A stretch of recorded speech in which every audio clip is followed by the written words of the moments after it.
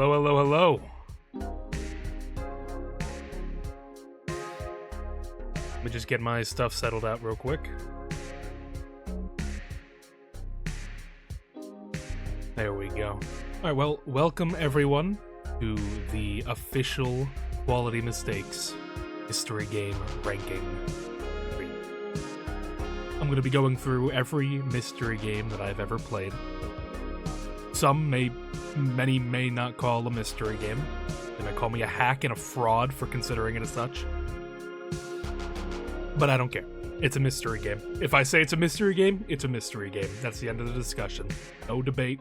Everything that you're about to see coming forward, it's a mystery game. Along with that, I'm also going to be doing a giveaway in hype for the release of the Devil. Coming up, we have Of the Devil Episode 1. That's a game I'm very much looking forward to. It's a game I'm very excited for. And I will be gifting a copy of it to whoever wins the raffle.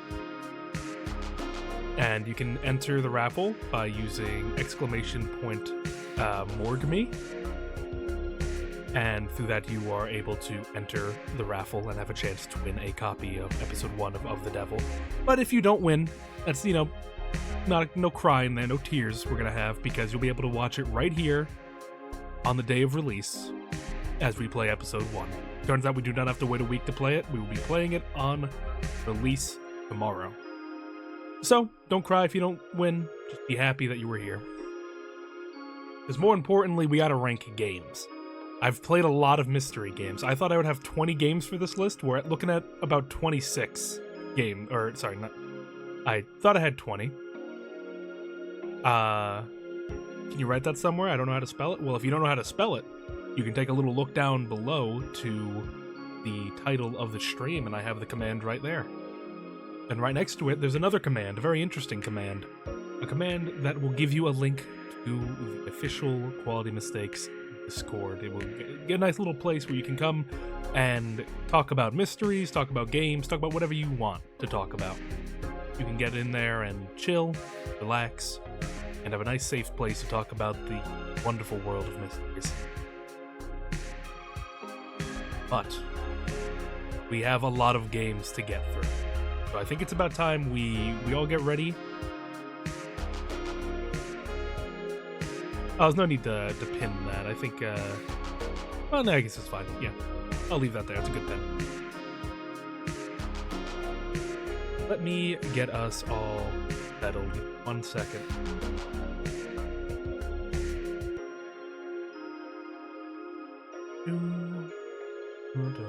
And keep in mind, if you ever want to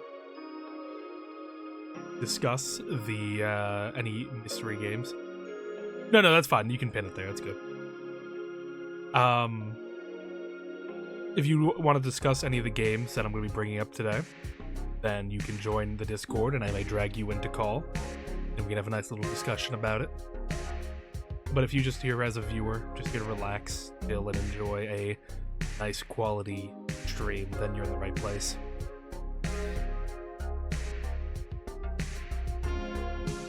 Okay, there you go. We already got one in there. You received 1 ticket.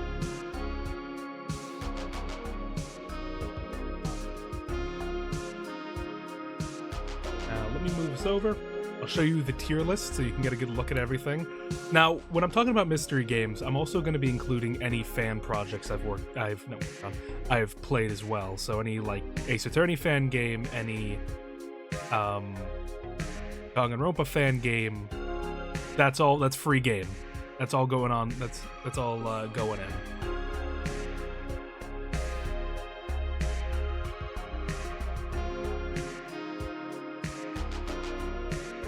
So let me move this over real quick. Take a look at this. I know the awkward silence must be deafening, but I'm about to put on some relaxing songs, and you'll be hearing a lot of songs as we go through. I'll be going through the entire... I'll switch it up based on what game I'm talking about, because I'm going to give each one a good proper discussion. As much as I can. There might be spoilers for some of the games I'll be discussing in here. It is a very daunting one. H2O is right here, being accounted for.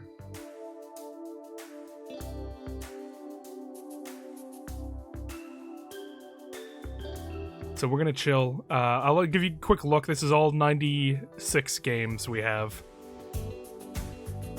So you can get a good look at like all what we have to do here.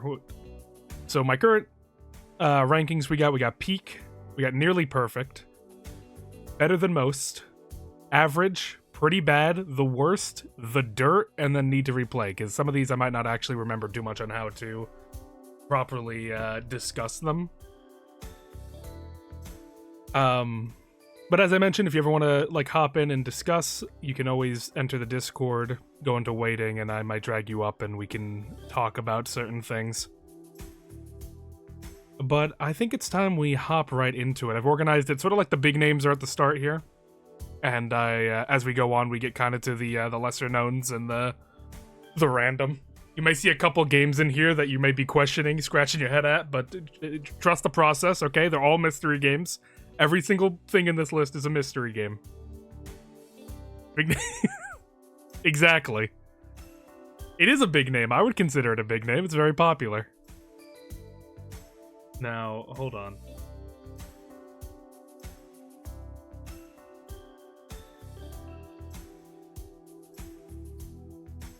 Let me move on to our first game here. We're going to be talking about 999. 9 hours, 9 persons, 9 doors, or some variation of that. Now, this game is... Already, we're off to a bet of, like, is it a mystery game? I'm considering it one, so we're moving past that. It's over. The discussion's over in that way.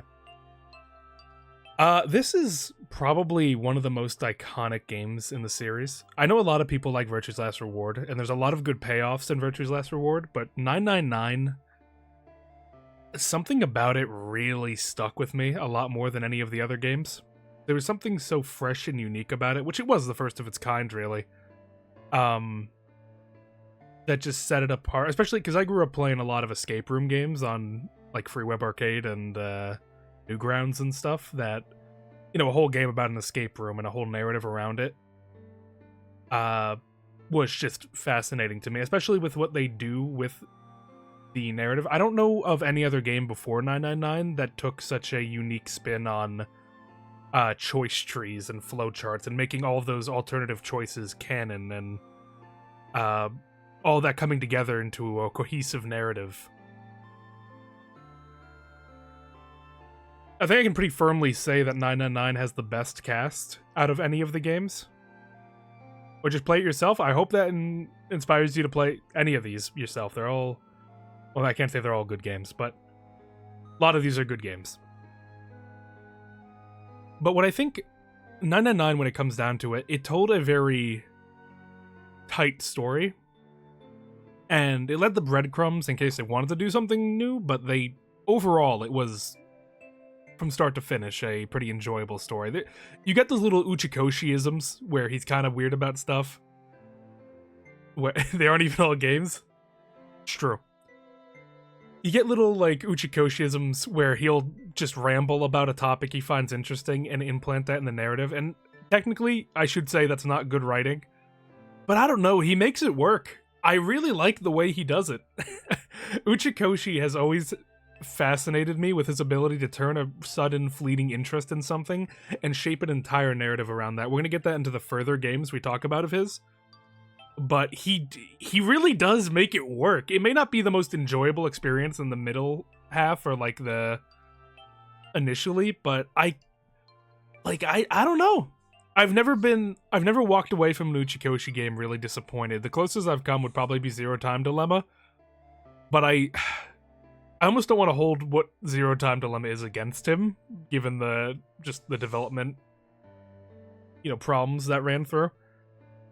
But, I'm going to have to rank it based on what it is. But I think as a starting ground, Junpei is a great main character. The characters are all very unique and interesting in 999. And it tells a very nice story with a lot of cool little twists and foreshadowing that you can see. So I think because of that, I'm gonna have to put that Do I put it better than most or nearly perfect? I think for what it is, I think it's... I would consider it a nearly perfect game.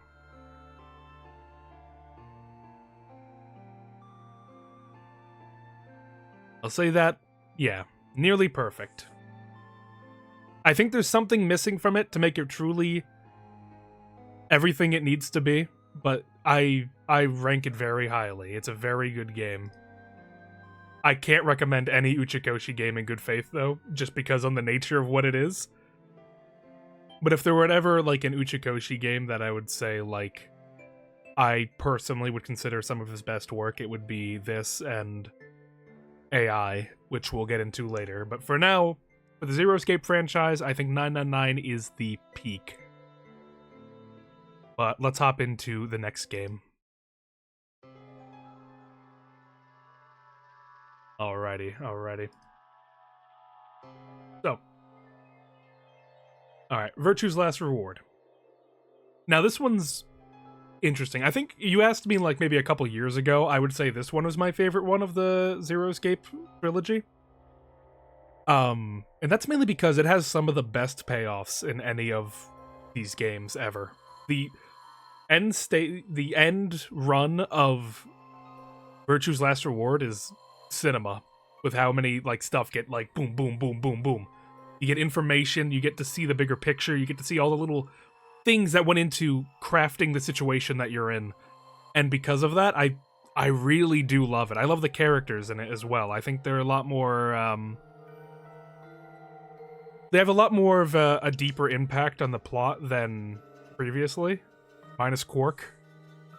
Quark just kind of gets sick, but it is for a purpose, but he doesn't do a whole lot.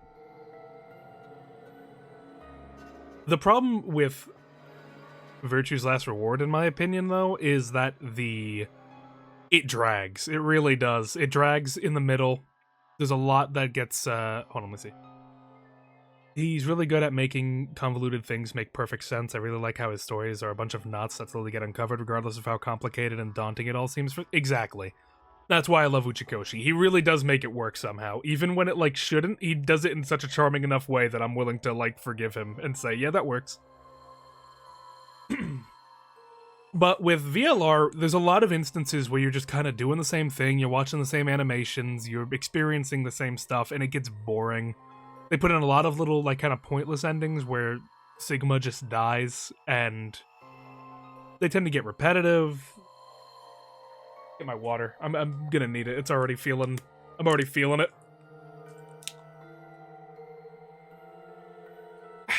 There we go.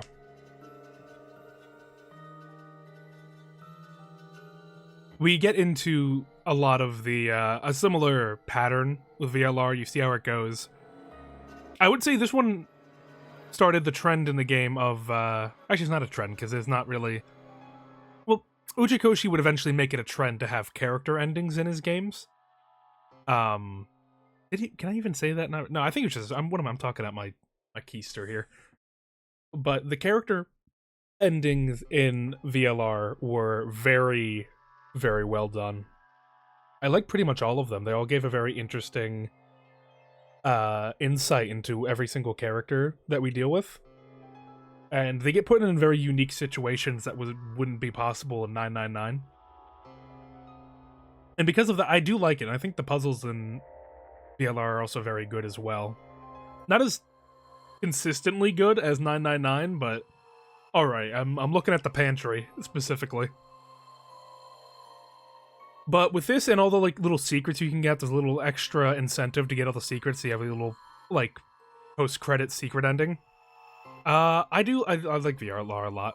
I would put it as a better than most game. I don't think it's as close to perfection as 999 is, but what can you do? Now then, let's move on to our next one. Zero Time Dilemma.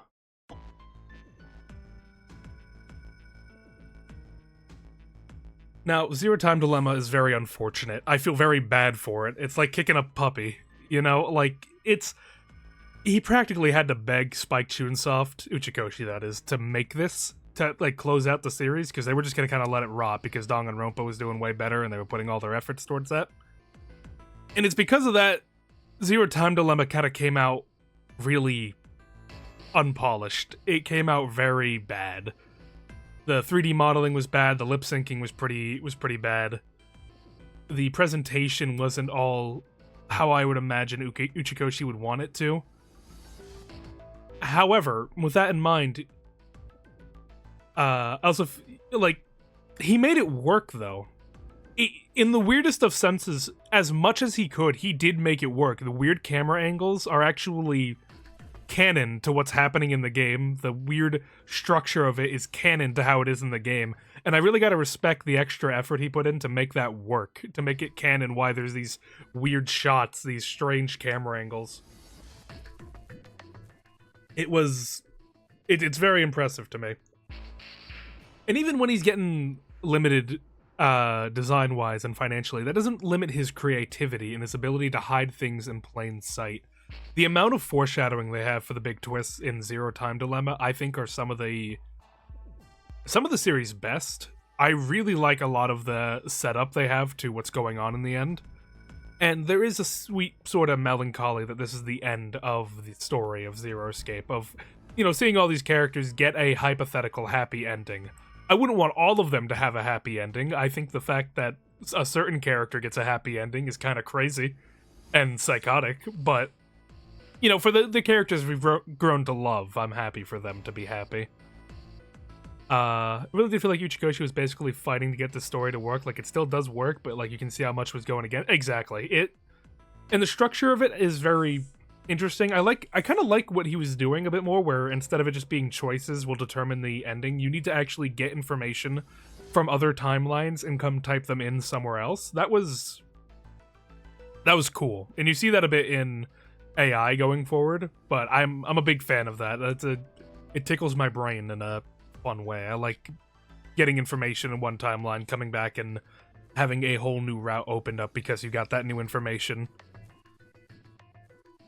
But Dilemma just kind of led to a lackluster ending that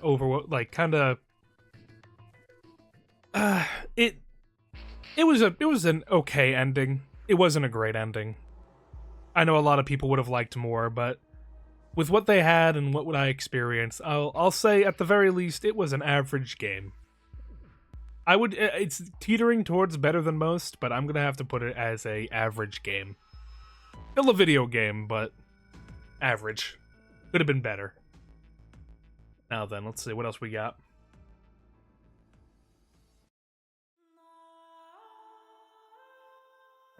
AI The Somnium Files. Now this one was very interesting for me, because I remember when this was first coming out, back in like 2018 or 2019, and I heard it was from the guy that...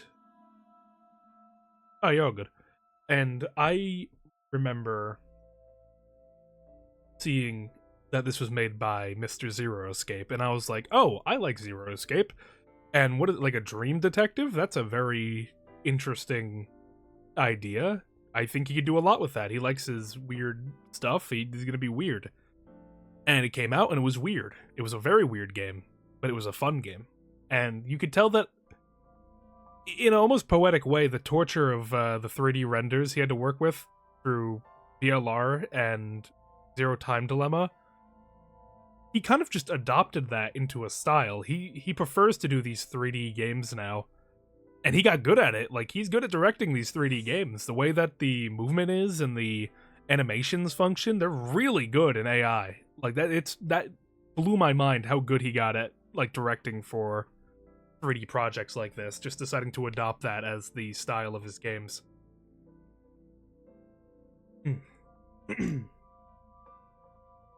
But along with that, the story was very interesting. It was following a serial killer attempting to stop the Cyclops killings, which is already a cool idea, and the idea of eyes and like monocyte are very prevalent themes in the game. And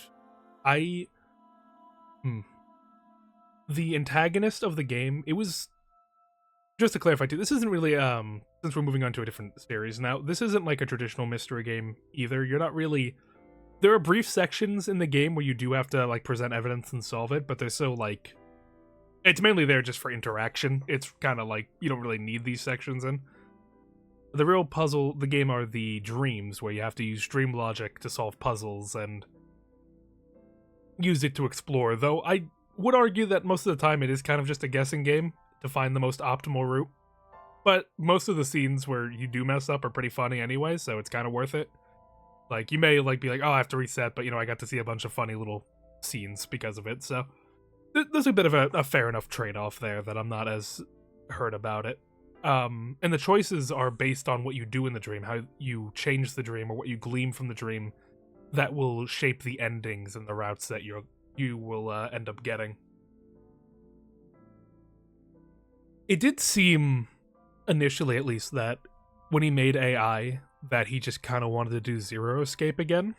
That was my initial impression and belief on it, but as I've gone into the series further, I would have to argue that no, they're pretty distinctly different. And I like them for what they are. They are fun little sci-fi mystery games where you meet interesting people, you get into interesting scenarios, and you kind of have just fun with it. I would say they're fun games, and the characters are all likable for the most part, and even the unlikable ones are written in a way that I'm like, I know why you're unlikable, and I enjoy you because you were that character. I still don't like you, but I enjoy how you were written. But for that reason, the first AI, it definitely has a stronger narrative than its sequel.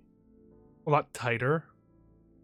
I would not consider it perfect. I would say it is better than VLR. And it's definitely above the curve there, where I'll put it. But let me go on to the next one.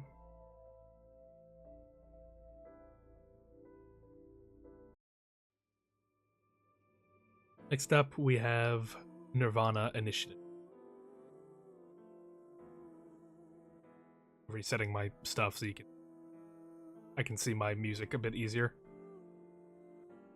Now, Nirvana Initiative, when that came out, I was hyped for this one. I was very excited for Nirvana Initiative. I liked AI 1. I played it on the Switch initially, so this one also had the benefit I got to play through this with my buddies. Oh, yeah, sure. Turn it up a bit.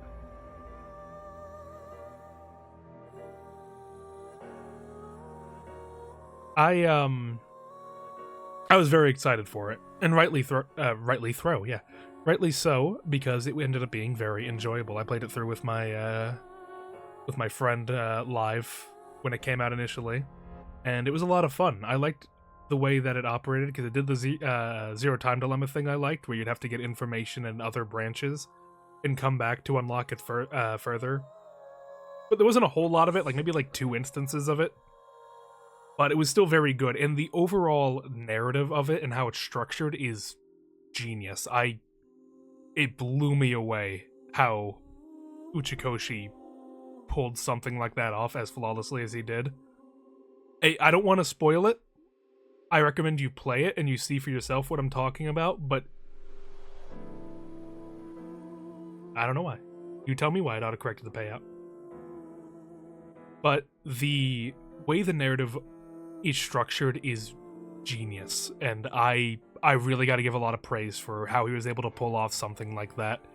It is probably one of like the top twists I've seen in a mystery game. I really enjoyed it, and it made everything else fall into place so well. I was overwhelmingly impressed.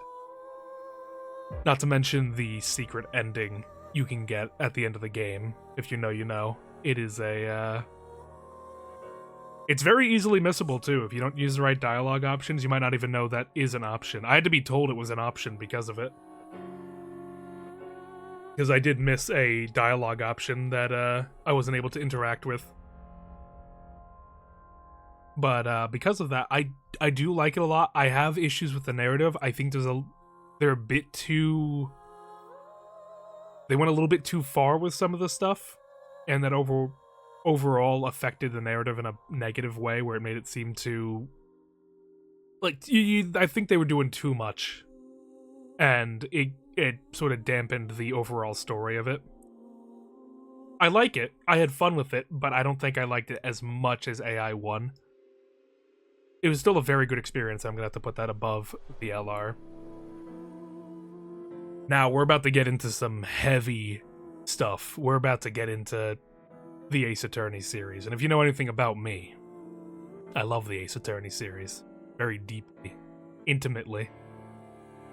It's one of my favorite series of all time. I grew up on this game. I played this when I was like 8. I've played through them a million times with a million people.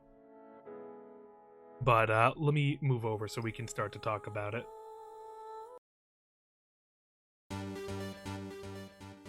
Yeah, I woke you up.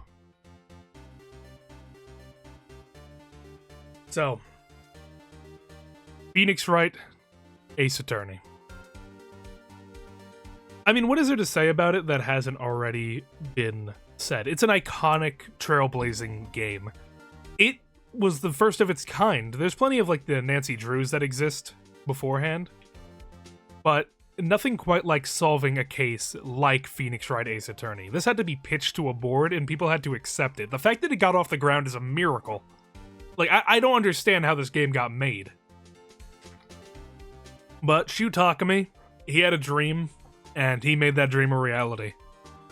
Some people have turned it into nightmares in other parts of it, but for right now, the, like, first game that came out, what a great introduction into a franchise.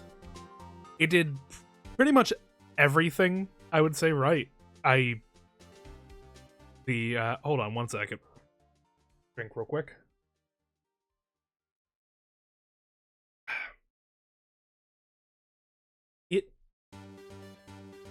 It covered so many bases.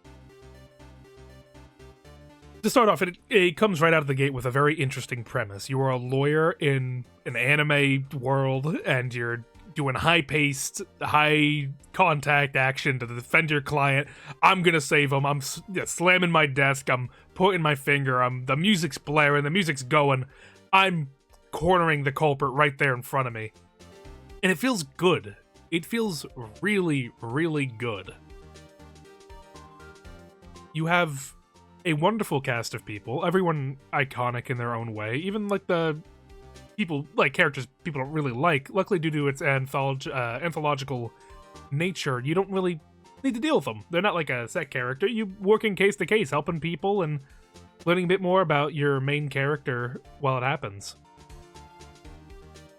It really stuck with me, not only the game, but the music as well. Just something about it's always resonated very strongly with me. When I was a kid, I wanted to be a lawyer because of it, which, I think that's a pretty common sentiment for anyone who played it around my age. But, it's just so iconic in the way it does everything. I'm not a big fan of every case in it. I think there's some flaws in them. And if I was to really scrutinize them, I know that I would find a lot of holes around. I'm not ignorant enough to say, to declare it the best of the best, because I know it's not. But ranking it as an introduction, as the first step, it was a very impressive first step. You got the first turnabout. It was pretty easy, but, it's introducing you to the stuff. I don't usually accept that as an excuse for a bad mystery just because it's the first case, but we'll say for the sake of argument, sure. Second case introduces you to Maya, one of the most beloved characters in the series, and gives you a pretty solid case and an introduction into how corrupt the court system is. I don't think you really see further in the franchise the amount of corruption and workaround you have to do to get a leg over up on Edgeworth. They kind of forget about that the further the series goes on, and I think that it's a little bit disappointing, actually. Because Ace Attorney wasn't just, like, solving the case, it was also working around a corrupt prosecutor and outsmarting them to win. And I think it made those victories that much more satisfying when you got to them.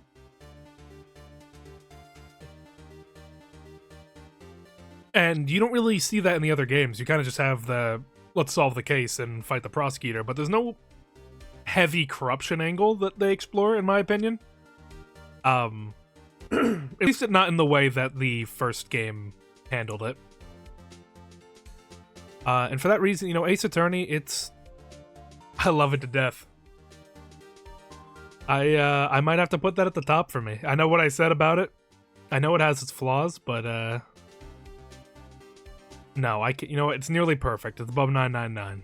I won't do it. I won't put it at the peak.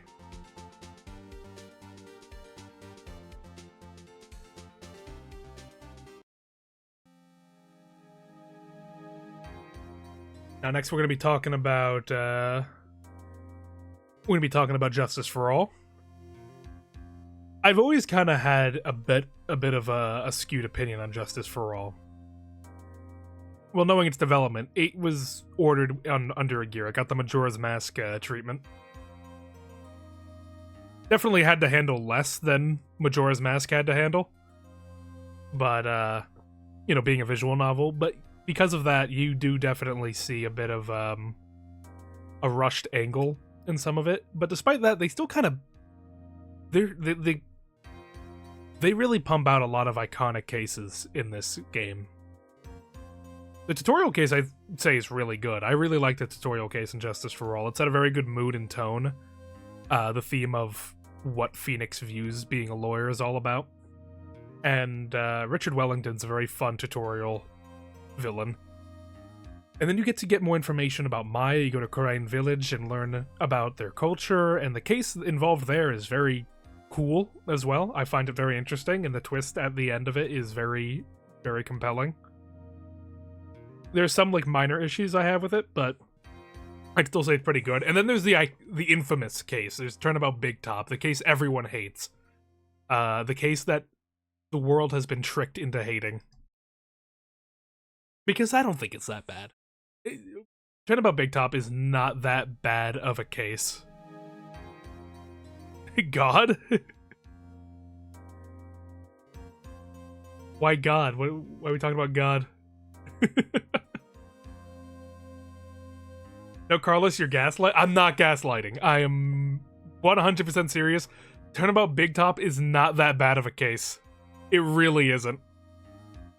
There are bad elements of that case. I can't get, like, the whole love triangle thing is pretty bad. Though that is just more of, like, a Japanese thing, I imagine, than... Like, that's pretty bad. That aspect of it is really uncomfortable to go through. But the mystery itself is, I would say, pretty compelling. There is a lot of bad. It's not a great case. It's not a great case. I need to reaffirm that. Turnabout Big Top is not among the good cases of Ace Attorney. But it's not terrible. There are things about Turnabout Big Top that I do find interesting. The villain, for one, is very interesting and compelling, and I like the idea of making the kill seem like a magic act. I thought that was cool. It doesn't make complete perfect sense how it happened. Debatable. It's very debatable.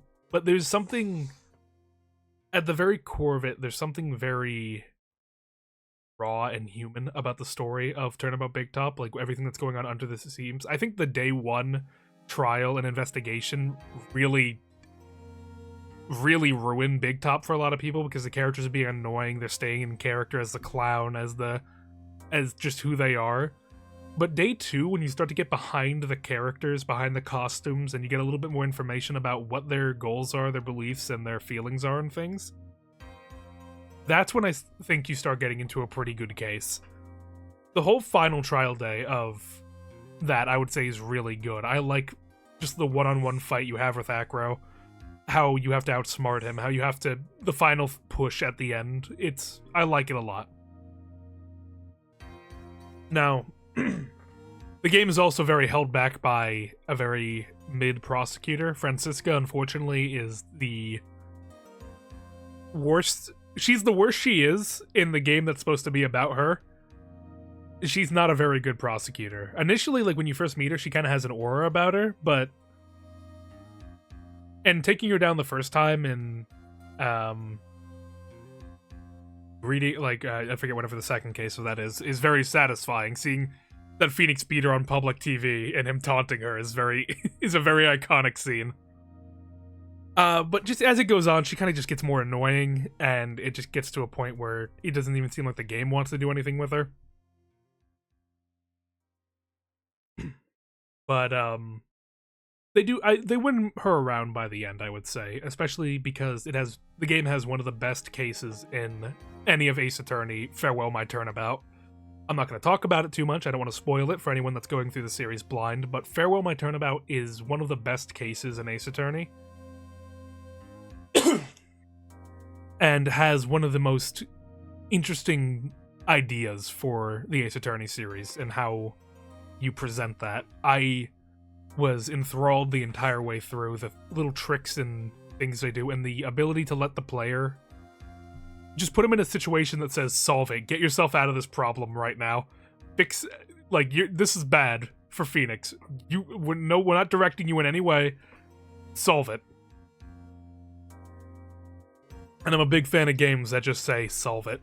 And the emotional and attachment you'd have to the characters by the time Farewell My Turnabout comes around, it just makes it all the better, in my opinion. But Justice for All is definitely a flawed game. But I would say that it hits a bit harder than AI the Somnium Files. There's there's something just about Justice for All that I think back on, and I do think fondly on it, just because it is the original trilogy, that elevates it past AI Somnium Files to me. I wasn't as emotionally invested in AI as I was in Justice for All. So that's the benefit of having, a first game to work off of, to have your fans play the second and continue the stories. Now then, the big kahuna of the three. I'll take a moment to just vibe for a moment. Just listen to Godot's theme and just vibe real quick.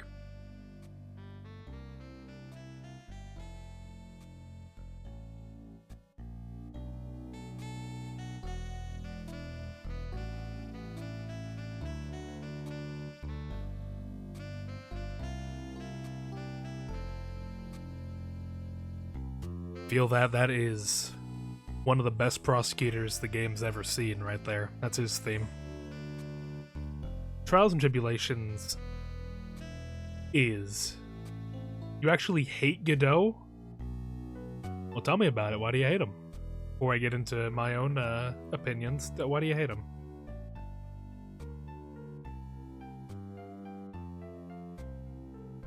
Well, while you're typing that up, let me explain. So this is what was meant to be the grand finale to Ace Attorney, and because of that, it hits a lot of points. It goes very, very, very deep into the characters and what motivates them and the consequences of the past. Though, surprisingly, I think you get kind of a mixed bag in here, because first trial, flashback to how Phoenix met Mia, pretty good. You get an introduction to Dahlia, you get an introduction to certain aspects of Mia's character that we just didn't know before. And you get to see why Phoenix wants to be a lawyer so bad, other than his connection to Edgeworth. He's maybe a bit annoying in it, but he's kind of just a kid. It's still very enjoyable, and there's a very good payoff to that at the end of the game as well. The Stolen Turnabout is complicated because I do like it, but at the same time there are elements about it that I generally don't like. They do enough interesting stuff with the Stolen Turnabout that it wins me over in the end. Especially the end part where you do have to just solve it again.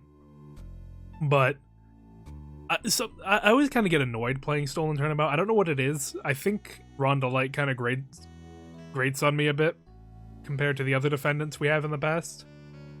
It's not terrible, but it's eh. Recipe My Turnabout might be the most filler case ever invented, though.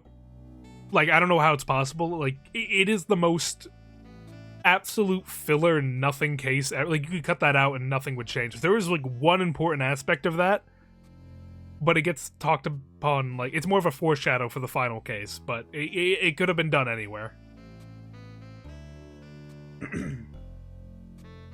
Oh, hold on 1 second.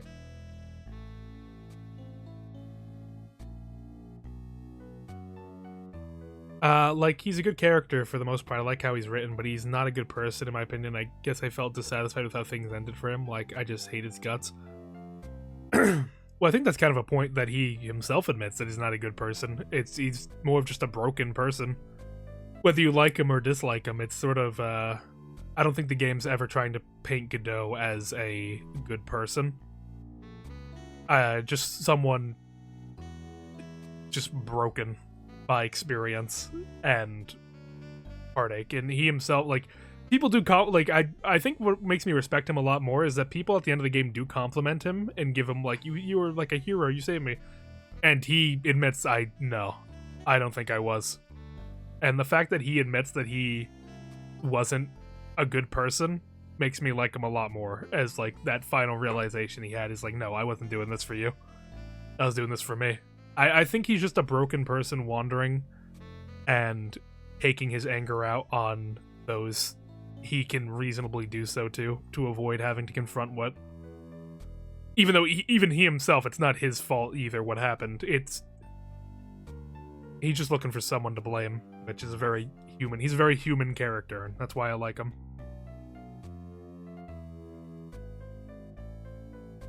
But then you get into the last two cases, and while I do like, I believe it was Turnabout Memories, if I recall correctly.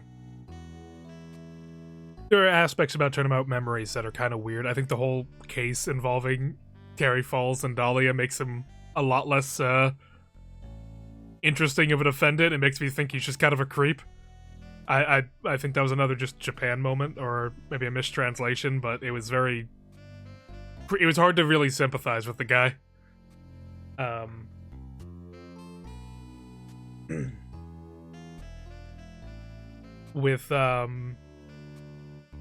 What was it? And then there's Bridge to Turnabout, the grand finale, and that was just nonstop on all bases. Just wonderful. It was a wonderful send-off to the series. They brought all the characters together, everyone worked together, and you got to see Phoenix really grow into being an attorney on his own without Mia, and that was one of the most satisfying scenes to ever have in the game. And the credits, anytime I hear the credits theme for Trials and Tribulations, I tear up. I can't do it. It's too hauntingly sad, and it makes me, I can't, even thinking about it's getting me messed up. I love it to death. I really do. For that, Trials, I'm actually gonna... I don't consider Trials a nearly perfect game. Weirdly enough, I think I might need to put it as better than most. I think there are aspects of Trials that hold it back. I think the second case isn't as good as it could be, and the third case is so mid that it holds it back from being the best, despite being a really good send-off to the series. So I might have to put it as better than most. I hate to do it. Let me put that in.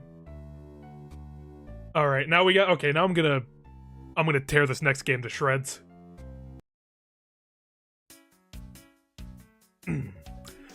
Next we got Investigations. Considered by many to be the worst game in the entire franchise. The first Investigations game is considered so unbelievably terrible that, like, every list I see always has Investigations 1 at the bottom. I don't completely agree. Oh no, don't worry, Yunes. I'm not going too deep into it.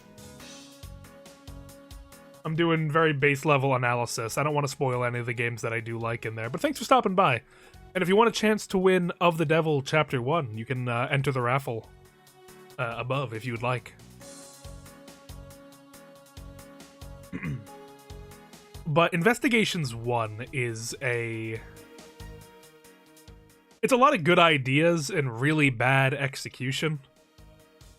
I like the 3D, I like the environments, the way you can walk around freely and investigate rather than the normal visual novel setting that they have for it. I like Edgeworth, I love that dude. But the overall cases are pretty bad. Like, case 1, pretty good. Pretty nice time. I'd say overall, pretty solid all the way through. Case 2, Also, like, not that bad. It's case 3 and case 5 are both just so poorly structured to the point you just get annoyed. I think the problem is they're not even like really bad cases. There's nothing wrong with how the crimes are committed, but they're written in such an uninteresting way that you just get bored like going through it. You're like, "Oh my god, another testimony. Can we move this along? I don't care about this."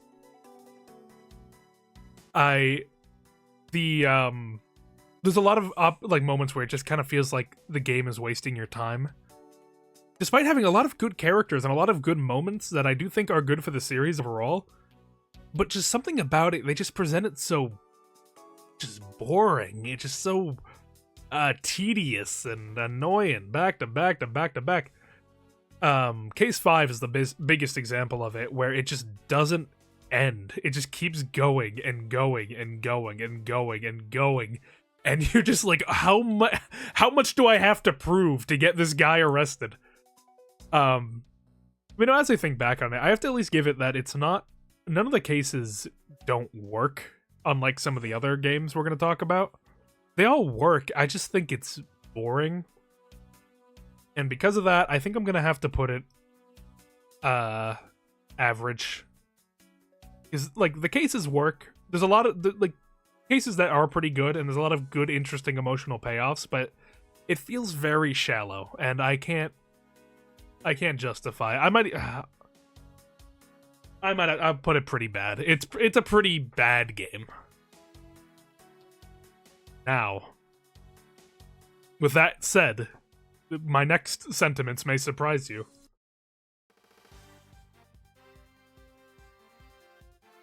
As I'm about to say, Investigations 2 is one of the best games in Ace Attorney's franchise. It is... It blows my mind. I don't know how it was written by the same person, how it was directed by the same person. The way that it's put together is genius. The amount of overlapping narratives and foreshadowing and payoffs and just the narrative overall that it's telling is one of the most compelling ever seen in Ace Attorney. Only rivaled, I would say, by Great Ace Attorney. But Investigation 2, it has the music, it has the characters, it has the substance, it has the interesting mechanic. You get introduced into, like, the logic chess mechanic, which is mainly just reading your opponents, but it's a fun little minigame, and it really like steps up the interest and the fun of solving the case. Wait, hold on.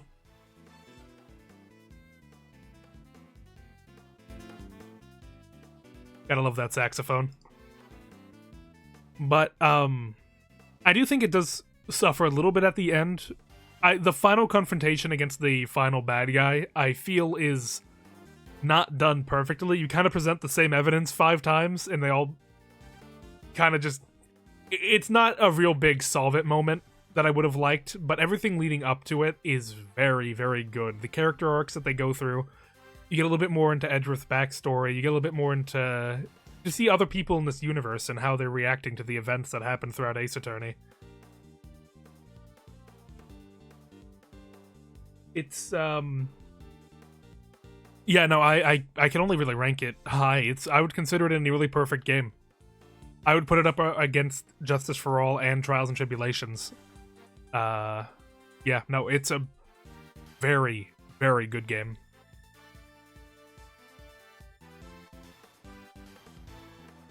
Especially with we got the official remaster. I gotta say, I'm not happy with the remaster voices. I'm used to the fan dub voices, and I think they're, no hate to the voice actors, get your bag, but the fan dub voices are way better fitting for the characters than what the official churned out. I'm not a fan personally. But let's move on. We're not here to discuss voice actors. We're here to talk about games. Now, this is Apollo Justice, and this game is the first ever Ace Attorney game I physically played.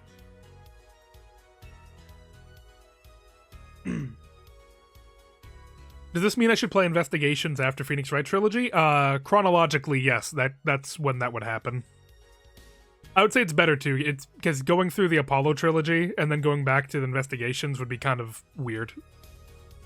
I would recommend do Investigations 1 and 2, and then do the Apollo trilogy. I think that's the best experience for it. Personally, best experience, I would say skip the Apollo trilogy and go straight to the Great Ace Attorney duology. But if you want the full experience, that's how I would do it. Now, Apollo Justice makes me mad because it's got really good music. like some of the best music in the series. I really like its soundtrack. And I really like what it tries to do. I like the new futuristic sort of angle that Apollo Justice has. However, in their efforts to make a new protagonist for the series to lead, they ended up backtracking a lot. Case 1, I would consider very good in a bubble. But knowing everything I know about the game, I can't enjoy it as much, because I know what it leads up to, I know what it's in reference to, I know everything regarding it.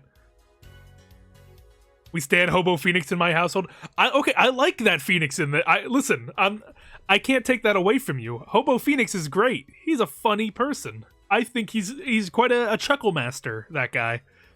I find him very fascinating, and I think he's a good character. I'm not a big fan of how he got to the point where he is, which you see in the game is, it's kind of absurd what happens, but I like him as a character, but unfortunately Apollo Justice is trapped in a poorly written, connected story.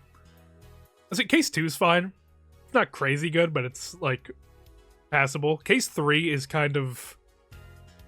I almost consider it to be a representation more than anything, because they go too absurd with it to sell a point about the legal system that makes it unrealistic. And then Case 4 is the most... You'll get so hyped going into it and playing it.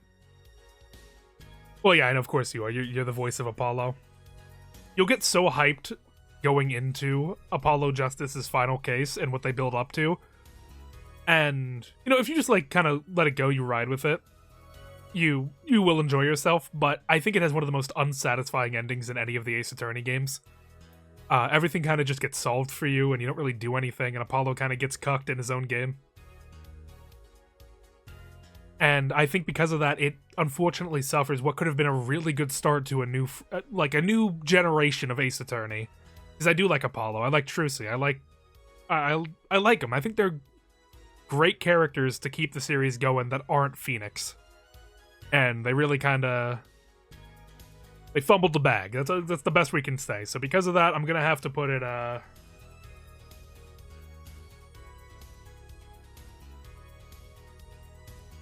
gonna have to, it's going to have to be labeled an average game. Now then. This one's a bit of a weird one. We're going a little bit off the rails a bit. We're going to be talking about Layton versus Wright, the crossover game. Phoenix Wright versus Professor Layton. Well, the director of the Ace Attorney games was changing hands. This is when Yamazaki was mainly directing the games. The original director, Shu Takumi, was working on two different things. He was working on Ghost Trick, and he was working on Layton vs. Wright. Layton vs. Wright is one of the best crossover games I think I've ever seen done. And I think I'm speaking purely on bias, because I don't believe that's true. When I'm saying these words, and I don't believe it's true, that I don't have much of another comparator to say, because it does have a lot of problems, especially in the final trial. There is a lot of, like, things happening, and clearly, like, the idea changed midway through production to fit the narrative, but I think it overall comes together into a very satisfying conclusion. The idea of mixing Layton and Phoenix Wright together was, like, it's kind of a no-brainer. You got puzzle solving and you got case solving. The Layton stuff is very true to form. You get to see classic Layton mystery solving and puzzle solving. And the trials are some of the best in the series, in my opinion, especially with the added layer of the magic in the witch hunting theme of the game. The idea of Phoenix in a room with a bunch of people wanting to kill a witch and having to talk them down is endlessly entertaining. Barnum is a great prosecutor, and he he sells exactly what he needs to be as a perfect, just opposing opinion, while not actually just being. He wants to find the truth just as much as anyone, but he is the opposing opinion. He's here to find the witch and kill them. The idea of working in spells into the game and like how spells affect a crime scene and using that in the evidence. And you get to see the little baby steps of what would become staple mechanics in Great Ace Attorney later down the line, forming into just some of the best gameplay the series has seen, and one of the best trial segments I've played that being in the final trial when a certain, quite a large group of people get on the stand. The music is banging as usual. If there's an Ace Attorney game with a bad soundtrack, you know it's just gonna, like, what are we doing here? But Leighton vs. Wright, it holds a special place in my heart. I think this was one of the first games I ever played completely blind. Well, the rest, because I mainly watched the Ace Attorney series growing up. I watched someone else played it. What was their name? There were Mr. Canadian Donut. I used to watch play. Very niche, random YouTuber. I bet no one else knows who that is, but that's who I watched play Ace Attorney. That was my he was my guide. I think he does D&D streams now, but Leighton vs. Wright is very good for what it is. I would say it's better than most, and I would say the emotional impact it had on me put it at a high better most. I don't know. Hold on. I enjoy it a lot, though. I think just a little bit more tweaking and making... I'm gonna put it there. Nearly perfect. I'm locked in. Cha-chunk. Locked in. Doing a nearly perfect for it. Now we're gonna get into some more bangers from the Apollo trilogy. Hold on.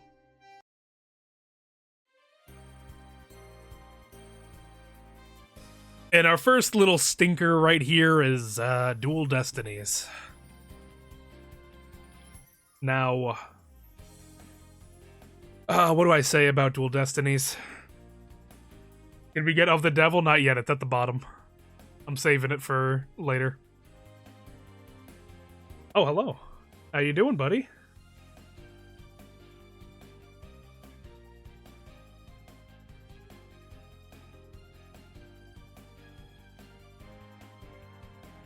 But I forgot you already told me that. So, hi. Hey, also, you're Ed, by the way. Oh, shit. Who likes that guy? I love Ed. I think he's a beauty. It's funny. I think he's the only one of my characters that I am, like, not personally a fan of. But we're not talking... I'm not going to get into that because it's going to take a while.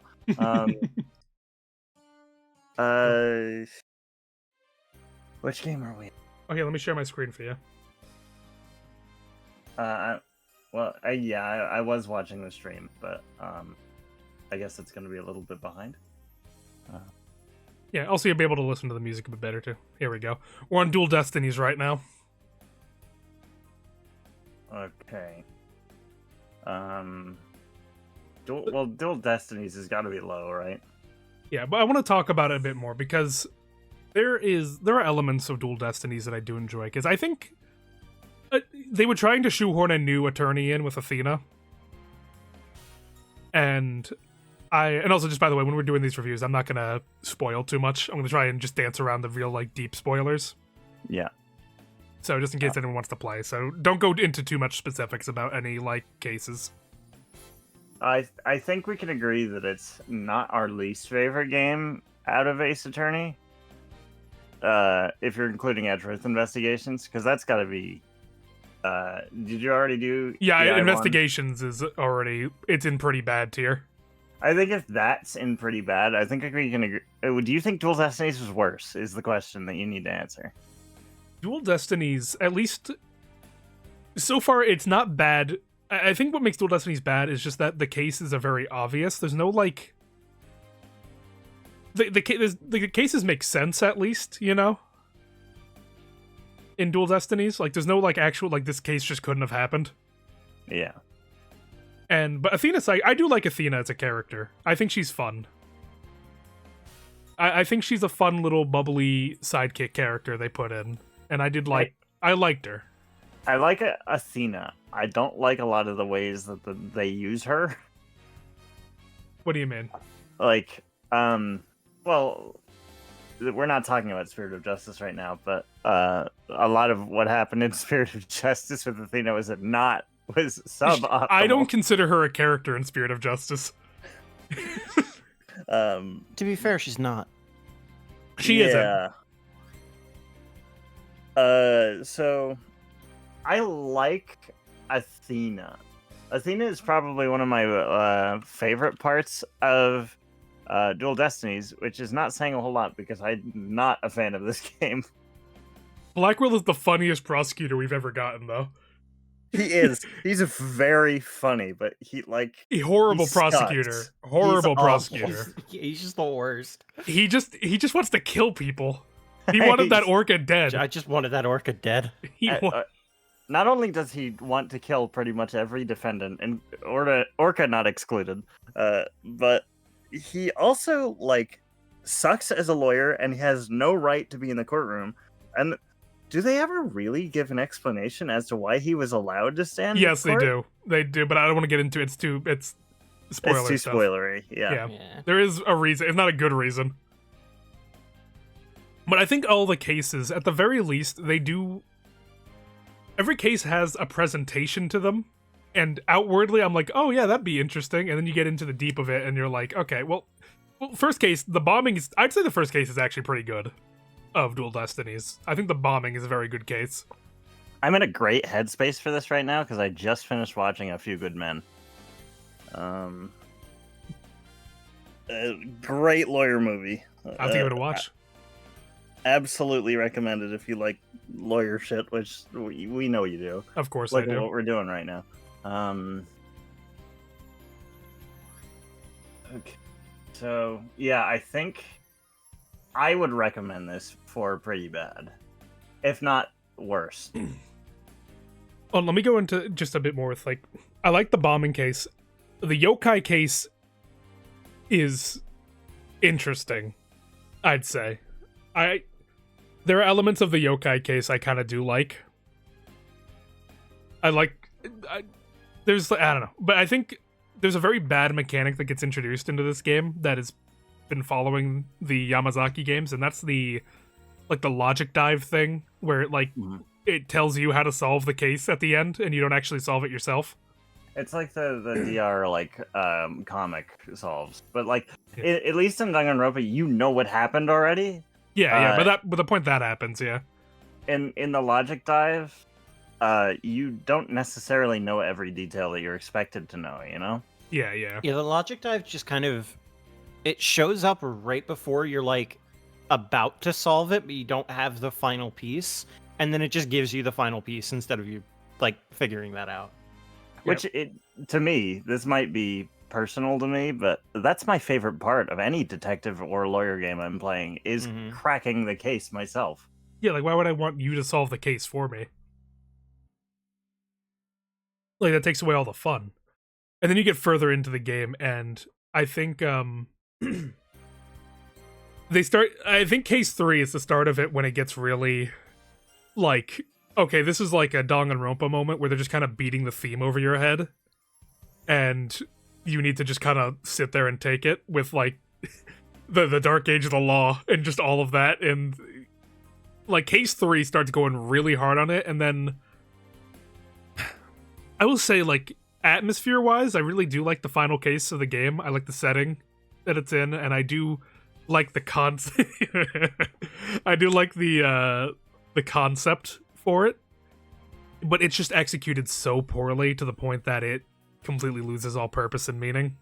That's the thing. I think Dual Destinies has all of the dramatic flair that I would expect out of a Ace Attorney game, but none of the solid cases and reasoning behind that you usually find, you know? They definitely cared a bit more about style over substance. It's like I'm watching a high school play, a really well produced play of Ace Attorney that was written by high schoolers. Like, Yeah. it's Yeah, like wow, you kind of got it. their hearts are in it for sure.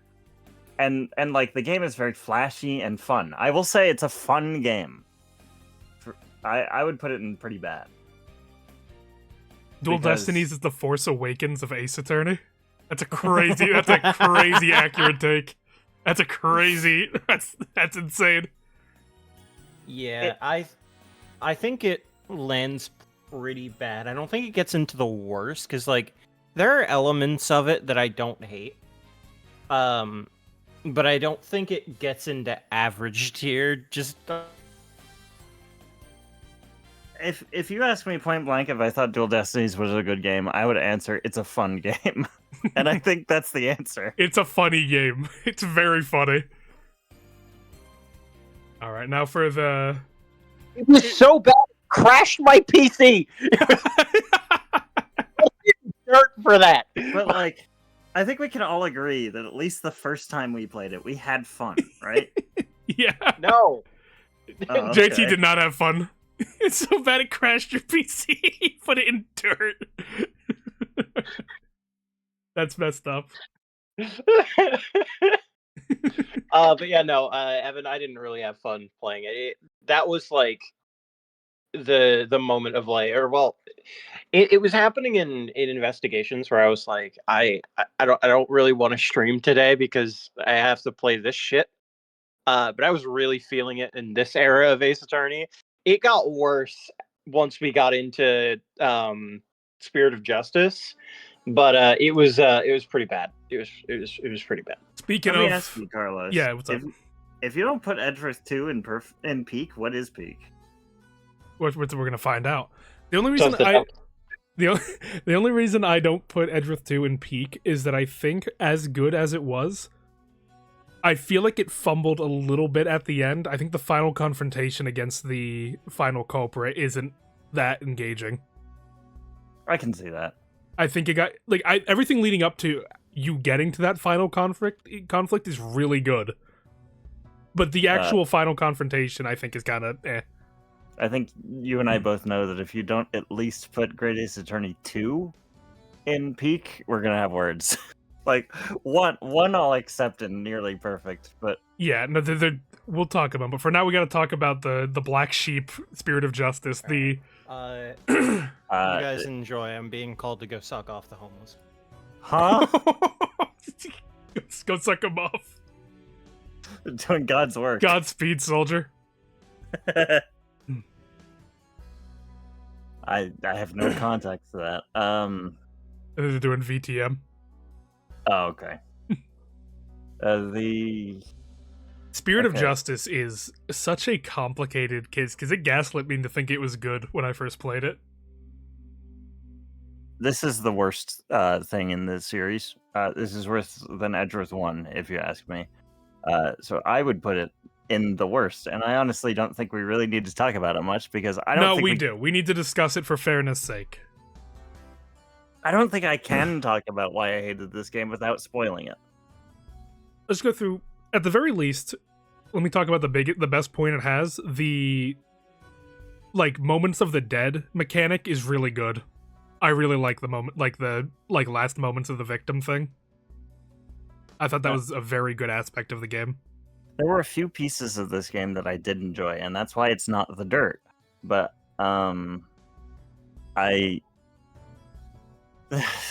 writing, honestly, like, I would have enjoyed this game more if the text boxes were empty, and I can say that like perfectly honestly. Yeah, no, Case 1's pretty good. I like Case 1 quite a bit, actually. The tutorial case, I think, is very fun. But, Case 2, there's something interesting there with the magic show and how that's presented and done. And I gotta say, they kind of upped their showmanship a lot from Dual Destinies and the animations and what they decide to do. Yeah, I will say that the technology is definitely there, and they followed the Yamazaki formula of all glamour, no substance. Like, this game is flashy. It is fun. It will convince you that you're having a good time, and then you'll get back to the actual investigation or the actual case, and you'll be like, "Oh, I know who did this, and I just walked into the scene." And also, Oh, unlike the other Ace Attorney games, we start getting into like impossibilities in the case. Like this shouldn't have happened, or why did this happen? This couldn't have happened. yeah. To a casual viewer, I don't think it'll matter. I think you'll play through it and you'll enjoy it just fine if you're not overanalyzing it like us, because we're psychopaths. I think. Well, no, I don't. I at least I didn't overanalyze this game. I analyzed it, and I still didn't like it. I think I said it before. I said that the only times this game surprised me made me mad because they were surprises that shouldn't have been able to happen. You know. And then you get also into the fact that Nayuta, the prosecutor for this game, is the worst prosecutor Ace Attorney has ever seen. And that's right after talking about Black Quill, who's basically not a prosecutor. He's just a guy who shows up and bullies the defendant. And he's still a better prosecutor than Nayuta. Yeah, no, it's he's so bad, and the game tries so hard to make you think he's a good dude. It's like, oh no, he's sympathetic, he has a good backstory, he's a good heart, and then you look at his actions, you're like, no, he's stupid and he's a dick. And he's like abusive too. He's a horrible person. I do love that, like, is it a spoiler to say that this game has a lot to do with Apollo? I don't think Humans, that's I a will not spoiler. accept any Winston Payne slander in the chat.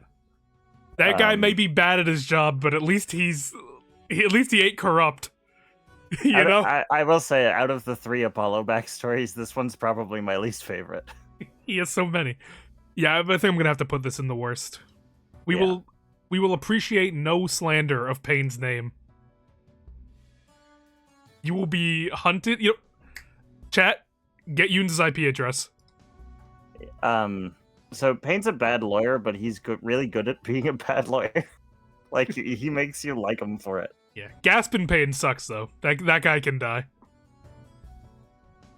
I can't read any of these logos. That's DGS1, isn't it?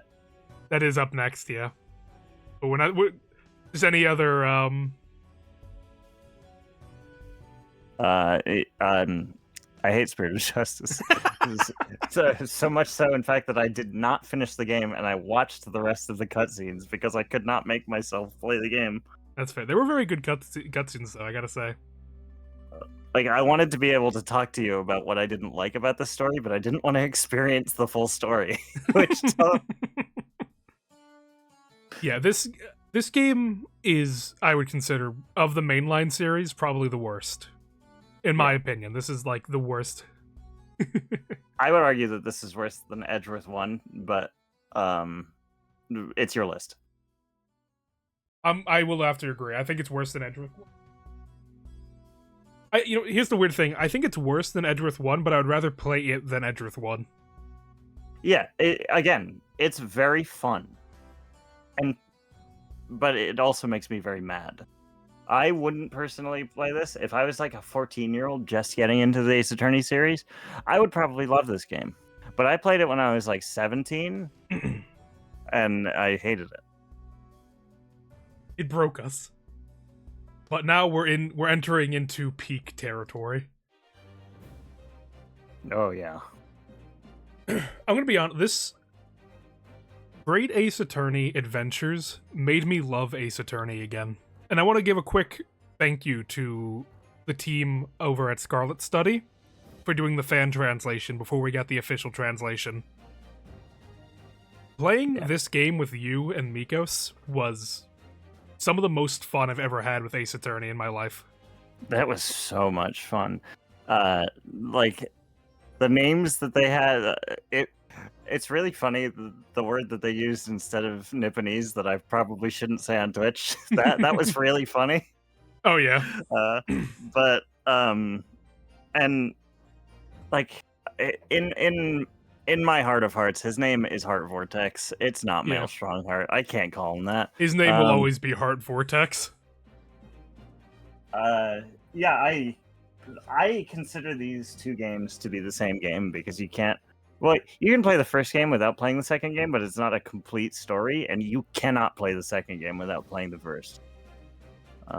But like, unironically, this game like, I'd been a fan of Ace Attorney for a while, and then the last game I had played would obviously been Spirit of Justice. That came out in like 2016.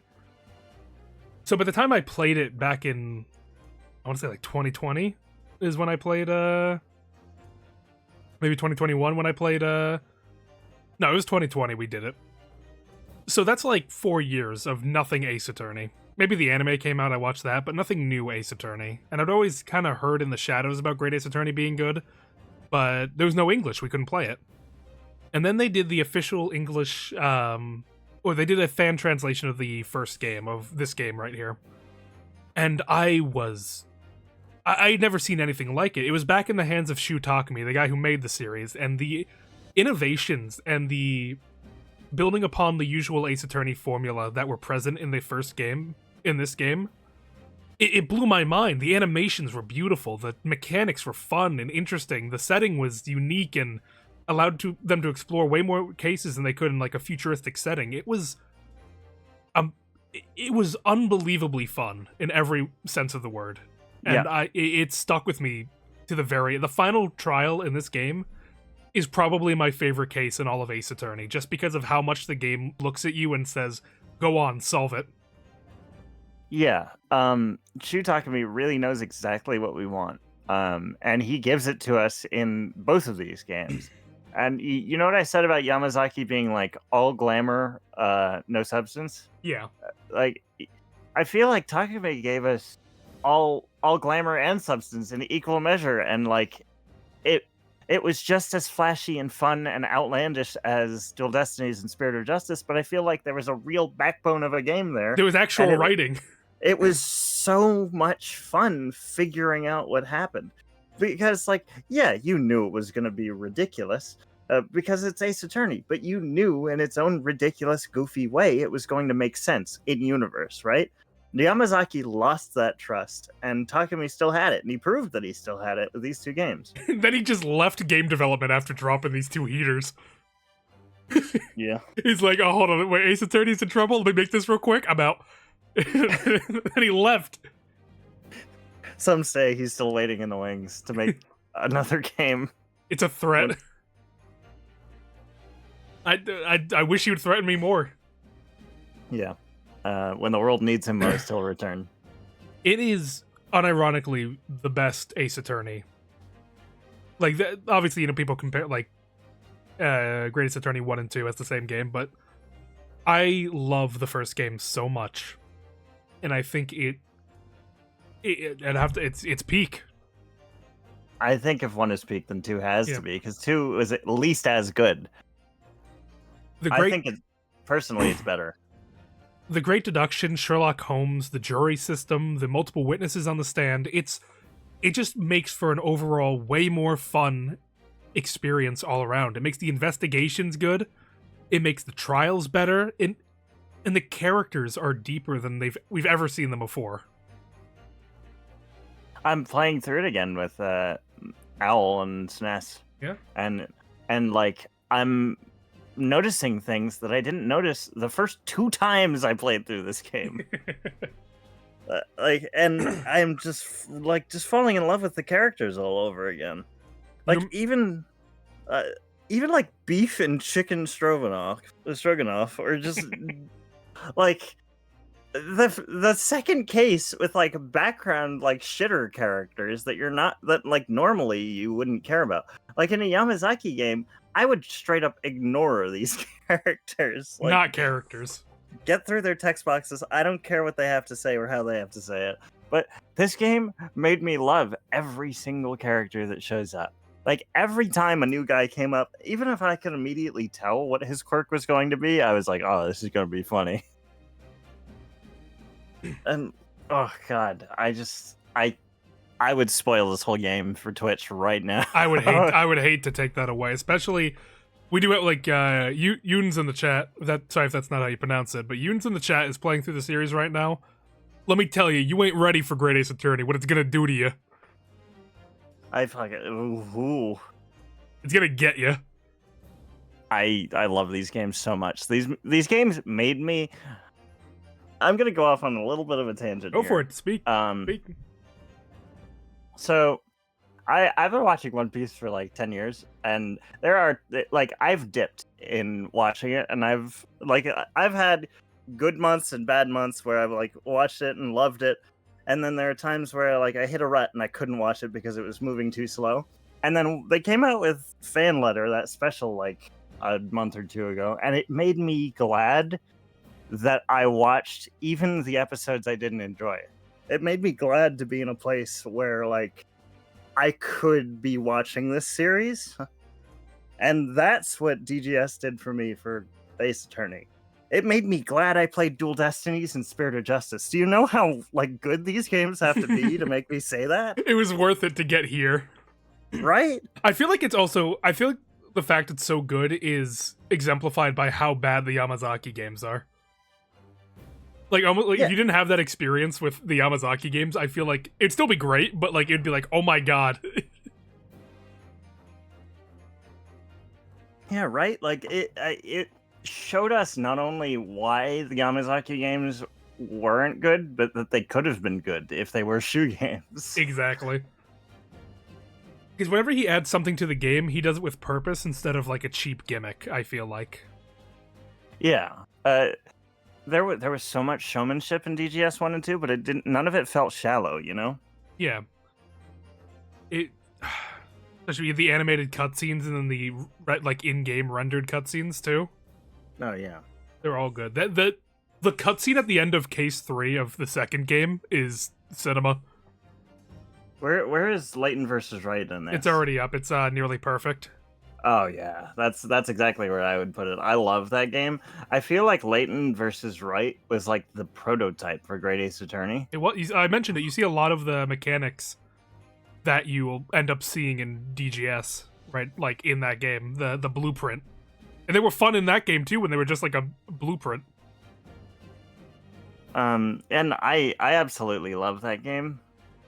I can't really tell you why I liked Great Ace Attorney 1 and 2 better. I think they were just more of everything I liked out of Leighton versus Wright. Mm-hmm. But yeah, I would put them both in peak. And the fact that you haven't put 2 in peak yet is honestly Well, we're going to talk about it separately because it will definitely go high up, but I do want to discuss it. I had a feeling. I think we're good on 1. Because in my head they blend together as the same game. Yeah. Now, Great Ace Attorney 2. Wonderful game. Fantastic game. But I do think there are aspects of it that are weaker compared to the first Great Ace Attorney. And for that reason, you think it should be nearly perfect and not peak?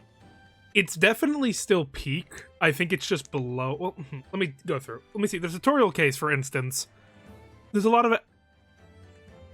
They up the showmanship a lot in this game too. There's a lot of really funny and cool stuff they do, and you're getting the whole story that was built up in the first game unfolding here. Some highlights being the case 2 of this game, which is more of a continuation of another case, and seeing how it all connected with each other. Yeah. And then I won't go too much, and I won't talk about the later, but the final trial is very intense. It's not a difficult final trial. There are a couple things that maybe will get you a little bit tripped up, but it wasn't as. There was never a moment where I was thinking, "Oh God, what do I present at this moment?" In the final trial of DGS 2. Yeah. It didn't challenge me as much as Great Ace Attorney final case did. It was still great. Everything that was happening in the case was fantastic, and I loved it. and all the Yeah. payoffs were great, and that's why it's going to get peak, is because everything flowed really well. But I think it didn't do it as good as Great Ace Attorney 1 did it. I can totally accept it still being in peak, just below the first game for sure. I think that's where I would put it myself. I think I liked it a little bit better, but I'm willing to accept that it was a little worse. You know, like I think the fact that it was the climax, and that the climax was so explosive and so dramatic and so incredible, kind of puts the second game above the first. But that's no fault of the first game. You know, it's just where the drama peaked. They both told in terms of consistency, they told the story they wanted to tell, and they did it very well. And the mysteries are still pretty good. They're still really fun, very engaging, and it's fun to unravel them. I think I really love how Shutakami does his cross-examination sections, because each one always feels like a puzzle that you're slowly unraveling piece by piece until you find the one statement and you're like, there it is, I found it. Where even if it's an obvious statement, it's the fact that you got that statement out of someone is satisfying, rather than it tripping you up. You know what I mean?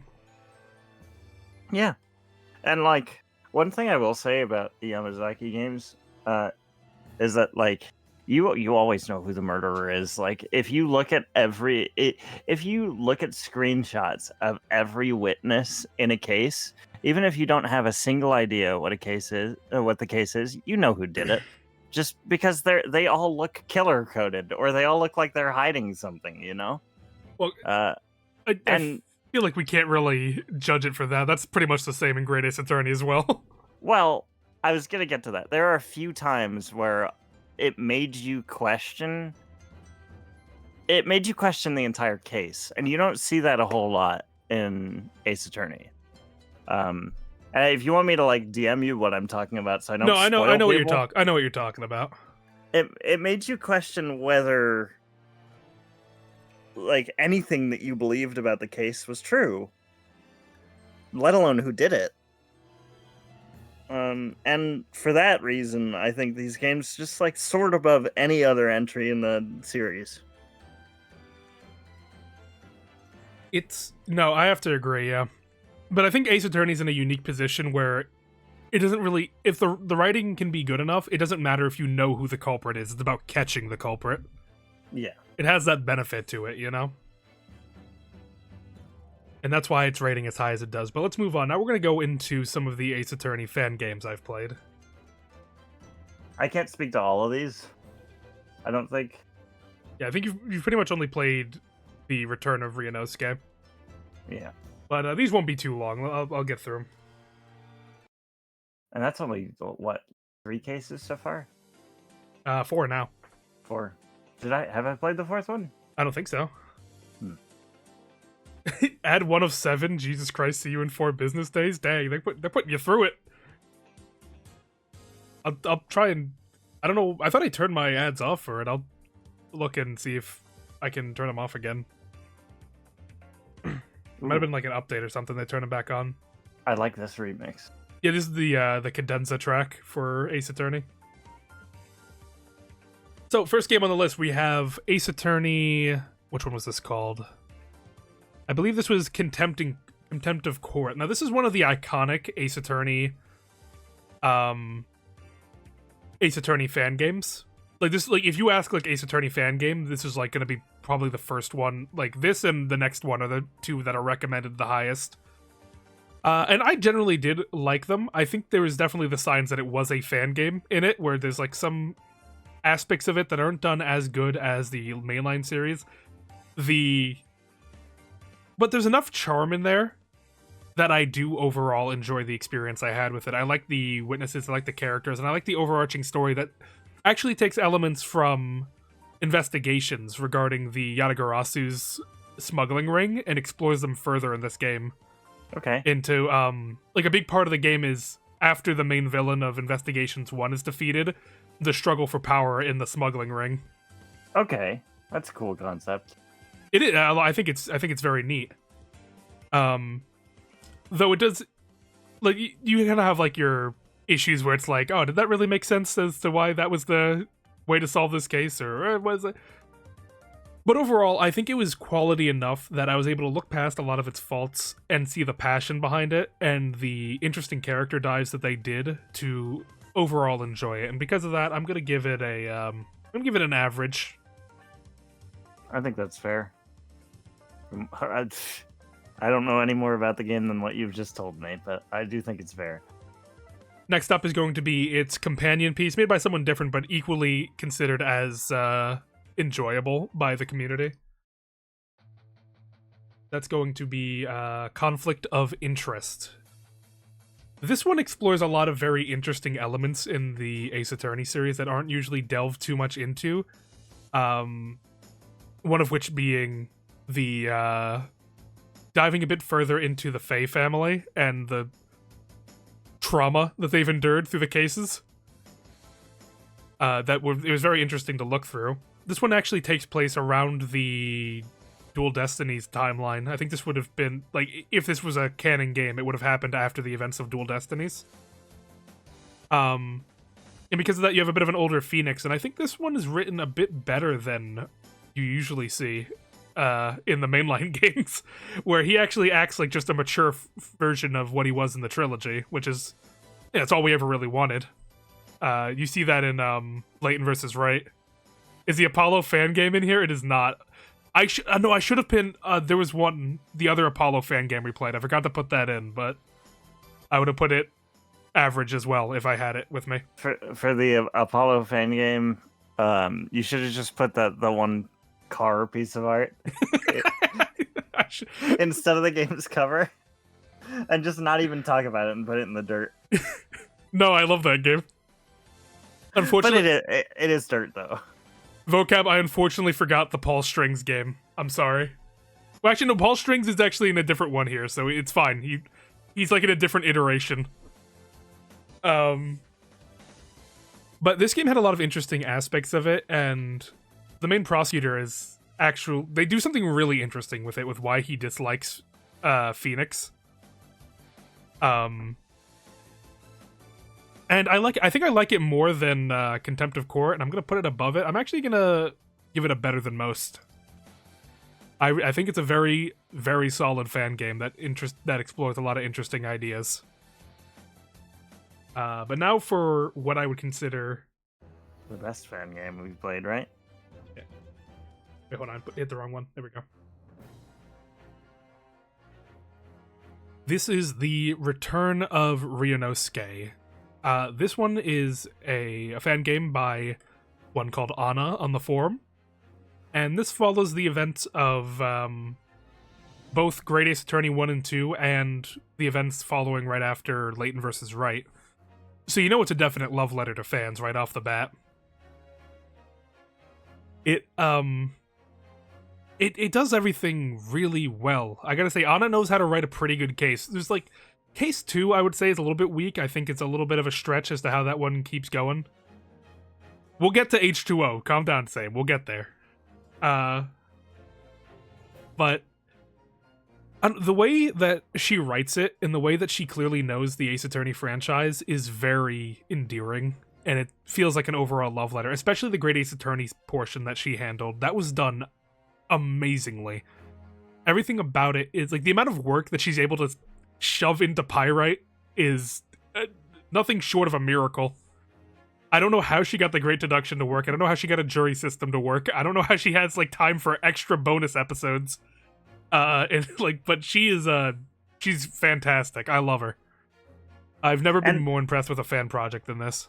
Yeah, and I think my favorite part about it is that it really captures the style of humor of the like mainline games perfectly. Mm-hmm. It feels like it could have been written by Shu. It's so genuine.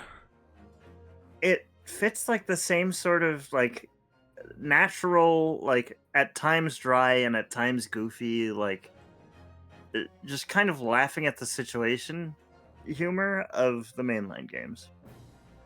And for that, I'm gonna put it better than most. I don't know. It's been kind of just hitting on all cylinders for me. Do I dare rank it above Trials and Tribulations? That's your decision. Surely. I don't know if I would do that. that's a. Can we put it just below Trials, but above everything else? I don't know if I'd rank it above Justice for All though. The AI I would. games too are potentially being bumped because of how good this is. What's that below AI? That's Virtue's Last Reward. I would put it there. That's me though. I can agree to that. I do think it's better than Virtue's Last Reward so far. It's been consistently good. Next up, we're gonna have another Ana game, and one that also made us fall in love with her work.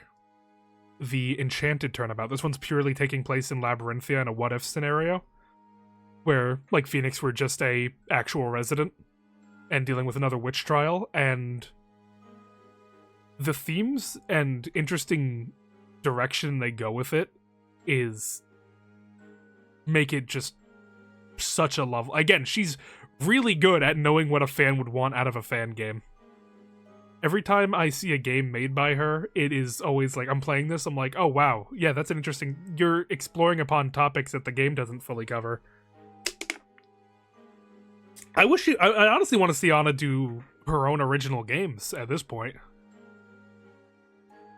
I'd like to see her break out from Ace Attorney and like make something of her own, like truly, because of the amount of love she seems to have for mystery.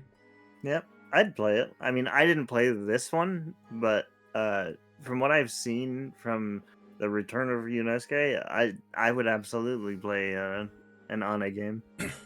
It's a short but sweet case that covers a lot of interesting aspects of Labyrinthia, but I think we'll leave it there. And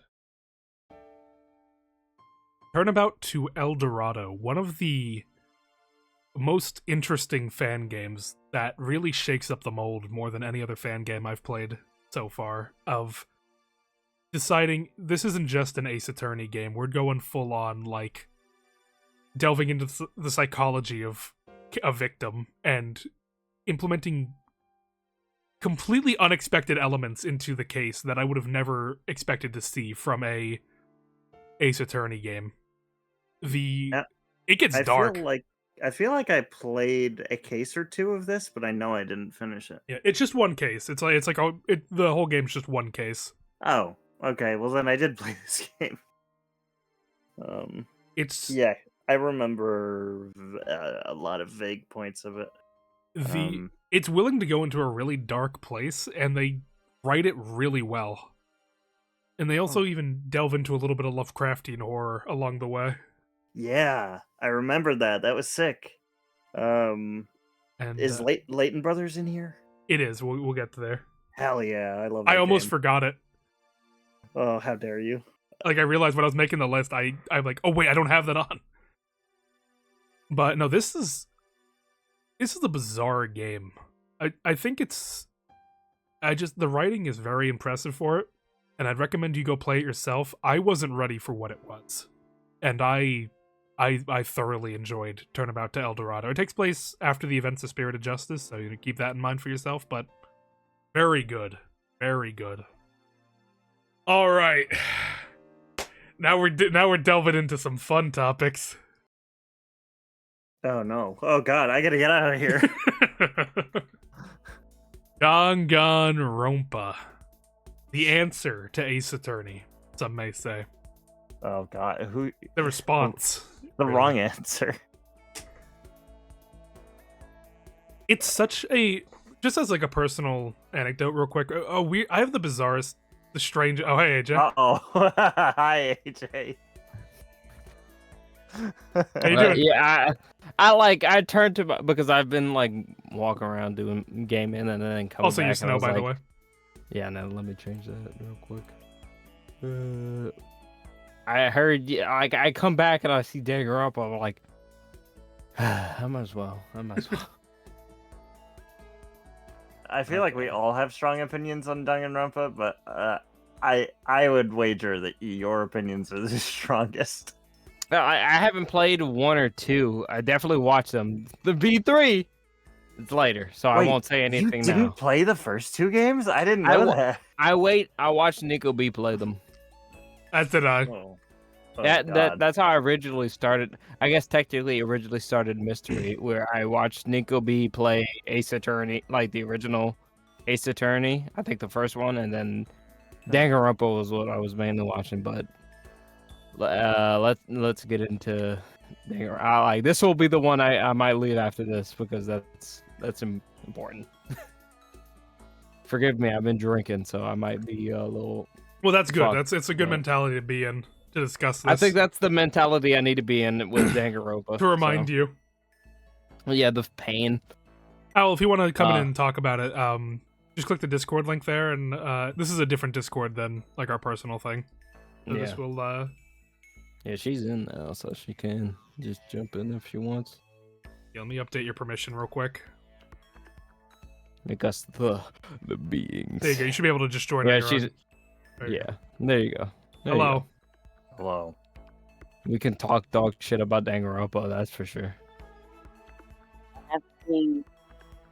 How many? So- Oh my god. There's so so- many. So let me just start real quick. Yeah. Danganronpa is I was introduced to it in 8th grade. I was doing a summer course. I was doing mock trial. And I was talking to a fellow mock trialer about Ace Attorney. Because of course we were in 8th grade and we did mock trial because we played Ace Attorney.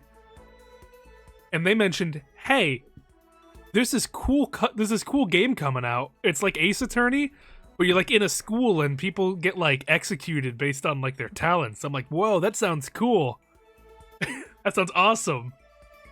And then it came out and I watched Nico B play it and I'm like, "Whoa, that was heavy stuff, man. That was really good." And looking back on it, it wasn't. It really wasn't.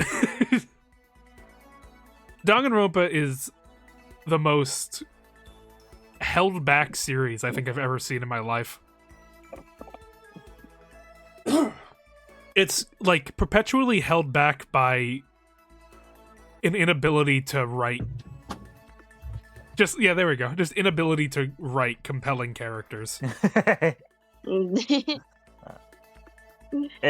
So All right, I'm back. I remember, I will say, when I first played these games, what were we, like 14, 15? Yeah, we'll say that. I really liked these games when I first played them. sure. 1 and 2. We'll get to V3. V3, I think, might be the first game that I knew was bad. No, hold on. That was Spirit of Justice. I think I might have played that first. Probably. Like, I didn't have to think about it afterwards. I knew playing while I was playing it that it was bad. And like, I think in retrospect, DR1 is not a good game. DR2 is a good game, but not a great one. And when I played both of them, I thought they were both great games. Yeah. I pretty much had the same experience. I mean, actually, I never. So this is the funny part is that I never played the series. I only watched it from another YouTuber. I knew about Nico B, but at the time I was like, I can't stand him just constantly screaming. I need to watch someone else. Oh my god! Yeah. You didn't tell me that it was an option to just watch it on YouTube. I played the first 2 games. I gave you my Vita. Well, I mean, you were with Carlos. I gave you my you Vita. kinda have to. Well, actually, the second game we played together. Yeah. Yeah, so I watched it from another YouTube. I don't remember which one now I think about, but I watched it the first 2 and I was like, yeah, this is so good. This is peak. And then I don't know, I think maybe a couple of years before I met you guys, I rewatched it because I was like, man, I miss it and stuff. Like before V3 comes out, I'm gonna rewatch the previous 2, and I was like, man, these do not hold up as well. I remember. Are Evan and I the only ones that have actually played all 3? I've never actually played the first game all the way through. Mhm. So probably yeah. You know what? I think to torture myself some more, I might just go through the other two. Like Despair So- Girls. Yeah, that's what I was going So to say. wait, I actually have Despair Girls. So. What? Oh, it's over. No, I've talked about this before. I've talked about this Uninstall before. that right now. My mom had a PS Vita, and during I can't remember what time I bought it, but this was definitely before V3, and I bought it and I played until literally the first checkpoint, and then I never played the rest of it because I was just like, like I didn't like the PS Vita, and then I never actually played the rest of it. I know about the bad things that happen later now, but Yeah. I've never played it past like that whatever the save point thing is. It's supposed to be something nasty. toilet? I remember. Yeah, it's a toilet. Yeah. Oh. Okay, so yeah, maybe it's good. I didn't never play it past that point. But we're getting I off think we should kick AJ. Yeah, off topic. with Danganronpa. It's weird. I think out of all the games, I like the aesthetic of the first game the most. I Weirdly can agree enough, with that. No, yeah, the aesthetic of the first game definitely There's makes something- a impact. I feel actually like claustrophobic. Mm-hmm. It's something about it is done like I'm looking at it purely as like if it just came out, was the first game in the series. Doesn't do a whole lot right, but like the feeling of these people are trapped in this school is very prevalent in the first game. Yeah, it feels very like The tension is there. it feels Yeah. very tiny, and that like when I think about it now, it feels very tiny and isolated, like an asylum. It does, and for I lack think of a better that's word. to the game's benefit for sure. Yeah, especially for like its introduction. Inversely, I think there's only like maybe like 4 interesting characters in the cast. Mhm. Yeah. It I has a would say- very, but like the simplicity of the characters in the first game almost make it more realistic in a sense.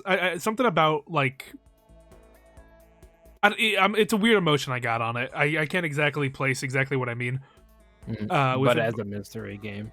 but as a Same mystery game, really bad. There's like Mm. one case there's like maybe 2 cases that work. Yeah. So is it pretty bad or the worst? Is the real question. It's not the I would- worst. Yeah. I would say put that just pretty bad. I would My say it's personal pretty bad. experience with this game, I played the first 2 cases, Mhm. and then for personal reasons, because of a character I liked, I did Mhm. not play the game again for like months.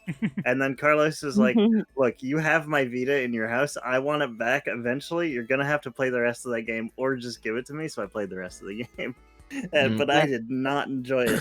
I'm gonna put Yeah, this why- game above Investigations 1, but below Dual Destinies. That's fair.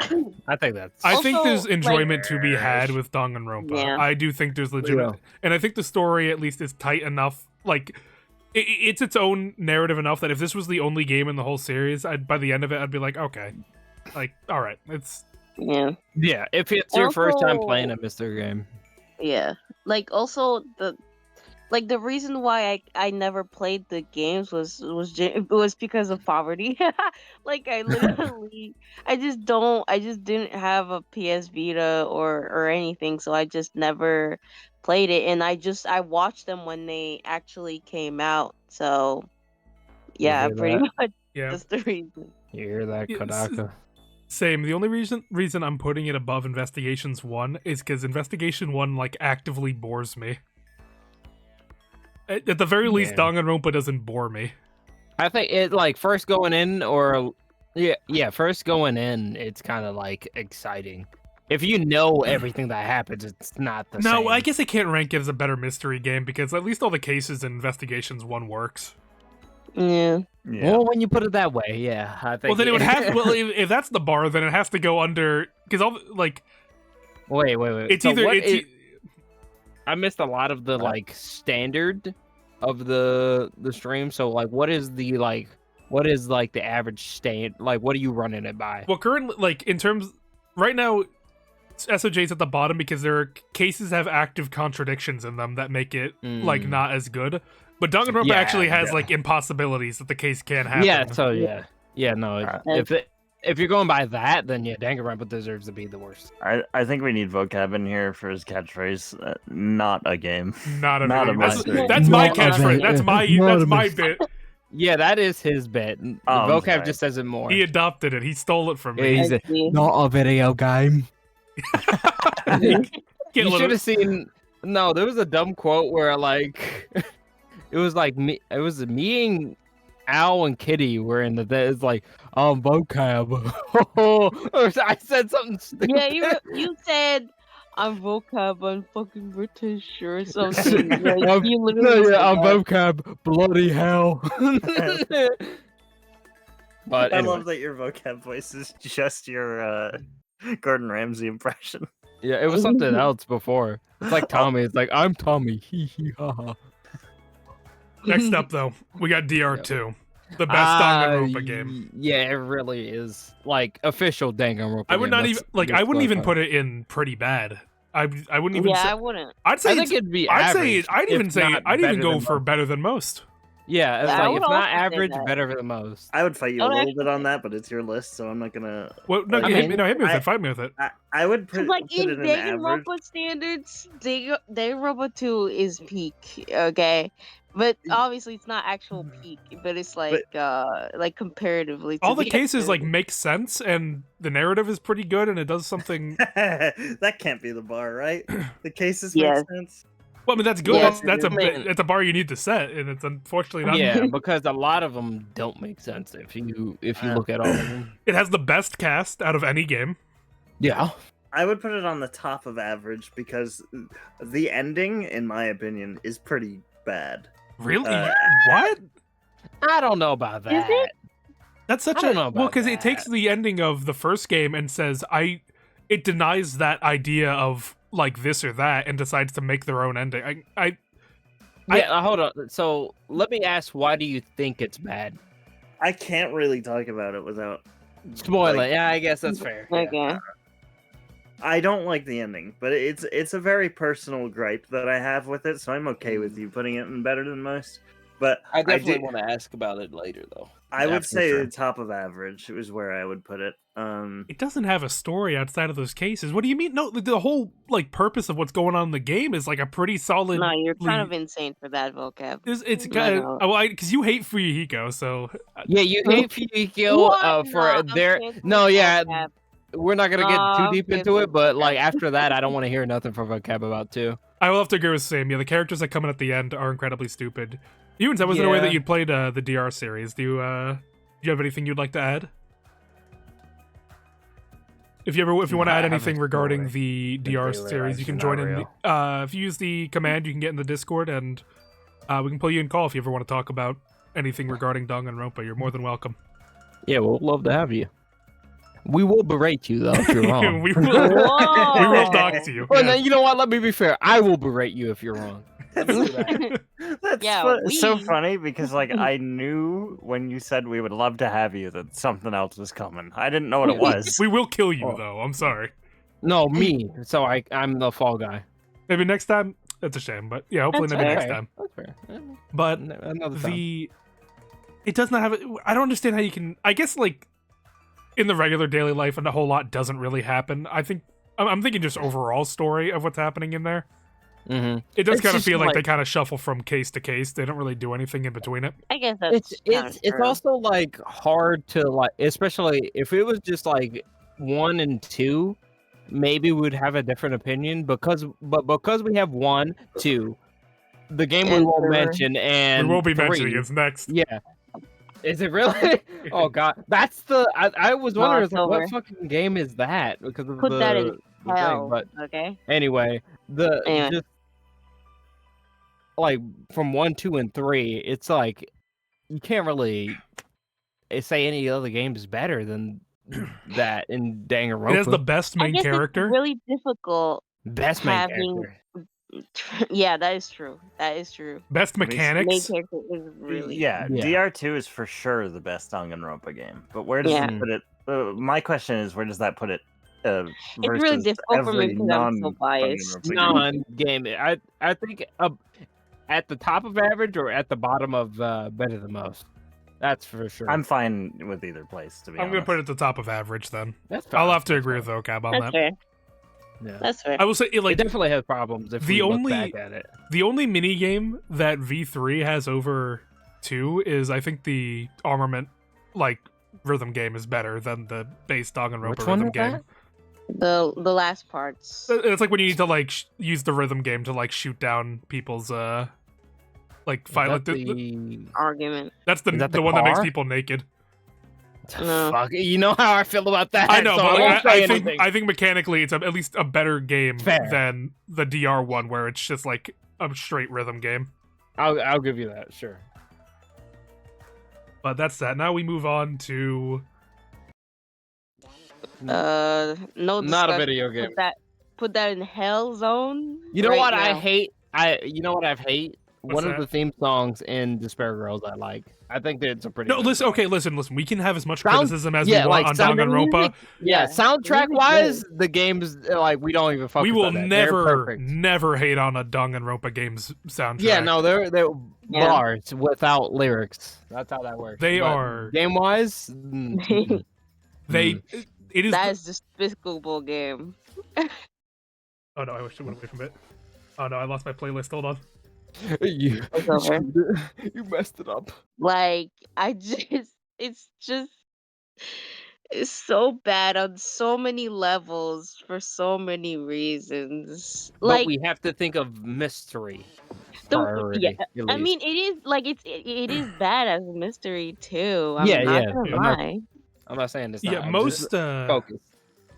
Danganronpa art style is also unique and super. Oh yeah, no, yeah, Yeah, Without- that is absolutely. yeah. We can't hate on Now the art, we can't hate like, on the art, graphics. music, can't hate. We can't hate on Can't the dressing of Danganronpa. Yeah. It's, now it's the- a story. V3 especially has The a meat. really good UI. It's a very interesting. Yeah, like, no, the UI beautiful. is pretty good. However, the mechanics and the story and the mystery of V3 is some of the worst I think I've ever seen in fiction. It is Yep. first Mhm. case in a bubble. Unironically. It's like there's some flaws with it, but like I think overall you can look at that and say, "Oh, that was a pretty solid first case. That was pretty enjoyable." The Yeah, twist I- at the end of the first case is probably my favorite moment in the game. You know what's fucked up? I didn't like the first case. I didn't like the What first did case. Oh no, It's been a while. It's been a while I mean that's since fair. so I think that's fair. that's what I remember. I won't say like what I might definitely have to rewatch my reactions and whatnot because fun fact I recorded all of V3, but those are on AJ Styles. no, you won't because like it like The maybe up to V3 episode thing. No, you won't. 16. No, you won't. No, Up you won't. to, like, 'cause I've episode never 50 posted last episode, idiot. Yeah, up to Continue. episode like 15 or 16, and then like after that, they're lost media unless I do decide to record it, or not record it, like post it. But I definitely had problems with the. Oh, the we're first- getting ad bombed. It's the over. ad. What is going on? The What ad. happened? What happened to the ad? What's going on? It's, Well, I it's, mean- pretty, it's pretty bad. It's not your fault though. It's Twitch's fault. I turned ads off though. I just have like the intro one. I don't know why. I'll have to check it. Well- It must have like reset something. Yeah, maybe. It must have. Definitely, Twitch wants their money. So I want my money too. I Yeah. won't lie. Yeah, I need cash. this is another tangent, but I just accidentally like backed out of the stream, and one of the first things I see is there's a guy just watching Spanish Family Guy on Twitch. That's fine. That's what we should be doing.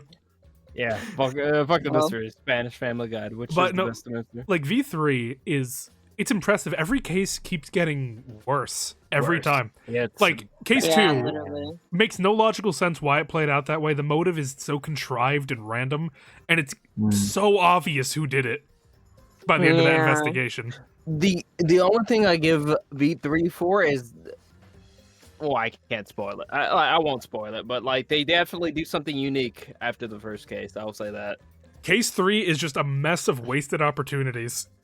I Like, don't that's even how- remember the cases. That's how bad. It is. Case if you 4, describe it to me, then. Case 3 is Seesaw. Don't remember Case even 3, you saying it now, Seesaw? so maybe it's a good thing. Oh, Case man. 4 is a. I'd honestly, you know what? I like Case 4 is like just like a it feels every case is like a study in not what to do in like a Yeah. in Yeah, what not to do. literally. Jeez. In every case, case 4 is a horrible character assassination that makes no sense whatsoever For on no anyone's part. reason. Absolutely. And just for you, Yoon, the ball wasn't super dropped; it was thrown away and then destroyed. Yeah, yeah. It was just like, oh, we're falling off, and then all of a sudden, we are crashing. And I We feel are- like every Yeah. case in V3 had like a gimmick that they hit you over the head with. Yeah, There was Yeah. something that they wanted you to know was relevant. And they kept bringing it up over and over again. Literally. And anyone who walked into case 5 and didn't know who like what was going on and what the game was going to do by the end of it is like, come on. We all knew who was in that thing. Yeah, Yeah, like five that's the was worst part is that I guess like that's the worst part is that basically the first half of the case is like, well, who is it? You know, yeah. but like even though like then you're like, okay, well now I know, and then the second half is like, all right, so what if I destroy the entire series? Fuck you. And then a game, by the way, just for outward context, when I was in middle school, I started we'll call it a club. And we called them Phoenix Wright Fridays. And we would get together on Fridays and we would crowd around on a couch and I would play Ace Attorney on my Nintendo DS. And we would play it and we would do voices for it. And that's what we did. That's like every Friday. Right. Eventually we get to high school and we've streamlined the process a bit. We're using a computer now. Yeah. And we I wasn't played there for the DS games. The DS days. I was invited once we got to high school. and we started doing Danganronpa and V3 came out. It was me, Evan, and someone else. And we played through it. We got to the final case, case 6. And it was so bad in the middle of winter. Evan got up and just walked home in the middle of the night. He just left. He just walked into the darkness. To be fair, I was going to walk home anyway. But he did it But earlier than he had to. And this was the final case. Like we'd been playing this for like a month now, like months. It's very like I've seen some parts of what my record and the reason why I say some parts that I remember is because throughout the entirety of V3 I was doing a drinking game and yeah, for I was context, very you inebriated like I am now about talking about V3 and it's very bad. There was a point where at said trial after it was done, I drank a shot of Everclear and nearly died from that. Yeah. I like my lungs, my throat closed out, and I was prepared for the death. That's how bad it was. I do think It wasn't on tape. One ironically almost killed you. I do think the V3 characters are better than DR1, but the lows that some of those characters reach are so much lower than Yeah, there's like there's just most of them are just not salvageable characters. I think the problem with V3 characters is that they have potential, and they never get to that potential. Yeah. They just stay one-dimensional. Like there's a lot of Or like worse. there's a lot that you could say that like if you have your own thing, like personally I would be like, oh, they could take this route or they could be this way, and they either the characters that you want to like at least let me say this, the personal characters I wanted to like grow as characters were gone by the time that happened. V3 and might it was have like, the oh, worst fuck me. endgame cast out of all of them. Yeah, No one, Endgame there's cast no was- chemistry. No one some- works off each other. It is the worst. Let And- me my class's phrase, 2 cans of ass. Yeah. Cast. And you know, I'm doing a direct call, and I haven't done one. Kiba was the biggest disappointment I've ever seen He's Yeah. nothing important happens around him. No, that's the problem. He's very And yet- important, but his character is just and yet- robophobic until it's Well, not. I mean, he's important in the sense, but like he doesn't do anything. I'm trying to hold myself back because I feel Yeah. like if I start talking about case 6, I'm not going to be able to it's stop like, talking yeah. about it. I think all I have to say about it is that like you can tell early on nothing good is going to happen from it. Yeah, pretty much. Yeah. And most After- of the case isn't even about a murder, which, like, I guess isn't unusual for the last case of a DR game, but like most of the case isn't even a case.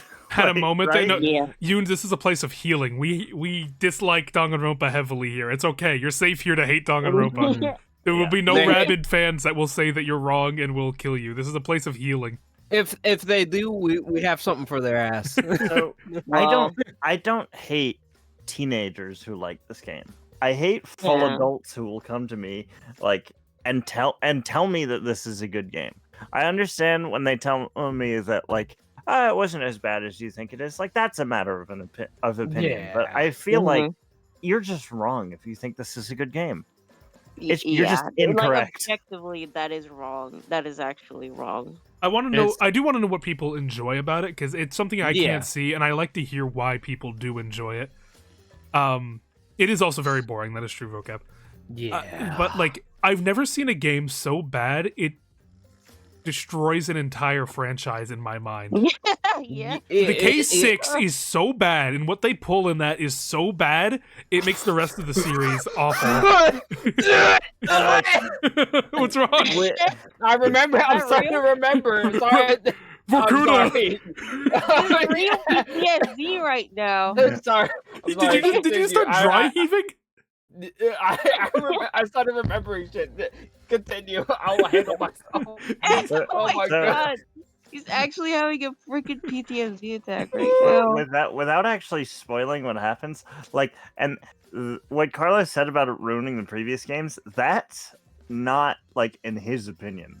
That's Yeah, like that's like a they fact. go back and change something, and There- that's like the clearest I can say it without spoiling anything. Yeah, I think that. Oh, fucking Jesus! I think that's a perfect way to encapsulate what you just said. It's Like V3 is just Changes actually things. evil. That's And then what I they feel also get about the it it. weird- didn't need to happen. The Kodaka weird Japanese BS you get in that is weird. Like the Well, whole. yeah. I can't even just put that on Japan. I just think Kodaka is a weird ass I dude. think- Well, it's I Kodaka. think- I'm I putting think- this on Kodaka. Yeah, alone. put it on Kodaka, and we can't talk about it not because it's spoilers, because it's just that weird. No, I'm gonna talk about it. And like, Okay, go ahead. in the end of case 4, while someone's like giving their heart out, like giving their emotional like goodbye, like I'm going to die, you have Mhm. two like child characters, and one of them's giving birth, and like the baby's coming. Like I'm like, It's- what? It's awful. I disgusting. forgot about that. I honestly I Genuinely, repressed I that. forgot about that. I definitely need to like watch my reaction to it just to see how. I think you were there for it, but it's Bad. Related children as well too. Yeah, you're right. yeah, The second well- incest subplot in that game. yeah. Yeah, yeah. Can you believe there's two? There's a of plot them? line of that. There's a plot line Oh. of that. Case which is- essential incest. It's I guess it's not. Let me not say it's case essential. It's definitely like a part of the case, though. I just had a moment where I was like about to go like they're objects that can't actually be related, but then I was like, why am I defending this? What am I Why- doing? It doesn't matter if they're meant to be kids that are related. So put it at the dirt. I don't care. I'm- Put that it's bad. right in dirt. The It dirt. doesn't go anywhere else but dirt. Now then, this one's special to me. What we got coming up next? We got What Rain is that Code. one? That's All right. rain code. That's all you. I only seen I'm parts of gonna it. bounce. All right, see ya. Thank you for stopping by. I can't handle this one. I'll stay because of the next game's coming, but I I will gotta, probably not I say gotta much. speak But to my boyfriend for all the suffering. I just counseling, went through. yeah. Go talk. Can you like ping me when we get to H2O? Because I think that's the next one that I've played. It's 3 games from now. Yeah, I think it's the next one I played. Oh, you know what? I'll just watch the stream. Yeah. I will mute because I got to go to the bathroom, but Go I for will it. listen to your rain code. So, Rain Code. I played this game. And I knew it was going to be bad. You know why I knew it was going to be bad? Because Kodaka made it. That's the guarantee you get from a Kodaka game, is that it's going to be bad. That is what I've learned from him after V3. And I played this, and it is the most nothing game I've ever played in my life. He made, like goes out of his way to make a whole new franchise, and then just makes it Danganronpa again, but somehow makes it worse. He made it worse. I have no words. It's one of the most bizarre things I've seen. I'm gonna have to put it in the dirt immediately, and I think I'd probably put it above V3 still, but like it's. So let's go down the list. So first off, we already have like the weird like connection between. Actually, no, I'll get that's less important. The Mystery Labyrinth as a concept is completely wasted. It does nothing and doesn't add anything to the game because they don't do enough with it. It is just a glorified... It is exactly what I thought it would be when I saw the pitch for the game. It is a glorified Danganronpa minigame, like, just quick time event. You walk down a hallway aimlessly until it decides to throw you into the next quick time event. And I will say, it is showy. There was like a nice showmanship for it. But the cases are so piss easy that it's a waste of time. I mean, I do kind of like the boss fight arena where you're like slashing through the stuff. I find that as like a kind of a cool concept. But the barrel game that repeats itself 50 times. I feel like Kodaka should just make mobile games. He seems to love it. And save us all the misery of him writing mysteries. Yeah. All right.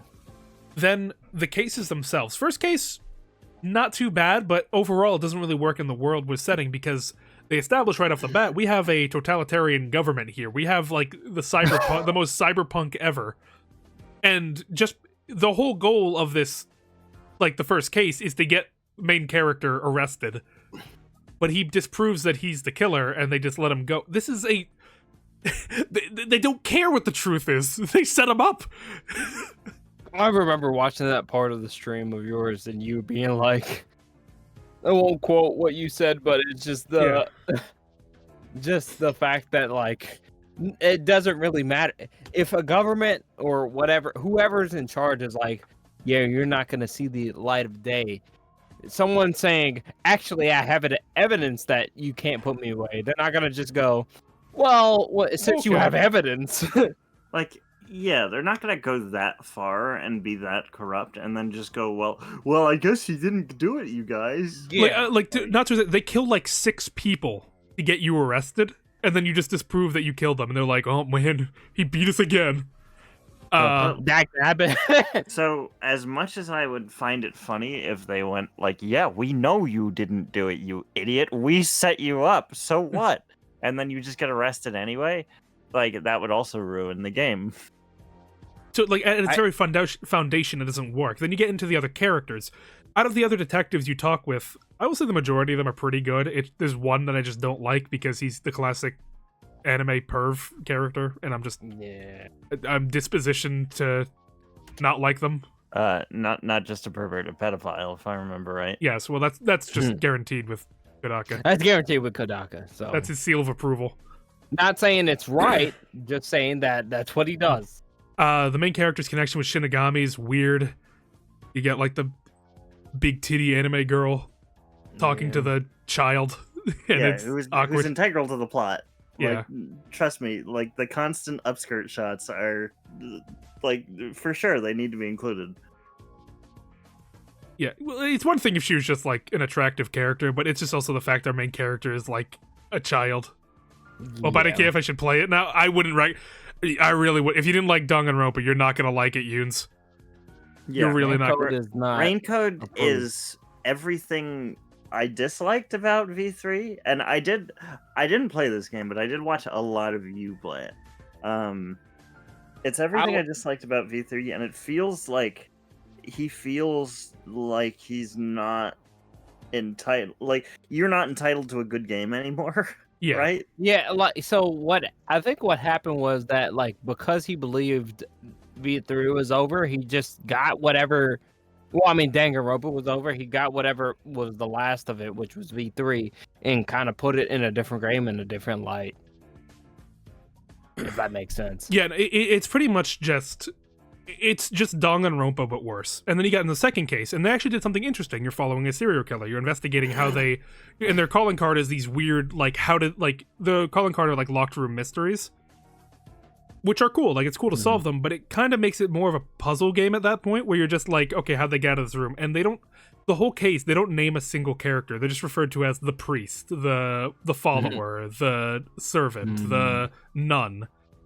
And you never know their name, you never know their motivation, even after you solve the case and who did it. You don't get any other further details regarding them. And it's just like, okay, well, this was just like a brain teaser more than a mystery. This was just like a who. This is like one of those logic games. Like, if was the maid in the room with the knife? It was Clue, and it was unfulfilling. So, I never, like I said, I only popped in a couple of streams for Rain Code. I don't know the entirety of it, but I feel like from what I've seen, and correct me if I'm wrong, and this is no disrespect for this game, but I feel like the way Rain Code was, it was a mix of Danganronpa, Mystery Game, of course, and Persona in a way. Not really. No, I wouldn't Not say really? Persona, at least. Okay. I mean, there are like, you can find little fragments, so you have your little free time events with people, but not really. Not to mention, the game was filled with a bunch of like pointless side quests that you could do, like little side cases that really weren't anything. I didn't know that. They were nothing. You can skip them and have. There's actually, I forgot about this fact. There's a skill tree in the game. There's a skill tree? Yeah, you can get too? XP and level up. For what? I don't remember. It was so pointless. I can't imagine a skill tree implies that like there's a difference in like you get little buffs in the mystery dungeon, like you were like a little bit faster in this mini game or something. Like it, pointless, completely pointless. Yeah, that sounds pointless. And then next you have case 3, which is the most filler case that I've ever seen in my life. It's nothing. Something huge happens at the start, like that would be like a massive plot point. What's when the JRPG is doing in this mystery? Yeah, exactly. You meet a group of people that don't make sense in the world that they've set up. Their goals don't make sense, and then the overall case doesn't make any sense, like motive-wise, and it ultimately amounts to nothing because the huge plot piece that is meant to be major and drive the characters forward is instantly undone, and they just carry on as normal, as if that never happened, even though this should be a major plot point. Case 4, that's the case they try to get you in the emotions. They try to get you with the emotional character, the emotional, like, instance, and I skipped a case by accident, but it's forgettable, so it is the... You can skip a case? No, I forgot to mention a case, is what I meant. Oh, okay. I was about to say, I was like, what? Before the filler case, there's a case in a school that I actually do kind of like, but it's so obvious what happened by the end of it, you kind of just get annoyed with it, like, dancing around it. And, And tell me, yeah, Professor, which case does that guy cube his secretary? I think that's the end of case 4? For like no, case 3, I think. So this is what I don't think it will be spoilers, but I'm gonna say it anyway. The only cases that I've seen you do is the mentioning of a certain Cuban guy in that case. in that clip. Carlos knows. Yeah, I know. And then there was a part of the cubing, and then there was go forth. Go forth, defeat all Mister. Yeah, that's the, I'll those get to are the there. main parts that I've seen. So I don't know. So that's why I'm. So the case that I skipped, it is important because it establishes rules about the mystery labyrinth, and I'm like, okay, that's a very important rule to establish. I'll keep that in mind. No, case 4, case 3 was the flood case. Case 4 was the. Oh, that was so. I was building. there for that Yeah. one. Then a little bit. Case 4 is the. So case 4 happens, and in that case, something they establish in the mystery labyrinth is just blatantly ignored for the sake of the plot. An essential rule to the mystery labyrinth is ignored so the plot can happen. And then you get into the case 5, and you have the big reveal of everything that's happening, and it doesn't work. It doesn't make any sense. It doesn't track based on the rules they've established, which is a very running theme, a very common running theme in the game. Kodaka Land. It's so bad, I almost have to wonder if it was a translation issue or something, because the barest minimum of thought is needed to make that work, and they didn't do it. And it blows my mind. It is the most nothing game ever. I bought the DLC for it, and I haven't played it. I just want to... I don't know why you bought the DLC for it. Well, because I thought they were going to be, like, actual cases, but they're apparently just, like, visual novel segments of, like, just... like casual things. So I'm like, I don't want to play it. You don't even solve anything. And that is why it is in the dirt. However, there are cases that do Oh, do I? I think it's no. I hate it more than V3. I don't think so. It like V3, like I said, I don't know much. V3 is pretty bad, but from your reaction of Raincode, I would put it under V3. I think I dislike it more than V3. That's fair. I will take your word for it. Next up, we're going to be going into the fan games that we've experienced. First one is These we're a part of, unfortunately. Danganronpa Another, considered to be used to be considered the peak of Danganronpa fan games. That's sort of been taken over by Eden's Garden. I am innocent of this one. And then we played it. V3 at least have the courtesy to not be poorly dubbed. I feel like dub is. We'll get there for that's now. studio money. Yeah. That doesn't. Yeah, like, I wouldn't count that as like. that wasn't like a game choice. That was just having money versus Yeah. not having money. Yeah. Like I can't criticize the game for that. Like I'll make fun of it for it, but like, I wouldn't like. put Another- that into the account. Is the biggest gaslight I think I've been sold on the quality of it. One, the translation's just terrible, but like I can't really be super mad about that. It's just Mhm. it's like what are you Translation gonna is do what there? it is. It Yeah. detracts, but like, what can you do? The ideas at play are interesting. They build upon the Mhm. actual established Danganronpa lore by the end of it when they go over everything, and I think that idea is interesting. However, it's us getting there that's the problem, because every case is impossible. Just, it isn't, like, every case has a, like, character or, like, laws of physics breaking problem that make it completely, like, just dumb. Like, for this to happen is impossible. Is this If the one I- with the boxer? Second one No, is... this is the second one. So, correct me if I'm wrong. The first case, the legitimate first case, has to do with a ball. Yes. I'll be that vague. Correct. A ball. Correct. It I don't know how our reaction was because it's been a while, but I was like, from remembering it now, I'm like why? Like, why would you even like? I get why, but also like, no. Also no. I want to put on the caveat, we did not get to finish it because the game broke and wouldn't let us The progress. game wouldn't. The game broke. What case? What case did Case it break 4. at? Yeah, case 4, and then like the last case was, we had to watch it. We on didn't watch. I'll say we did not get the full Another experience. So Yeah, to its credit, Fair enough. we did not get to fully experience it. We But we experienced enough. We skimmed the basic notes, and the basic notes we got were pretty bad. It read Mhm. very much like an edgy, like fan fiction more than anything. Yeah. For what And- we played was. Yeah, it's pretty bad. It goes I dirt. think. And Oh my god. Oh my god. this Carlo. game Carlo was the same exact. That's true. Attempted. Worse than Raincode, yes. Yeah. It was pretty bad. No, you don't know. No. No, Mhm. no, I'll leave it. No, it's fine. It's fine. I will say DR2. I think that. Danganronpa Another 2. Yeah.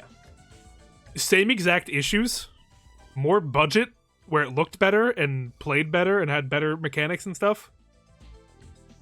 But we also didn't finish this one, not because anything broke, it's because the game broke us.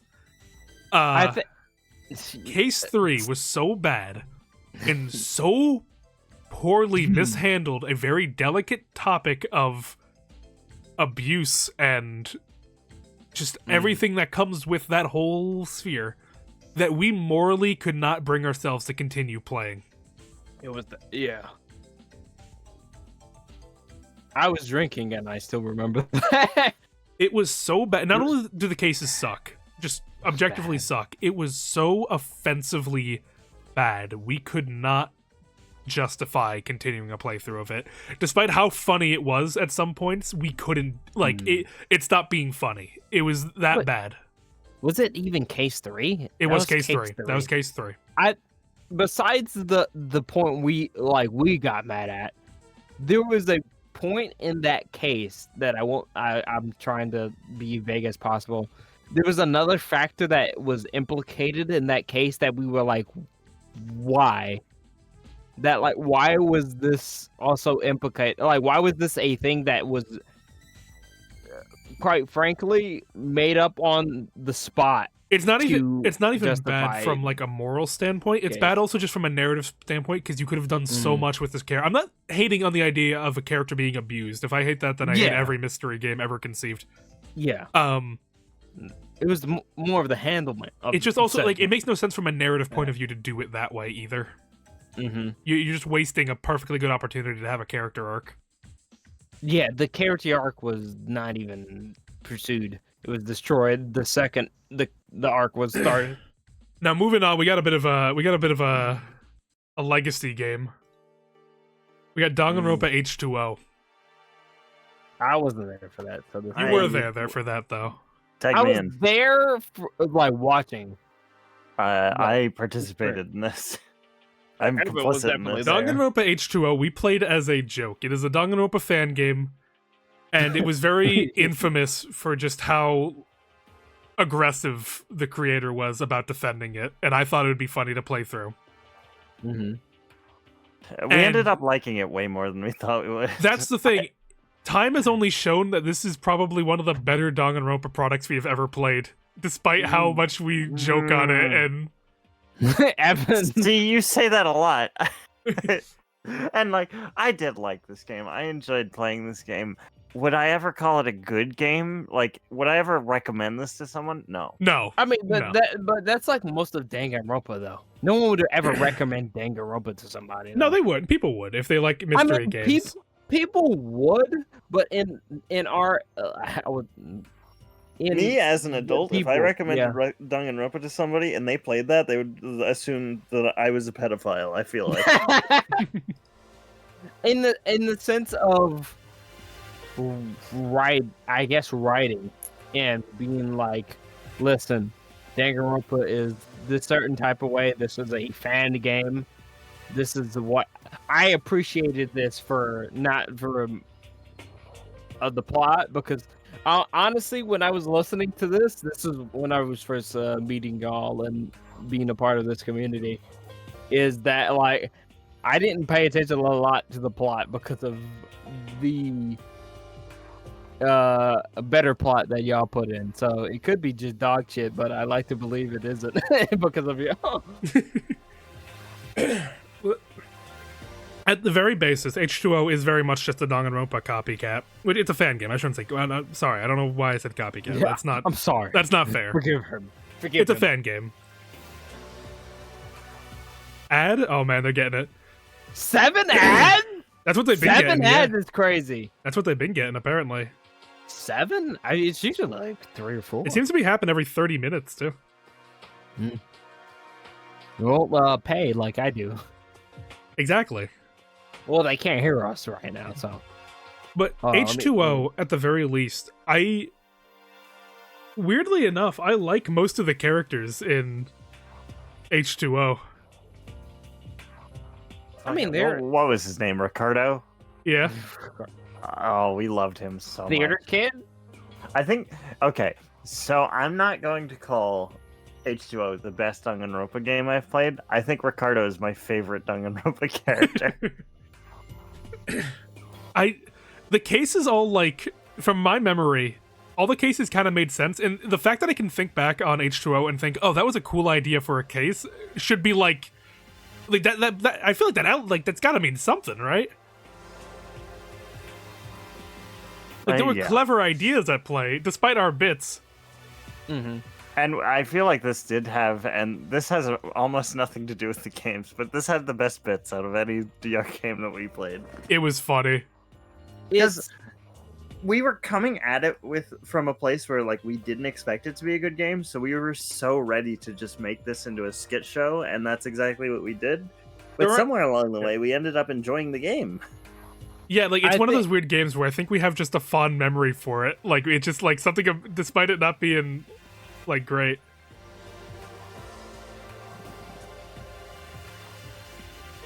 Don't worry, I got it. You shot him fast. Yeah, I saw it. I went. That's what I did.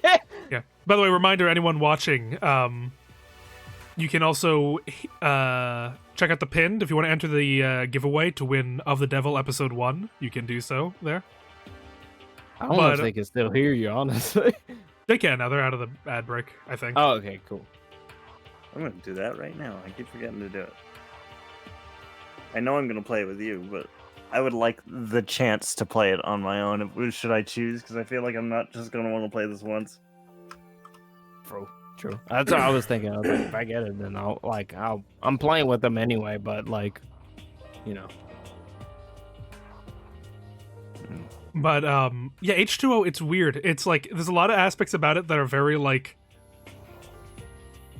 the person who wrote it definitely wanted to push like look at all my very diverse characters. This one is Yeah. trans. This one is pansexual. This one, like there's a point where they stop being a character and just kind of be there like that is the trans character, which does take Yeah. away from it a bit, and it leads to weird writing later on.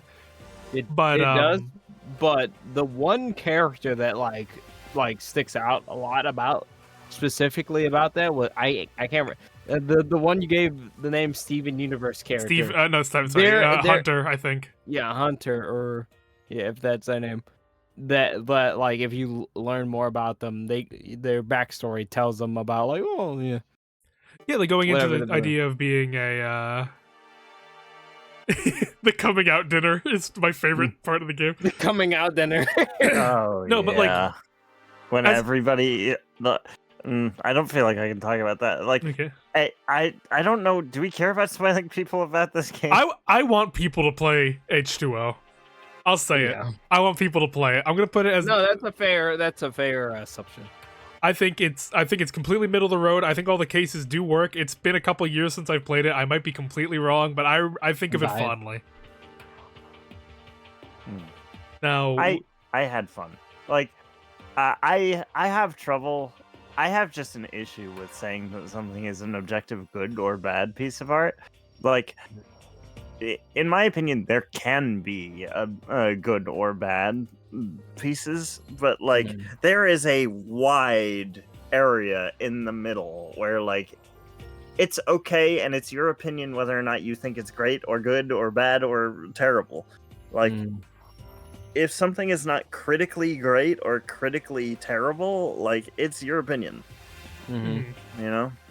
I feel I you. think with that type of stuff, you kind of have to specify. It's like, I like this game, especially nowadays. I like this game, even though I know the flaws. A lot of people, if you say I like this game, they're gonna go, well, there's a lot of flaws in it. It's like, well, yeah, like I understand you kind of have to specify stuff. But besides that, if they complain past that, it's kind of just like up to interpretation.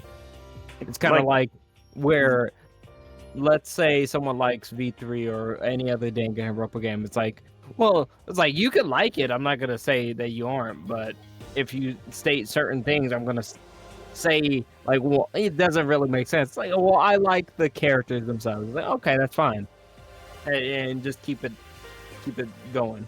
Like, If that makes sense. The Room is a terrible movie. This is a like basically a fact, right? But I fucking love watching that movie because it's like it's so fun and it's so funny. And I think at the end of the 2 hours, if I'm enjoying myself, if I enjoyed myself, if I'm glad I did that, then I can say that that was a good experience for me, at least, right? And that's how I kind of feel about H2O. Like, I am not going to call that a good game, but I had a lot of fun playing it. Right, which is fine. I feel like if you have that separation, it would be different if you like, this game is good because I had fun with this. Is a different statement from I had fun with this game even though I know it's bad. But with that in mind, another Danganronpa fan game graces us. This one, the new kid on the block, Yeah. Eden's Garden. I think this one's a little Yeah. too fresh, Carlos. It is fresh, but it doesn't make it any it's less fresh. real. Yeah, it's a mystery game, to be fair. So It's something I'm gonna have to judge. And unfortunately, where we stand with it right now, it's really let me down. Not to, yeah.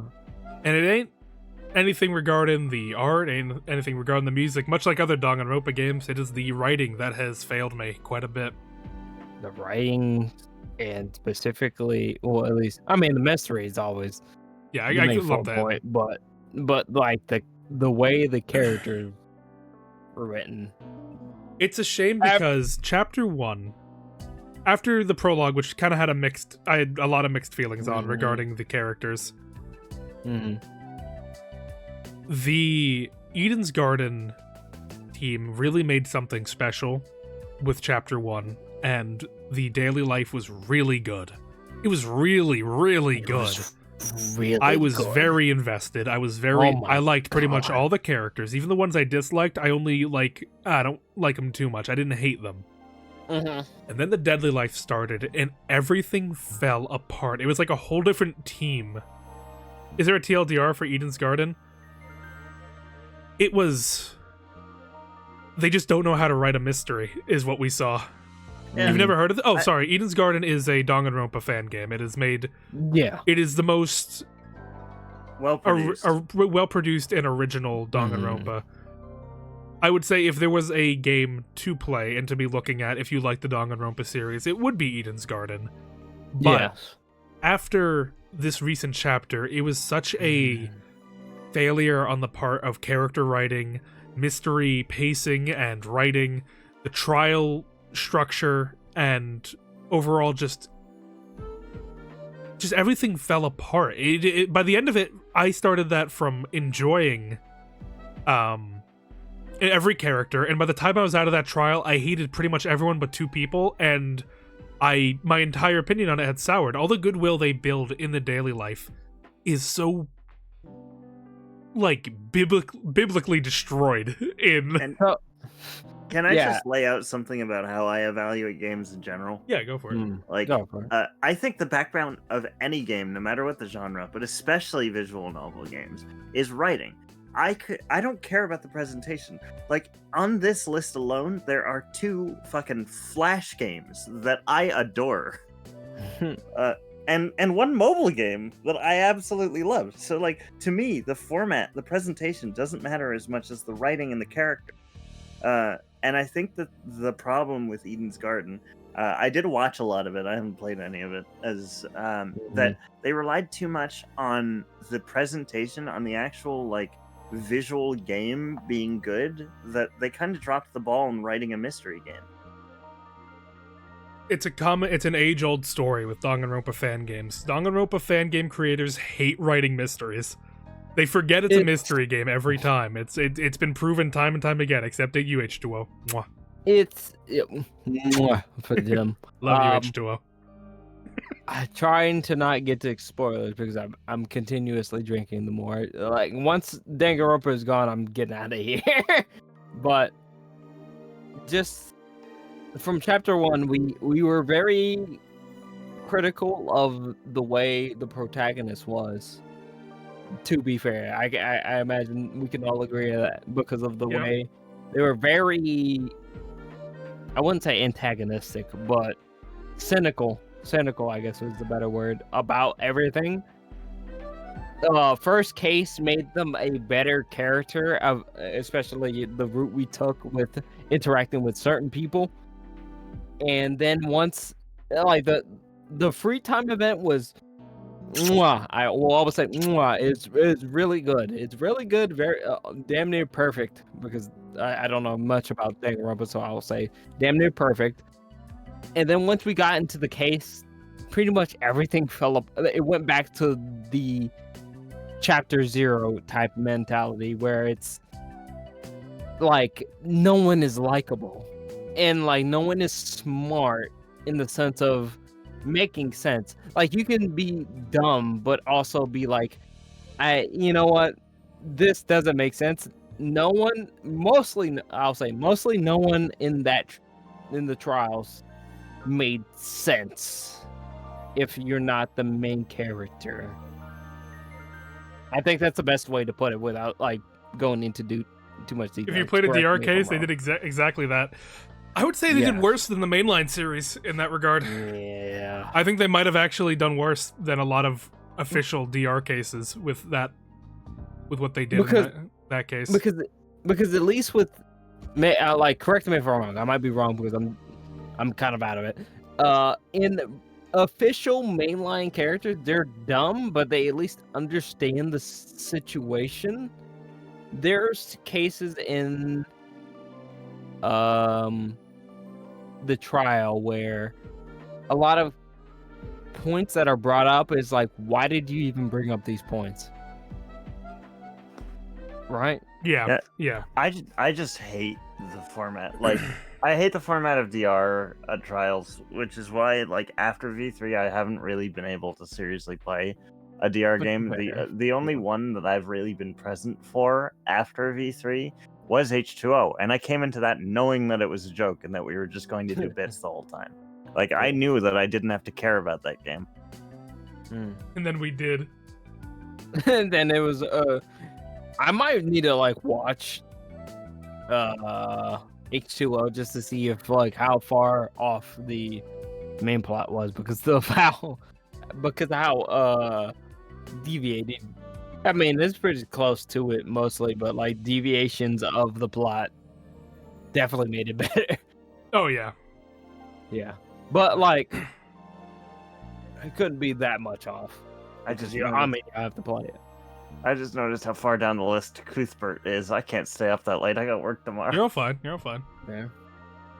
And of the devil. But because of that, I'm gonna have to put it in. It's not the worst.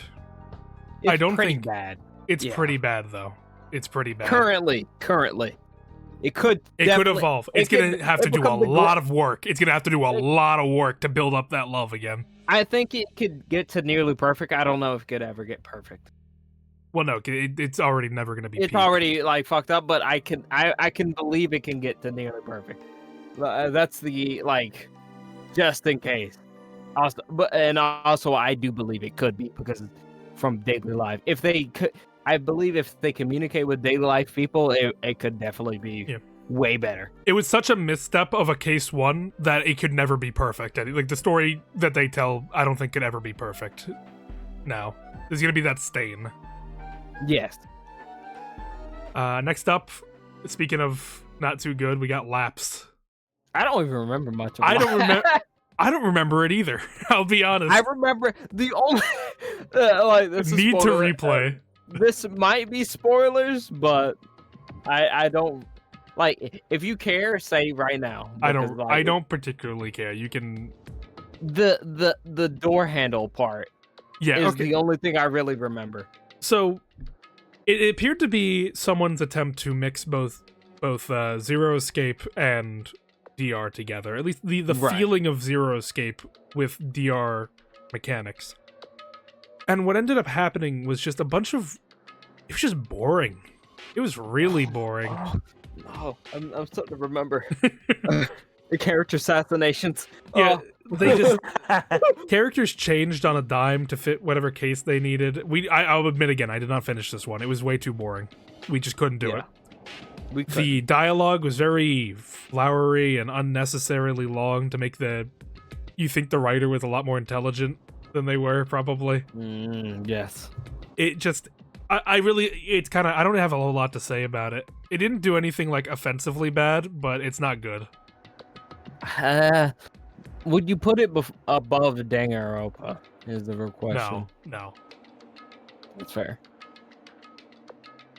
It's I don't like we don't like it because I say like but like we played this together and we stopped at the same time, so I can't really speak on that. I don't. But From what Very I've heard I've heard stuff about the story that makes me dislike it more, but Mm. I haven't played or experienced it, so I can't say. right, yeah. Yeah, Because like it's one thing to hear it from someone and then play it yourself. you'll be But so from happy. what- but it's from the part I described, which is probably technically spoilers, but it doesn't involve the case itself. That part was like it threw me off because of the artistic layout, I guess. Yeah, I wasn't a doesn't make fan. sense, Wasn't a fan. But besides everything else involving the case doesn't really make sense. Very either. forgettable game Yes. from what we played. We got mad at it in Put the it moment, but simply, it was kind of just nothing. I wasn't feeling it. Yes. Now next we got some Peak right here. It is peak, and I will say it's peak, Oh, and keep it at that because I have to use the bathroom. We have Ghost Trick Phantom Detective. I love this game. Made by Shu Takumi, the creator of Ace Attorney, so you know it's already gonna be crazy. It is. I gotta say, his ability to pitch just wild concepts for a game is like only matched by Kojima, I would say.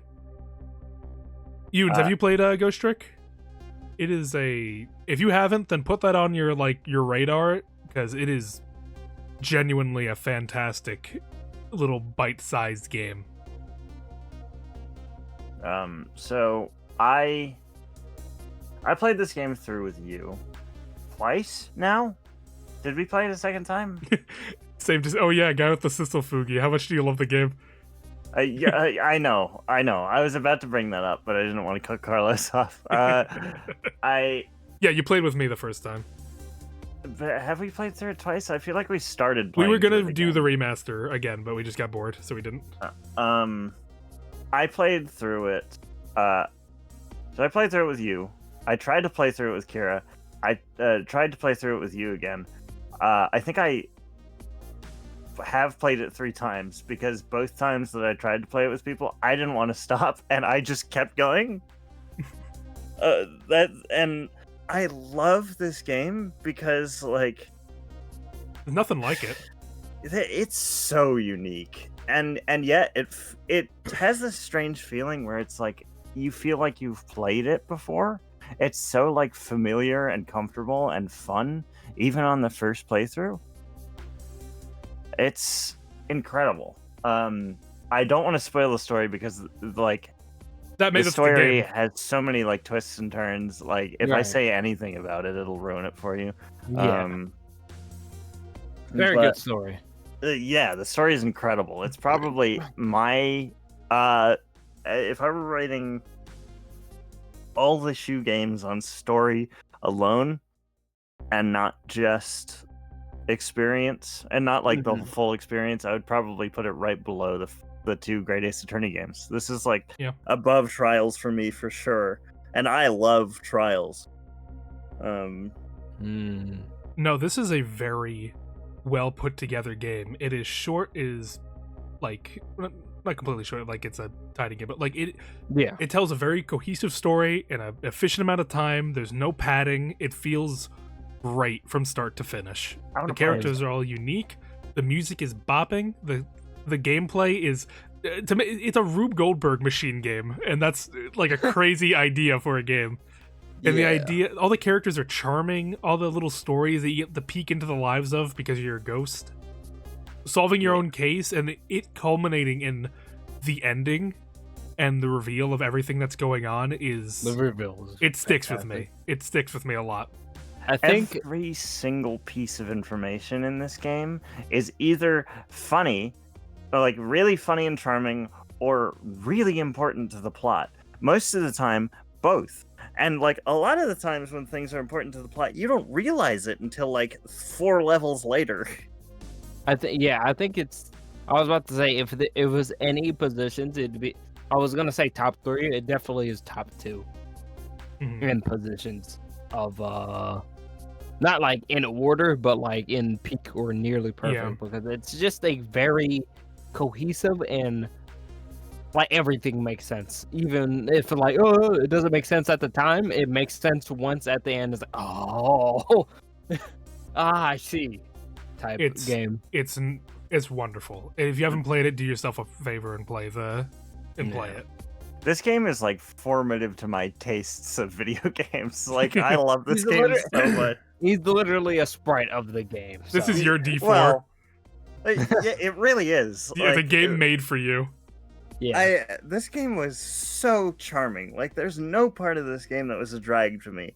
And I have a terrible attention span. I have trouble focusing on the same story, even if I'm enjoying it for extended periods of time. I can't remember a time that this lost me on both playthroughs. I've played through this game like 2.5 times at this point.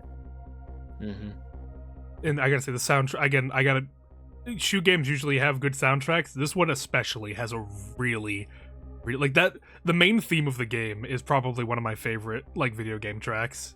I don't think there are any like titles that would spoil you. So if you like video game music, even if you haven't played this game, go listen to the soundtrack. Yeah, I've but when they updated it to like modern gameplay, I've downloaded it. Like I didn't like save it on my phone, but I definitely like downloaded it to like, oh yeah, this is this shit. Yeah, this gets a quality mistake seal of approval of a game.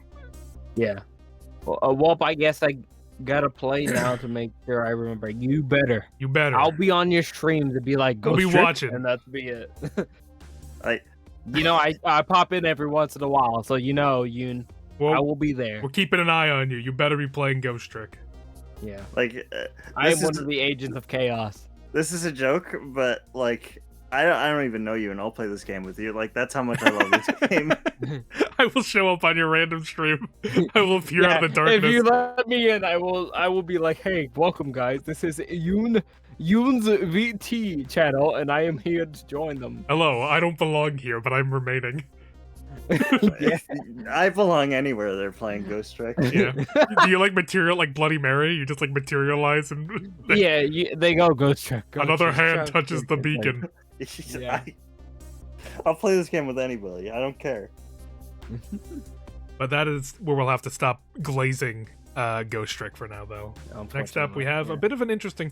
By the way, we should try to make a drinking game going forward. Anytime I say a game is Ace Attorney-like. God. Bro, I've been drinking. I can't do it. I'll actually die. I'm already playing a drinking game. It's called Being Alive. I'm on my sixth Being beer. Irish. 6th or 7th beer, so I'm pretty bad currently. But we are going to move into Aviary Attorney. That's all of you. This is an Ace Attorney inspired game based on famous, I believe, French portraits. Oh shit! I feel like I heard you talk about this one, but I didn't play it with you. We should replay. It's been a while since I played it. I'd be willing to go through it again for memory's sake. It is a Ace Attorney inspired game where you take on the role of J.J. Falcon and his buddy Monsieur Sparrison as they solve like Ace Attorney trials, but it's done in the style of like old French paintings. You know, the ones where they kind of replace the heads of people with like animals? Yeah. Mm-hmm. Yeah, that's the entire aesthetic of the game. It takes place during I believe early like 1900s France. Yeah. Yeah, I know you told me about this game because I made a bird law joke. Bird law, yeah. It's a recurring joke in Always Sunny that Charlie's an expert in bird law.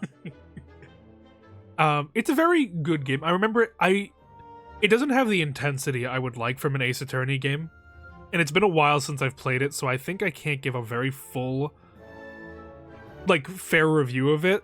I might need to put this in the need to replay, because I've played it recently enough that I can kind of have an idea of what it is. Mm-hmm. It's not Harvey Birdman. No, this is his French cousin. I might need to replay it, but from what I remember of it, it left me wanting a bit more, and they did do an interesting idea, but in practice it kind of ended up being a little bit annoying, where you can... Well, I guess it's not because it doesn't limit you, but you can fail a case and the game will continue. Huh. Like, you can, like, if you don't investigate correctly and use your... Because it's like a time management kind of thing. Okay. I kind of like that, but I could see how it would be. Because you want to solve the case, obviously, and just deciding to not make a single... It was only really used once, and it's...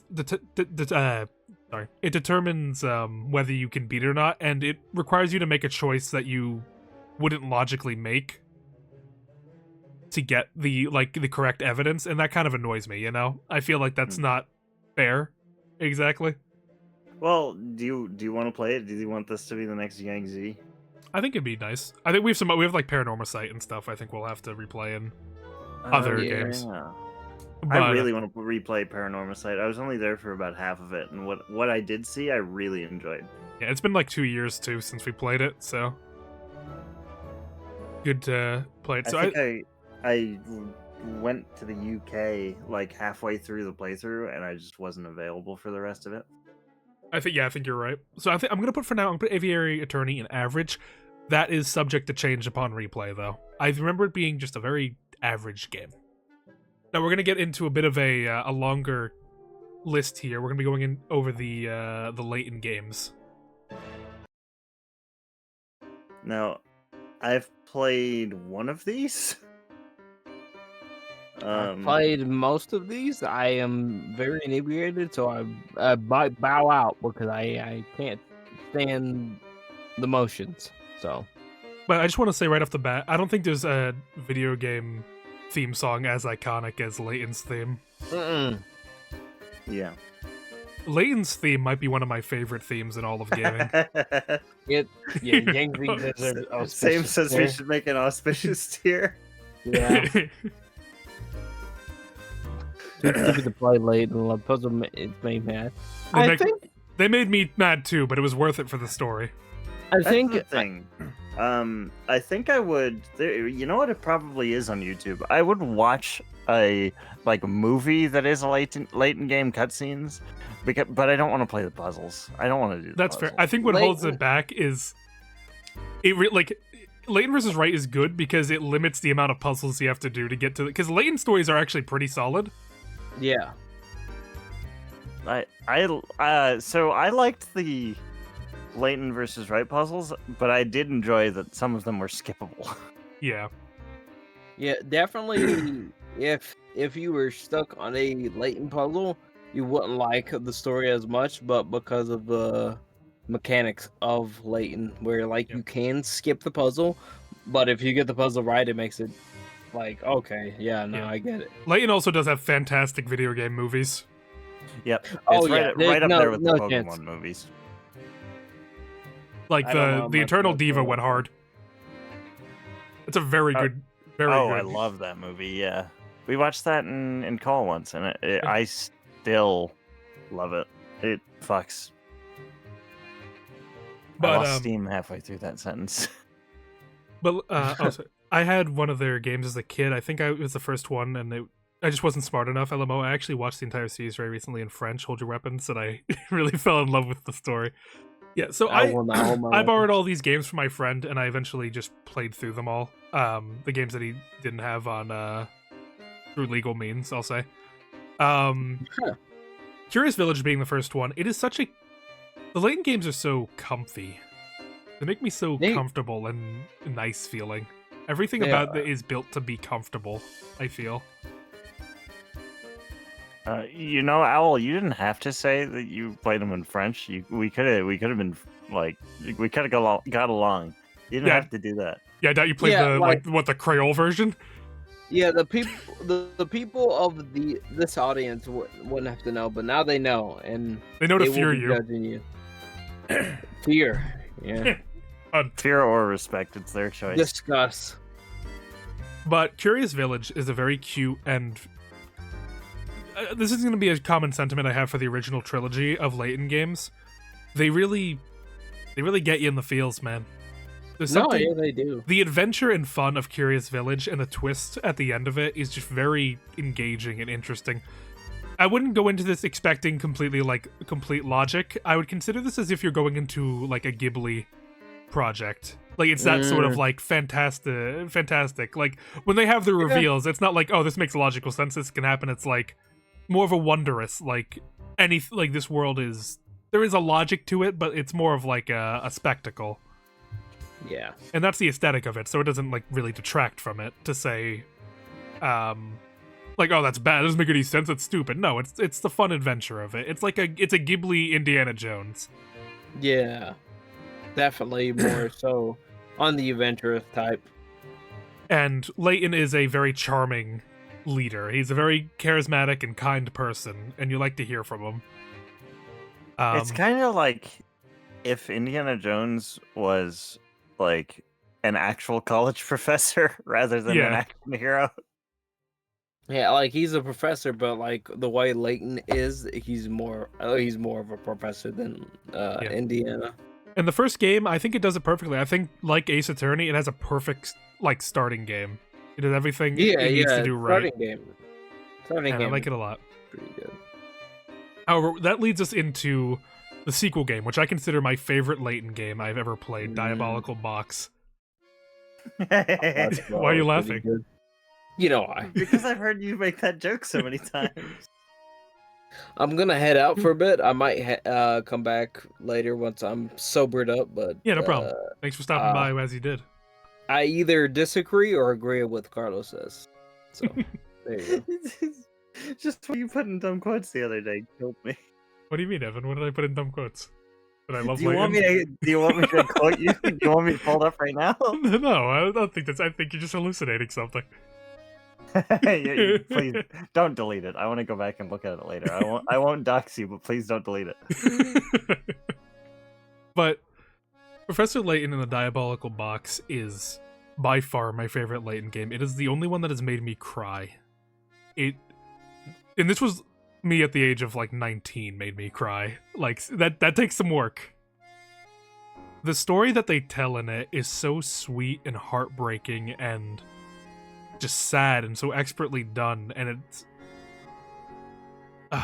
it gets me every time I think about it. And this track right here, Iris, it does a lot of heavy lifting of just showing that melancholy, and that it's something that the later Layton games I feel loses, where you get like Layton doesn't really, everything seems to be around Layton in the future games. Well, this is something that is specifically he's investigating, and he makes someone's life better by investigating, and that leads to it being very sweet. And that's because of that, I'm gonna actually put, for the Layton series, I'm putting Diabolical Box as my peak Holy. for the Layton series. I mean, I kind of expected that.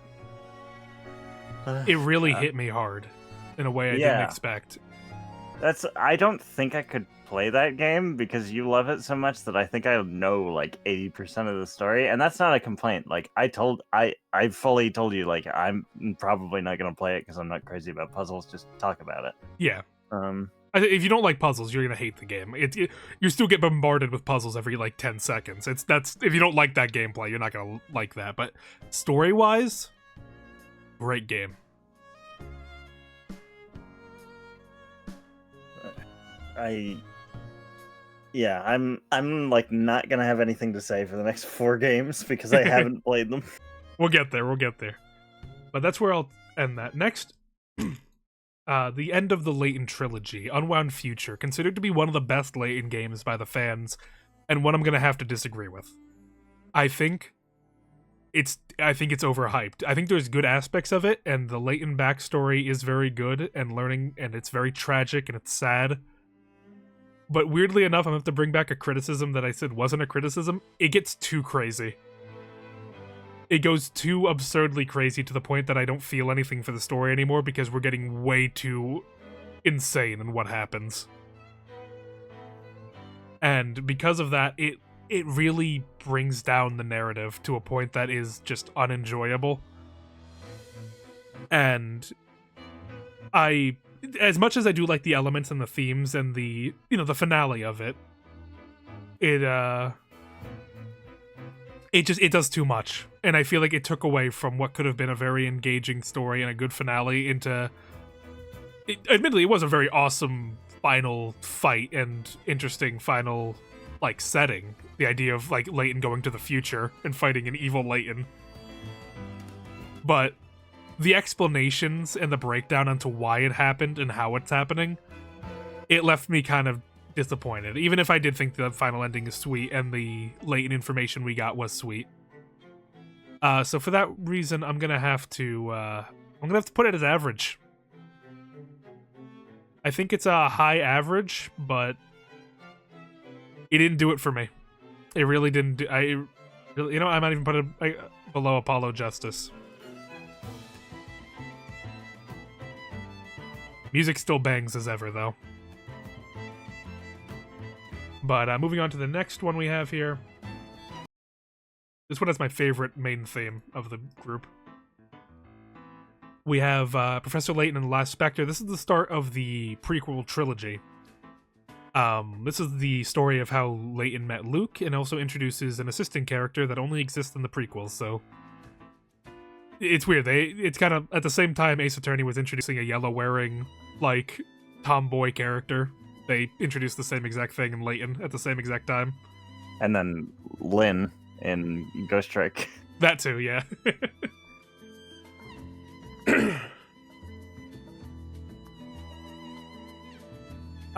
But Last Spectre was interesting. It was an interesting story, and this sort of started a trend with Layton, where they kind of kept that, like, over-the-top nature of it, and that kind of just doesn't disappear for the rest of the games we're about to see here. I'm hoping we get a bit of a return to form with the new one coming out, the Land of Steam, or whatever it's called. Oh yeah, the American town with the most American town name I've ever heard. Yeah, like New Bison or something. It's like Steam Bison, that's what it's called. Like Steam Bison, yeah. It looks so cool. Like, I'm not big on puzzles, but I will play that game with you 100%. I'm a fan of the Layton at this point. I gotta commit. But Last Spectre was... This is when they started doing a connected story between all the Layton games. Like, the trilogy, the 3 games of the trilogy are all connected and have connecting pieces. I just feel like they don't hit as well as other Layton games. They kind of lose what made Layton special, and they made it all about him instead. This one, admittedly, is closer to a normal Layton game than the others, but it doesn't hit the mark like I would say the other ones do. And I think they're all going to kind of end up in a similar area. But for Last Spectre, I'm going to put it as average for now. Keep it going, though. Next, we have Miracle Mask. This is the first 3D game in the series. And out of the prequel trilogy, I'd say I like it the most. It does involve Layton again, but it does also involve other people and him fixing the problems of it. And I think it had that fun Layton energy that I... Can I join? I miss you guys. Do you want to talk about Layton games, Tommy? Yeah, I feel like Tommy can weigh in on this part. Yeah, here, Tommy, join the Discord I made for it, the stream Discord. I miss you too, babe. Come in here.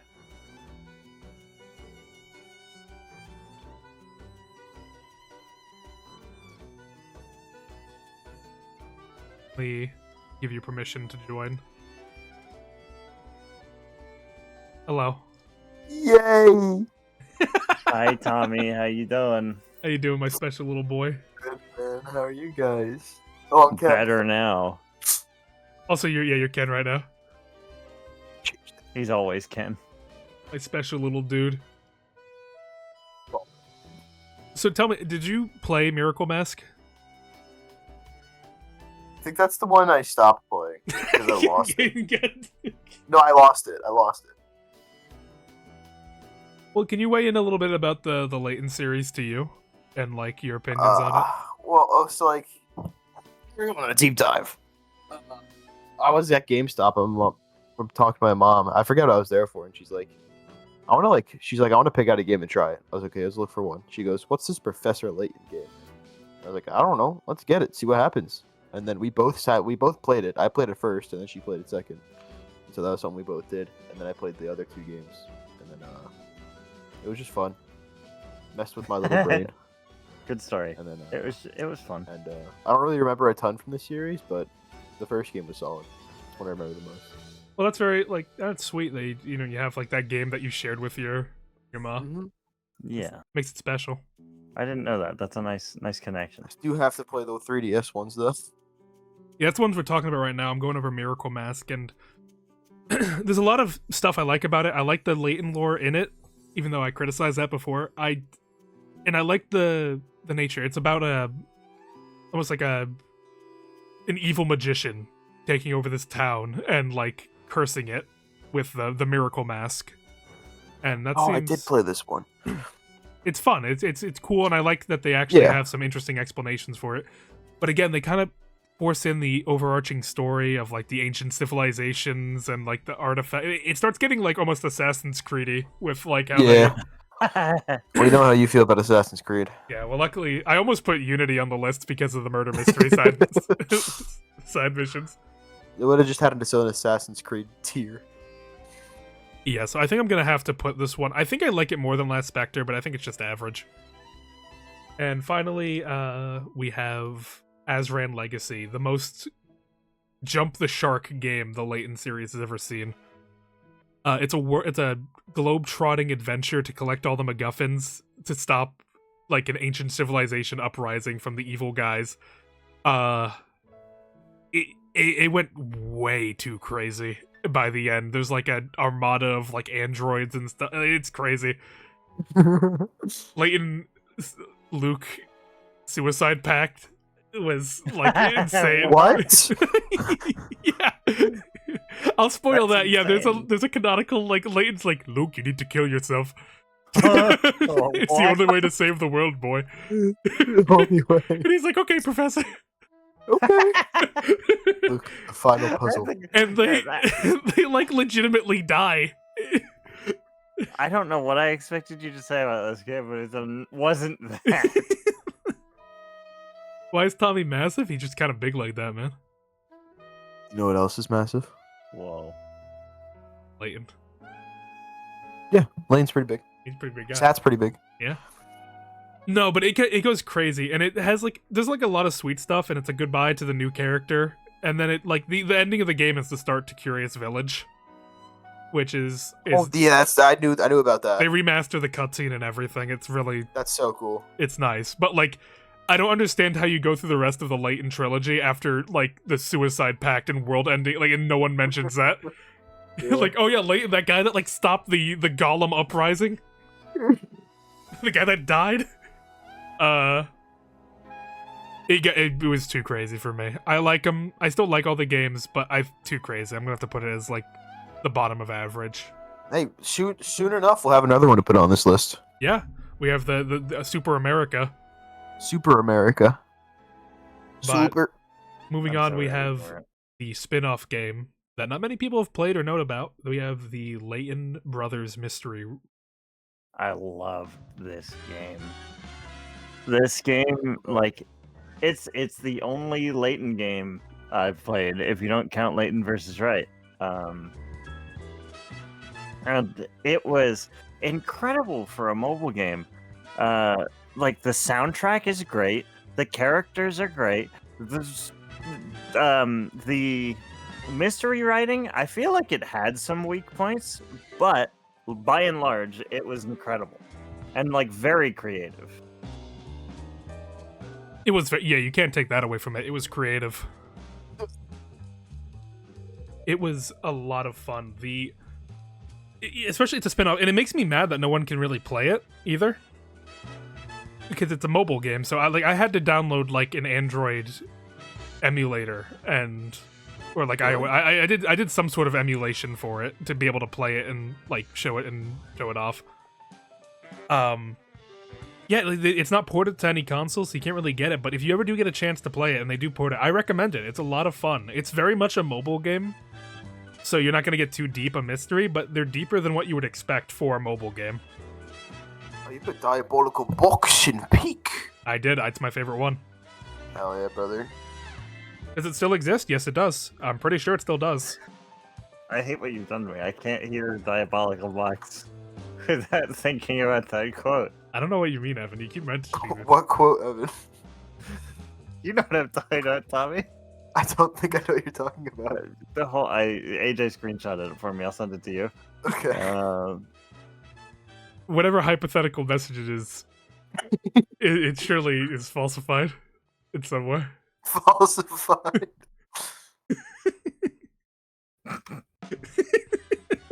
What is this? But Layton. Oh yeah, okay, I know what you're talking about. Layton Mystery Brothers is the soundtrack is really good. Like it's really like cool jazzy soundtrack. I'm not even like this song's not doing justice what bangers they have in that game. Second, that's another game. None of the songs will spoil you. Go listen to the soundtrack.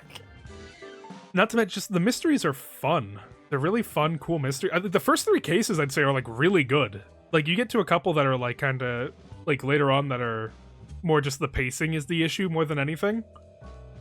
But it's fun. It's engaging. I really like the cases. I love this game. By far my favorite mobile game I've played. The characters are all good. I like. I think it's like Alfendi, I believe. Alfendi Layton. It was like Alfendi Layton, and his partner. I don't remember her name, but like. I couldn't remember. I can't remember a lot of specifics of this game because we played it years ago. But I do remember coming off of it with a very positive feeling about it. Yeah, the way they handle the first case really impressed me. I think another big standout case for me was the radio show one. Was really good, and the theater one was probably my favorite one. I really like the theater case. Yeah, I'd say it's a nearly perfect game. I think there's elements of it that hold it back. Nah, better than most. Better than most. It's high though. High better than most is where I would put this too. I think it's below AI, but it's a good game. It's a really good mobile game. Now we're going to be moving over into a franchise not many people may know about. It is one that is pretty beloved by me, and I have had the fortune of slowly introducing to everyone. It is the Detective Grimoire series. I found this game on Free Web Arcade.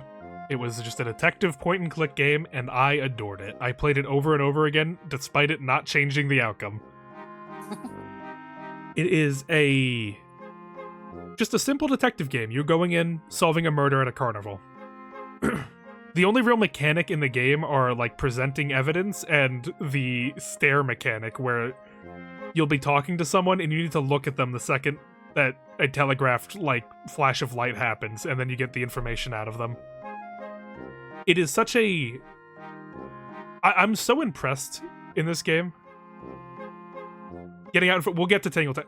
I'm so impressed with where this series went from just a simple Flash game to what it is now, because the leap in quality is something that should be studied by scientists. I think that was just like time and effort that they put into it, really. Oh yeah. I'm not even talking about this to the first reboot of it, but I'm talking about the reboot to Tangle Tower was also like crazy good. Tangle Tower was also a Flash game, right? I believe it might have been. I'm not sure.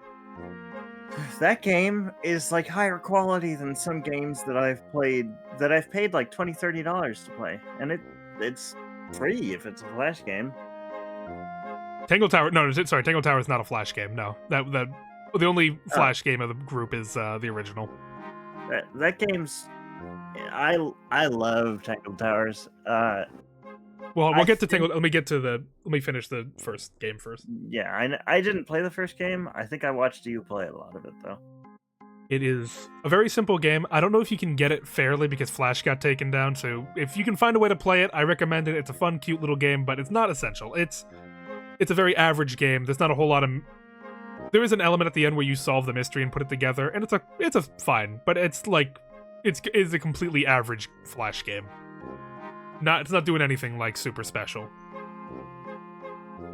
Now, moving into the game getting rebooted. They made a game called Detective Grimoire and the Mystery of the Swamp, I believe. And the jump in quality is astronomical. The beautiful Tim Burton style and aesthetic in a swamp tourist attraction setting. The main mystery being how the owner of the park got killed by the cryptid mascot, allegedly. Boggy. Can I get some ups? Can I get some bees for Can I get some bees for Boggy in chat? Boggy. We love Boggy in this house. But yeah, he really. I'm throwing up my bees right now. You can't see it though. He said it's bogging time, and he bogged them. Yeah. But I think it has some shortcomings. It's definitely a lot more interactive than the original Detective Grimoire was, and they are improving. It's more of a point and click than a like a proper mystery game. I think there's some elements where you can present evidence, and there's little mini games where you kind of have to like ad lib the solution that I think are cool.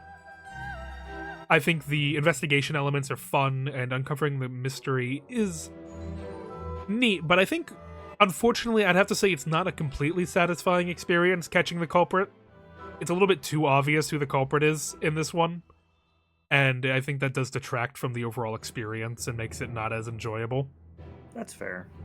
But the aesthetic and the charm of it really sell it, and if you've not played any of these games, I highly recommend you go out and give it a play. If not this game, the next game we're about to talk about definitely, because it's another reboot of it. That's a masterpiece. It's a sequel, because it's in the same universe. They talk about Boggy. It is, yeah, that's true. So I would recommend you play it, but for now, for Detective Grimoire Mystery of the Swamp, I'm going to have to leave it as average again, but I enjoyed it more than these, at least. I think it's a very fun game, and I think it's a very unique game. And it's not a series that not enough people give enough love. Next up, we have the best of the series. We have Tangle Tower. Now you may ask, why isn't it called Detective Grimoire? I want to know that too, because I didn't know it was part of the series until I decided to like play it randomly on my Switch, and I'm like, wait, that's Detective Grimoire. I know that guy. I haven't seen him in years. Because okay, so the Flash game came out in, let's say, like 2009. Then Mystery of the Swamp came out in like 2014, and then in 2019 they drop a new game just called Tangle Tower with no mention of Detective Grimoire in the marketing. So I picked it up, a mystery game, that looks fun, and I play it, and it says Detective Grimoire. I'm like, what? This is a continuation? And this is the best the studio has ever done. The animations are beautiful. I don't know if you remember at all, Evan, just how well done the hand-drawn animations were in this game. It was pristine. It's like I was watching a movie. Like that was painstakingly animated. Like it was like a Ghibli movie that's been hand drawn by a bunch of masochist animators. Yeah, fully voice acted too, incredible. like wonderfully voice acted. What was the lady's name? What was the which one? Shit, the assistant. The lady who appeared in the second game as like the souvenir seller girl, and then just tagged along in Tangled Tower. Sally? Sally, yes. Sally. Update my game to just chatting. Oh yeah, I can do that. Mainly did it just because I'm doing a giveaway for Of the Devil, Chapter 1 coming up, and I just want to promote it for people who are interested in the Of the Devil game. I want to make sure they see that this stream is doing a giveaway of episode 1. Yeah. Worst case closed. Criminal case, you mean? Criminal case. It's coming up. Okay, cool. It is on the list here. Oh, I see it. Yeah, it's right there. But that's why I'm leaving. Detective Grimoire is such a charming character. All the characters in Tangle Tower, especially, and in the previous games too, are very charming and lovely to speak to and get to know. And the mystery that unfolds, Tangle Tower might have the best dangling the answer right in front of you I've ever seen in a game. Absolutely, 100%. It like this. You know how when we play through mystery games, we always have like these wild theories halfway through. That like parts of them always end up being true, but they're never completely true. You know. Yeah. I feel like there is not a good chance, but there is a chance that you could come up with a schizo theory, like playing through the beginning of Tangled Tower. That's right. Because you have a lot of the information. It's displayed to you in such a crazy off-kilter way that you never think about it like that, you know? And the power of this game, what sets this game apart from pretty much any other I've played is the incredible setting. The setting goes crazy. It's so unique that you're in this house that two different families have been living in and fighting over that's so like weird and like it's like an Agatha Christie murder mystery set in the most insane like mansion. Like it's a house out of like Alice in Wonderland. Yeah, in the middle of like a beautiful like purple pink like lake. I concur. That's And canonical too. Like plays- it's like that's part of the story is that the water looks weird too. Yeah, everything that you think is weird about the tower is actually weird, and someone just hasn't brought it up yet, and it'll be relevant later. And it feels like a serious mystery with serious characters that is just like fantastical, like you're in a Ghibli movie, but like the characters, at least Sally and Grimoire, act like they're real people that are like, okay, this is crazy, right? Yeah, the character writing is really good because like I remember like some instances when you hear the people of the house talk about the victim, and some are like genuine disdain, some are like genuine sadness for it, and them grieving in their own. Like it's really well written. Yeah, all of the characters have a really, and I know you said the thing, you said the title. They have a really tangled web of relationships. Like it's not even the everyone's opinions with like the person who died. They're all different. And like I've never seen a mystery game talk so much about the victim. Like we get so much backstory about the girl who dies. And we learn so much about her and the other people through the mystery. Yeah, it's a go play that game. If you play any game in the Detective Grimoire franchise, I recommend Tangle Tower. It is seriously one like I recommend it a lot. I'll replay that one too. You want to play it again with me in the chair? That one? I'll play it. Well, we have some. Well, in that news, we need to keep our eyes out because they're releasing another game soon, Mermaid Mask. Oh man, the sequel to Tangle Tower. We are bogging. We're gonna get so bogged. It's a murder that happens on a submarine, like a hotel submarine, I believe. Like the captain that gets. Grimoire has to just be there, right? Like I can't imagine they sent for him. Apparently, they did send for him. How did what on a submarine? Yeah. I think there's another reason. Like I think there's like a reason he's there. Other than that, I think it's connected to the stuff that happens in Tangle Tower. It's like he was already investigating this submarine. Okay. Oh yeah. Because there is like a through line between. There's not really a connection to the original Flash game, but there's definitely a connection between the second and third. Yeah, for sure. So we have that to look forward to. They haven't done a release date, but it's supposed to come out this year. We're definitely gonna play that though. Yeah, we will. Next you up, play it with us, Tommy. I'd love that. Sure. It's very Layton. There are like Layton puzzles in it. I'm in. Next up, we're going to be talking about the Sherlock Holmes games, which I learned upon when getting the soundtrack that the entire soundtrack is provided by good old Kevin MacLeod. Who's that? Is that the guy who did the like Rolling Monkeys and all that stuff? No, he's all the like royalty-free YouTuber music, Yeah, like yeah. all the Van Oz. Yeah. So first off, the first game, Sherlock Holmes: Crimes and Punishment. I remember when this came out, I had that itch, being a younger lad after playing LA Noire, to want like a cool game. And I saw the trailers where you have the like the Mind Palace mechanic, and I remember liking it. And I will say, Crimes and Punishment does something interesting, as do the other games, where it's not linear in how you go about it. You can decide like who the culprit is through like how you investigate the case. There's like a correct answer and the rest are wrong answers, and that will affect the ending. And then as an extra bit, there's, even after you solve it as Sherlock Holmes, based on the situation, you can have Sherlock make the call on whether that person, like, does he help that person escape, or does he, like, make sure they get arrested? Because, you gotta remember, Sherlock Holmes isn't just, like, a cop for the Scotland Yard. He's kind of just a dude who likes learning things and then makes his own calls on stuff. He's just a fella. He's a crack fiend who happens to be good at solving mysteries. Like, his hobby is solving crimes. And doing it real good.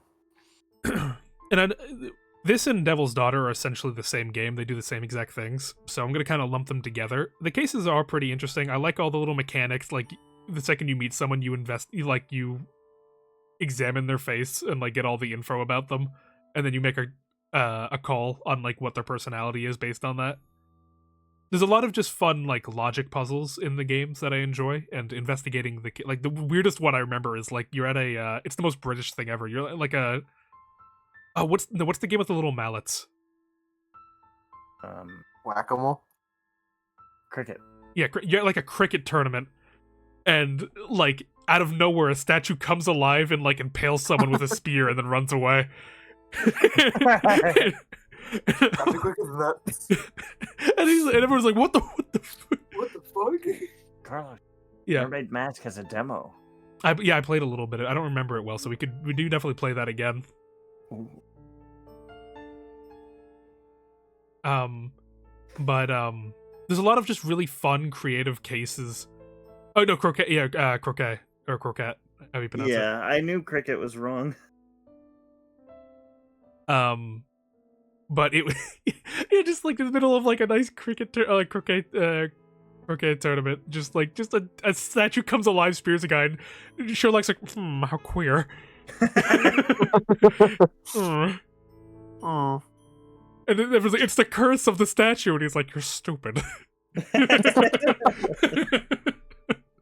I mean, like every Sherlock game, whenever anybody goes like, "Oh, it's like, some sort of unprovable like eldritch thing," he goes, "You're stupid." Until the one game where like Cthulhu game we played. Yeah. But I think both of these games are pretty solid. I think they're fun games. I think they're average. I put them high average though. I think they're fun games. I'd play them if you get the chance. Then we had Sherlock Holmes Chapter 1, which was made by the same people, and it's them rebooting the idea. It shows Sherlock as a young man living in what did they say the place was called? Some like Spanish equivalent island. And just him going through like his younger years. I don't like this one as much because there's a lot less openness to it. There is like, it really holds your hand on the mystery solving element. You don't really get to solve a whole lot. And they made it like an open world game too, so there's like side missions where Sherlock goes and beats up every gang member. Like it's just a young lad, he'll just enter gang dens and then kill them all. Like a psychopath. There's like only one good case, and it involved whether an elephant was a murderer or not. And that was a very Sherlock Holmes case. I liked it quite a bit, but I think this one's a definite step down from the other Sherlock Holmes games I've played. I'd put it like pretty low. I might even say it's like pretty bad. I wasn't a big fan of it. I didn't enjoy it as much as the other ones. Then we got Sherlock Holmes: The Awakening. That one was the Cthulhu Lovecraft one. That one, I can weigh in on this one because I played it. That game, I was expecting it to be worse than it was. I think I was cynical about like the Cthulhu parts. I thought they were just going to be like in your face, like ridiculous.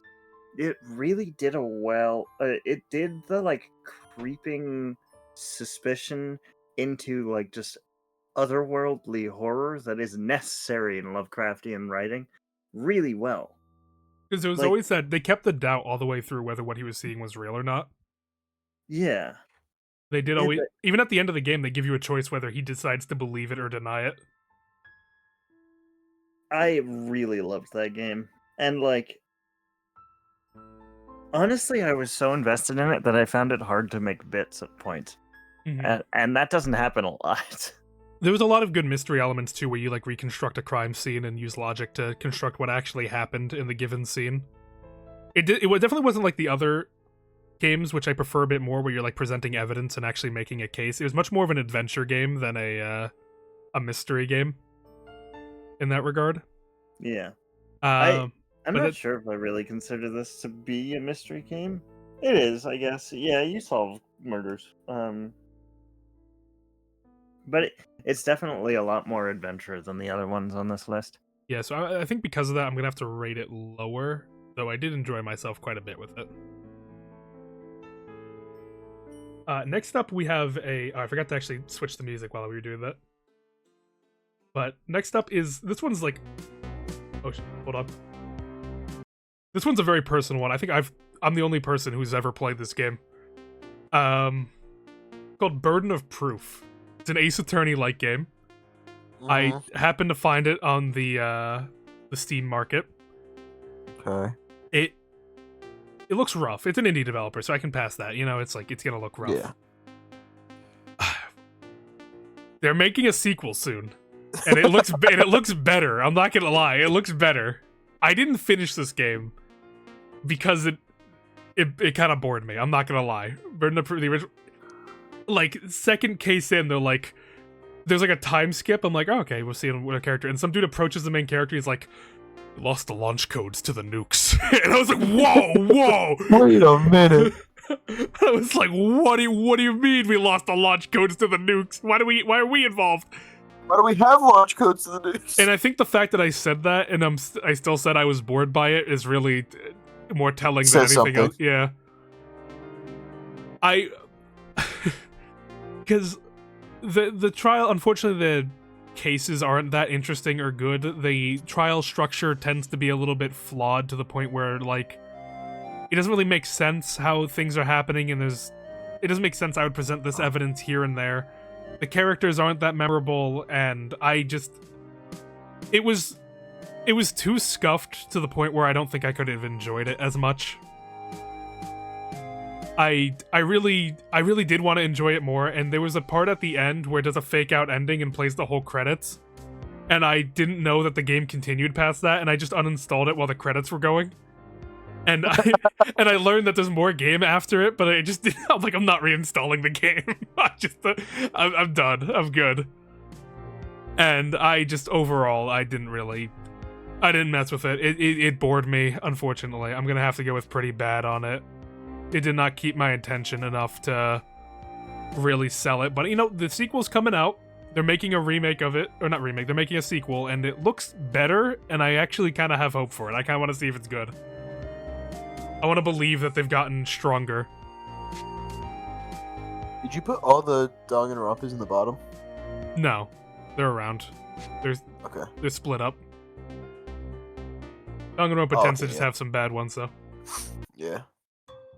Next up, we have a game called Case Cracker. It's similar to kind of a logic puzzle game. You're in a police database, and you're given very basic information about the crime. And then you need to search up terms that have to do with the crime, and you'll get more information by doing that. And you're given a set amount of questions at the start, like, who is the killer? Who is it?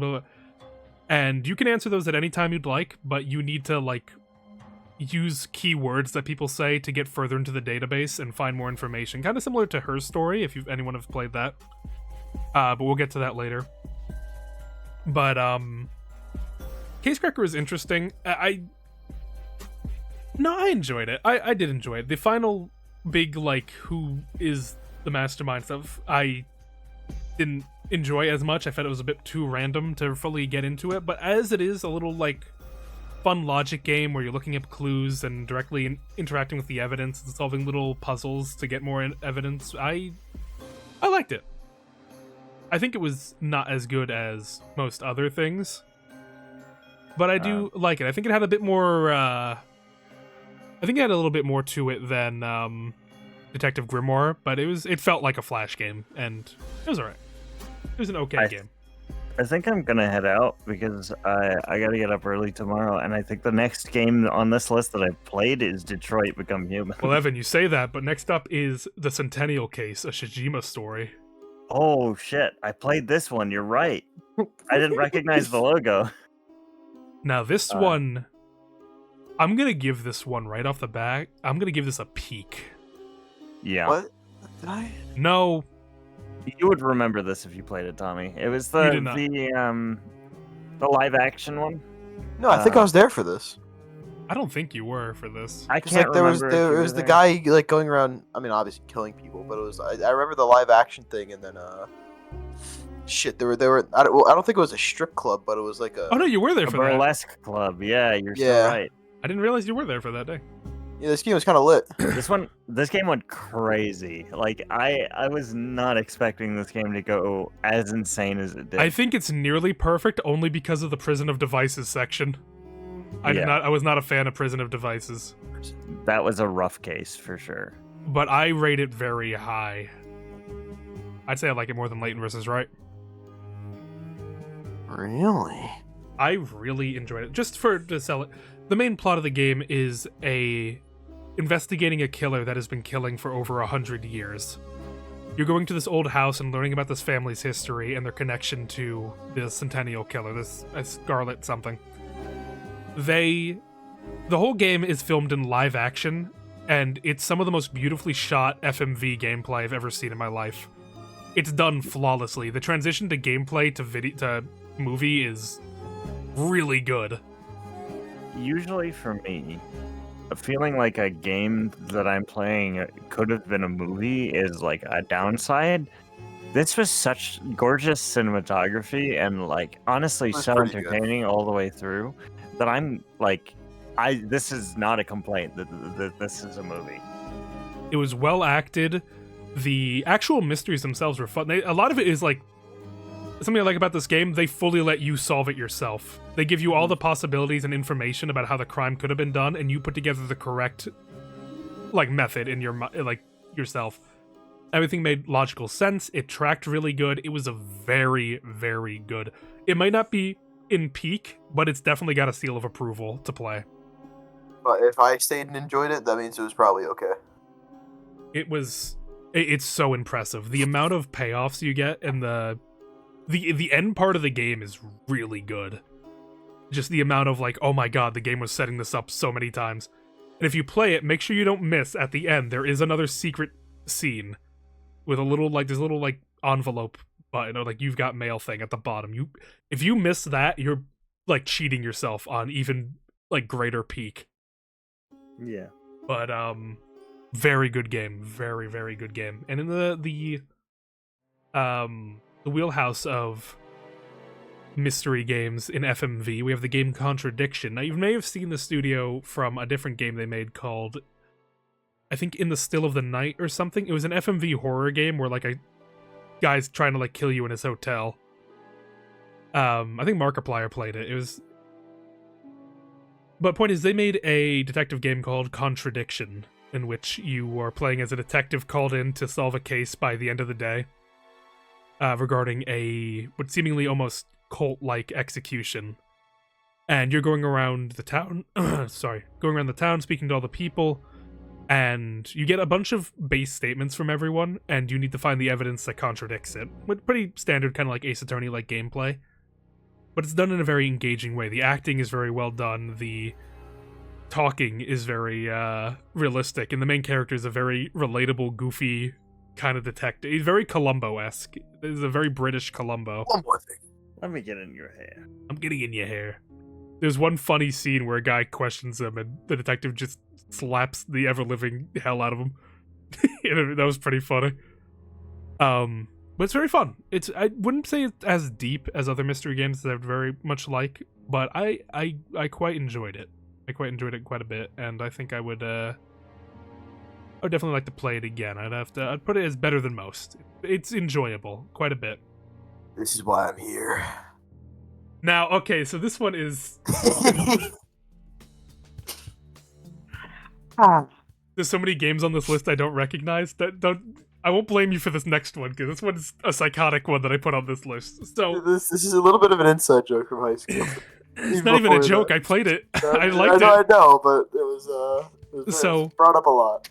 There's this game I played from middle school to high school, even like past that, but I haven't played it recently. It was called Criminal Case. My dad showed it to me because he knew I liked mysteries, and this game it's just a hidden object game, and you do that and you'd get stars, and you would be able to just like progress, like solving a mystery in it. It's just a mobile game, but I got obsessed with it. I played it like every day. I even like had like little cheats. I would like set my clock's time ahead so I'd have more energy to investigate the case better and like get all my like so I'd avoid all like the microtransactions. liked it because, as embarrassing as it is to say, the game had a pretty solid story. It had there were actually interesting arcs that happened in the cases that I found engaging, and I got sad when I found out certain characters died or certain main characters ended up being the killer. It was it's so embarrassing. I like it. I really did. It's it's so embarrassing to say. But it's really well done. I like the lore and the characters of Criminal Case and all the little people you meet along the way and learning they sometimes had actual grocery shopping. They used to call it grocery shopping because the first level I showed them was in a grocery store. I'm embarrassed about liking this game as much as it is, but it is a mystery game. It's going in peak. It is peak, yes. It's going in peak. That's all I came for. Good night, everybody. Yeah. I think I'm gonna go too. I'm sleepy. Yeah, no problem. Thanks for stopping by though. I love you. I love you too. You're so handsome. Yeah, I've played. So let me go through the ones that I've played on here. Yeah, give you a quick. I'm just gonna tell you where I would put them. Hermitage. We didn't really get a full impression of that game. I would put it in pretty bad, personally, because I remember it being very wordy and taking forever to get where it was going and not being particularly interesting even when it got there. But it was pretty fun playing it. It's not the shittiest game I've ever played by a stretch. Detroit Become Human. That's another one where I feel like I was more watching a movie than playing a game. But I have replayed that game 3 or 4 times, so I would be lying if I told you I didn't enjoy it. I would put it in better than most. Oh god, it's hard to read these. Next would probably be Obra Dinn for you. Yeah, Obra Dinn. Obra Dinn is, for me, at the top of nearly perfect. It's a very unique game experience. I don't know if I've ever played a game like it before or since. I think it's made a pretty big impression on me, and I love it. It's just so unique in every way that I can think of. The voice acting, the art style, just the way that you play the game, how you're kind of starting the story halfway through, and then you go back and go forward and jump between different scenes. It's just really suspenseful, and it grabs you from the first moment you're playing it, and it doesn't let go until you're done. Yeah, This Is the Police probably next for you. I still haven't finished that one, but I don't know, that being a mystery game. I count just the murder, the actual investigation cases where you have to put logic together to solve This game is fun. I just got to the Robespierre part. And I think what I like about This Is the Police more than the gameplay is just the general vibe of it, of being a guy who is just so done with his life and his job, and is just so tired and doesn't take anything seriously because he doesn't give a shit. Very powerful. But the second game, haven't played it yet. Will play it. Tyrion Cuthbert is easy peak for me. Maybe because it feels like just one of those games that was made for you, because I love Ace Attorney and I love D&D, and this is probably the best Ace Attorney. This isn't technically an Ace Attorney fan game, but it's very clearly heavily inspired by Ace Attorney. It's the best written non-Ace Attorney game I've ever played. It throws you into what is very clearly a custom D&D setting, so seamlessly. You never feel like you're lost, they'll introduce new concepts to you, and you'll understand them so quickly, and then by the next case you won't even question that they weren't there before. The setting is so seamless, and it's so deep and full of life, and the character writing is incredible. I love pretty much every character I can remember from Cuthbert. That's fair. Yangtze, this is kind of a fresh one. It was very good. The ending case was one of my favorite final cases in any game I've played. I will say that the game did kind of end suddenly. Yeah, it was very abrupt. Yeah, the ending is abrupt, but the ending is very good. I would put this like on the back end of what's before peak? Almost Perfect. Almost Perfect, yeah. The back end of Almost Perfect for sure. Fuck Yuri. That's all I remember from Paradise Killer. I have started Disco Elysium, but I'm nowhere near the end, so I'm not going to bother saying anything about it. Did I play Unheard with you? I don't think so. That was the one. It's the one where you have to rely on sound only to solve cases. Like you have like a top-down perspective. No, I didn't play that one. I'm surprised. I tried that Murders in the West thing with you. Yeah. We didn't give a whole lot of time to it, but I remember it being fun. I'm not really sure where to put it. I would probably put it in Need to Replay because I just don't remember it a whole lot. Lila, that's another one like Oberdin, where like it's such a unique experience. I'm not really sure how to compare it to other games. Oh god, there's Outer Wilds is another one of those. It's so, I don't know. It's like a game that's not really made for me. I enjoyed it because it was a really unique experience, but like the surreal psychological horror stuff isn't usually my vibe. I would put it in better than most. But I recognize that that's because it's not really my vibe. Of the Devil, we've only played the prologue case, but I can't remember the last time I was this excited for a game. Actually, I can. It was probably Tears of the Kingdom. But that like that's pretty big if you're comparing it to like a major Nintendo release. I just think about this game randomly throughout my day, and then I check the Steam page if like they've updated anything about it all the time. I love the art style. The writing just feels like someone from 2025, like a Zoomer writer, just went and watched every good noir movie, every like Humphrey Bogart movie ever, and was like, how can I fit this into a cyberpunk setting? And because it feels like both very cyberpunky and also very like authentic mystery, you know, at the same time. And it's doing something different than most other mystery games, but I don't want to spoil the real specifics of the Devil for anyone who hasn't played it. Outer Wilds is peak for sure. I think Of the Devil, it's not in Need to Replay. It's more like I want to play the full game before I give a full opinion.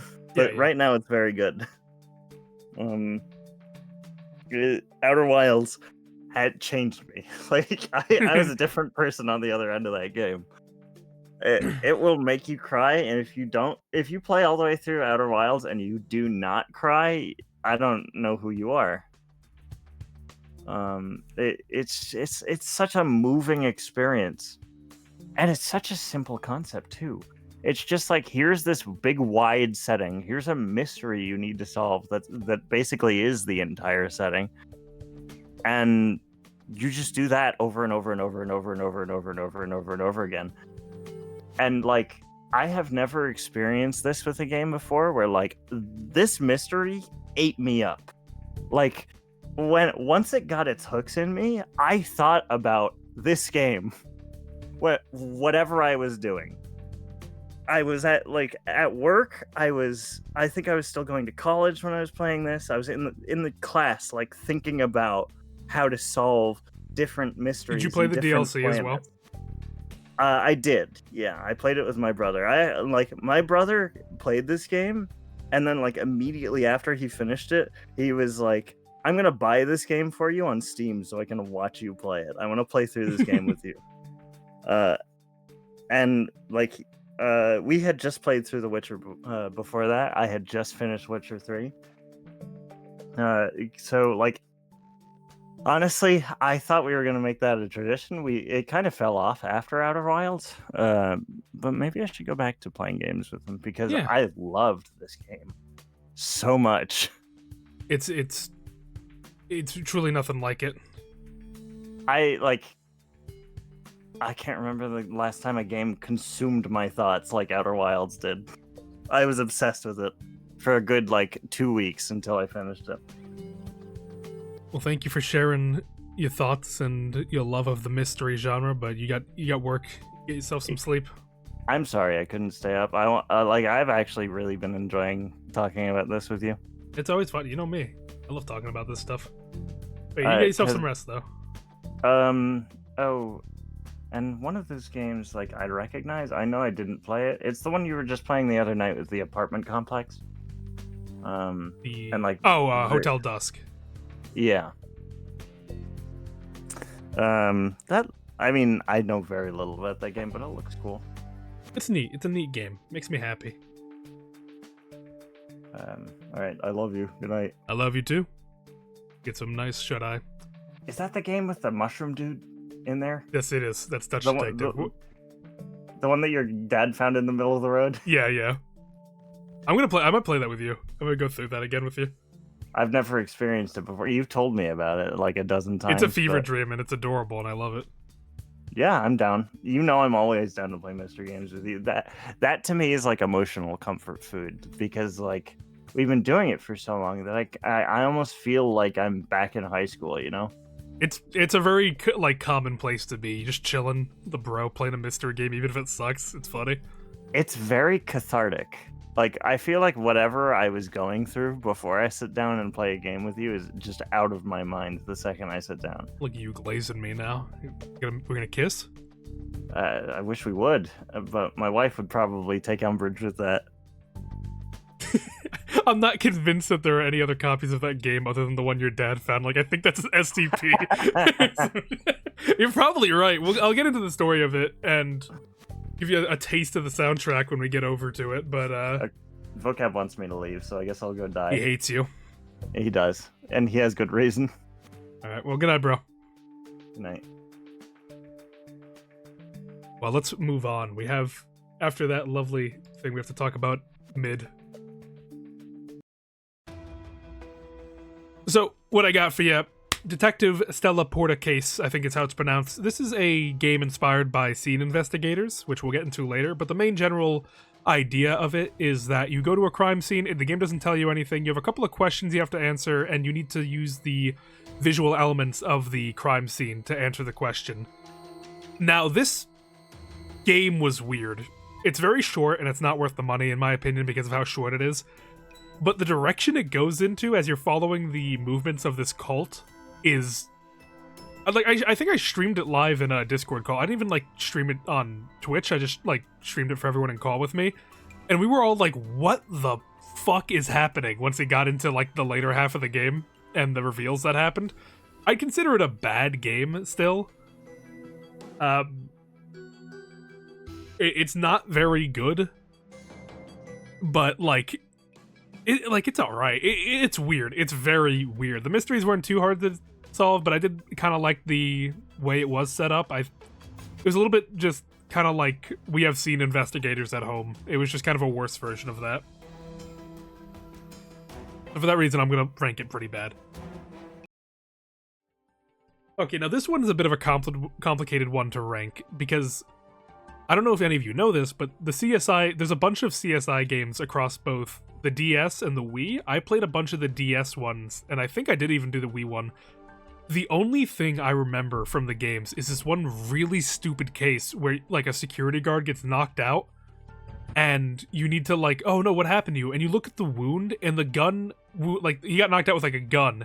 And instead of it being, the hammer of the gun knocked him out, it's the entire flat of the gun against his head, the imprint of the side of a gun in the back of his head. And that's the only thing I remember of it, and I want to replay all the CSI games, because I think it'd be really funny to go through those again and see how, awful they are. So I'm gonna put that one on CSI for need to replay. I think I might do a CSI marathon at some point and like solve all of them. But I remember like just the imprint of the gun in the side of his head. It was the dumbest thing ever. Next up we have French Crime. Technically another live action game. This one's very... I'd consider it more like a quiz than anything else. You kind of get presented with a case, and then you get presented with evidence, and then it asks you a bunch of multiple choice questions of like, who did this, and you just need to be paying attention to what you're seeing, and then you can get it right. It's just asking you a bunch of questions to make sure if you're keeping up. But there's a lot of little weird charm in it. Like every suspect you have, you can open up their profile, and it shows their Spotify playlist. And they're all like real songs, and it like it links to like an actual Spotify that the developers made of the characters. And because of that, I think it's kind of neat in that way. You like are slowly solving the case and doing little puzzles as it goes. But by the end of it, then you get into a bit more of the interesting work where you need to collect all the evidence that does like convict the person you're trying to get. And it doesn't tell you what evidence you need. You need to go back through all of your notes and all of that and like choose and pick which evidence you'd like to present in the final case, and then accurately give the charges and all the... There's a lot of interesting, it puts it in your hands kind of storytelling that I find very fascinating. And I'd say it's not like... I think it's better than most. I actually have quite a lot of fun with it. I quite enjoy French Crime. Okay, now I'm gonna get sad, because we're gonna have to talk about Dark Dreams Don't Die, D4. Now, let's show of hands. Has anyone ever heard of the very famous guilty pleasure game, Deadly Premonition? It's a very, very well-known game for how janky and bad it is. A lot of people have played it, a lot of people have made fun of it, but it's a cult classic kind of game. People like how janky it is, and how weird the story is. Well, this is a mystery game made by the guy who made that game, and because of that, I had the unfortunate experience of playing it and absolutely falling in love with it. It was a sort of work between him and the creator of Deadly Premonition and Microsoft, and it was a game made to be used via the Kinect, so you already know it's already going to be, like, janky in that way. It's a Kinect-based game. It is about a Boston cop who was shot in the head and forgets all the events regarding his wife's death, other than the fact that she asked him to find Dee before she died. So he's been spending his life trying to find who she meant by Dee, using a power he got which allows him to go back in time using, like, mementos and objects that people care about. And the game follows a recent case where a drug smuggler that has to do with his wife's death went missing off a moving plane in the middle of the air. And you're investigating how he did that and how that was accomplished. And the game is filled with such charm and character and just funny, goofy fun of just this dude doing a really bad Boston accent trying to solve cases. And the characters are fun. The game has some of the best fight scenes I've ever seen in a game before. They're all QuickTime events, but all of them are so beautifully goofy and crazy that I can't help but love them. It's so just charmingly dumb and beautiful in all the ways that it is that it's my favorite game of all time, and I can't recommend it to you because it was meant to be an episodic release. We only got one episode for it, and it ended on a crazy cliffhanger, and then the project got canceled. And there's nothing left. The game's not getting made anymore. The creator doesn't want anything to do with it because it had to do with Microsoft. And I'm left in just a hellish limbo of never being able to have any conclusion with this game that I fell in love with so much. It was like a game that spoke to me, and they killed it, and I'm mad. I'm really mad about it. Because it's so weirdly charming and dumb and funny and interesting with the story and the presentation and how they decide to do it, and I just I love time. I miss my Boston time traveling detective. It was my favorite Boston anime. I miss him. I want him back in my arms. I want to give him a big old smooch on the face. He deserves it. Also, is my model not moving when I'm talking? Why is it not moving? Why is it not moving? Oh, 1 second. Why is my Fugi tech not fuging? Hello? Where's my reactive PNG? It's not reacting. Am I crazy?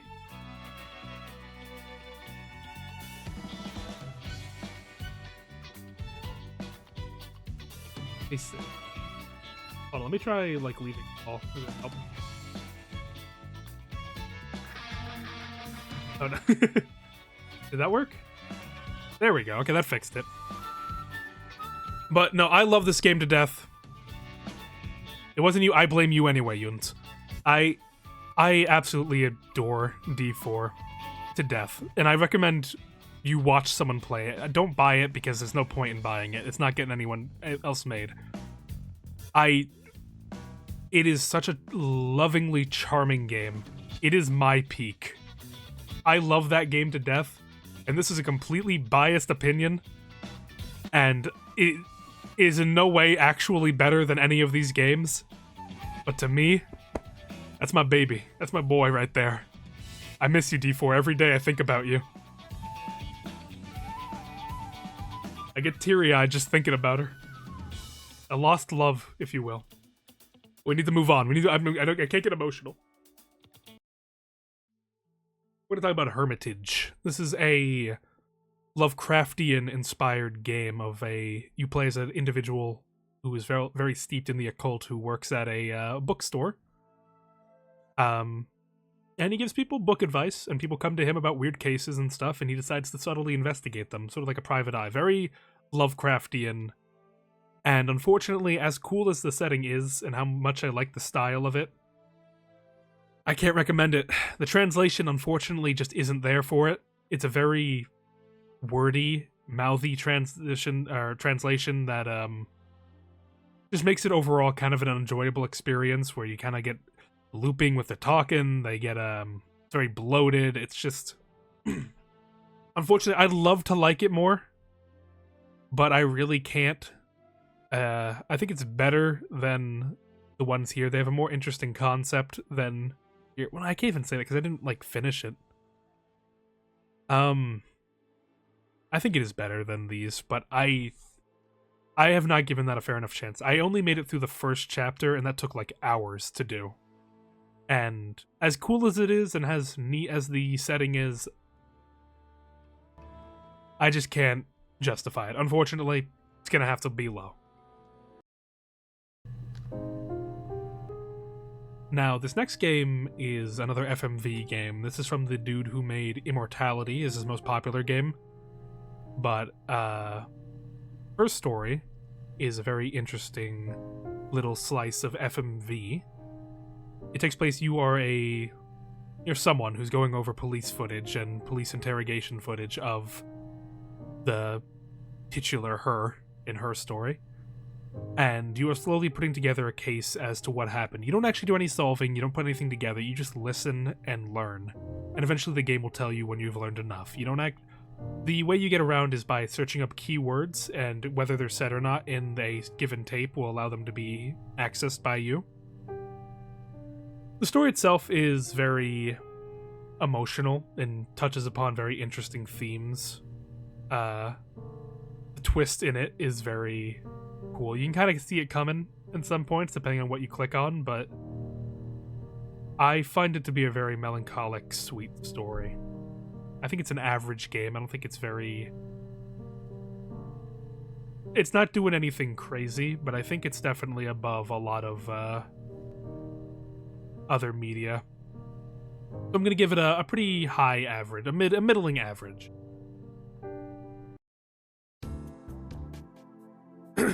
Hotel Dusk. Now, this was a game I've been meaning to play for a while. I've always heard about it as a cult classic. Came out for the Nintendo DS. It's what I'm playing the sequel of it right now, Last Window. I didn't put it on this list, though, because I'm currently playing through it. What's there to say about Hotel Dusk? It's a very interesting... It's not very much a mystery game. You do have choices, and you do need to use logic and information to put them together.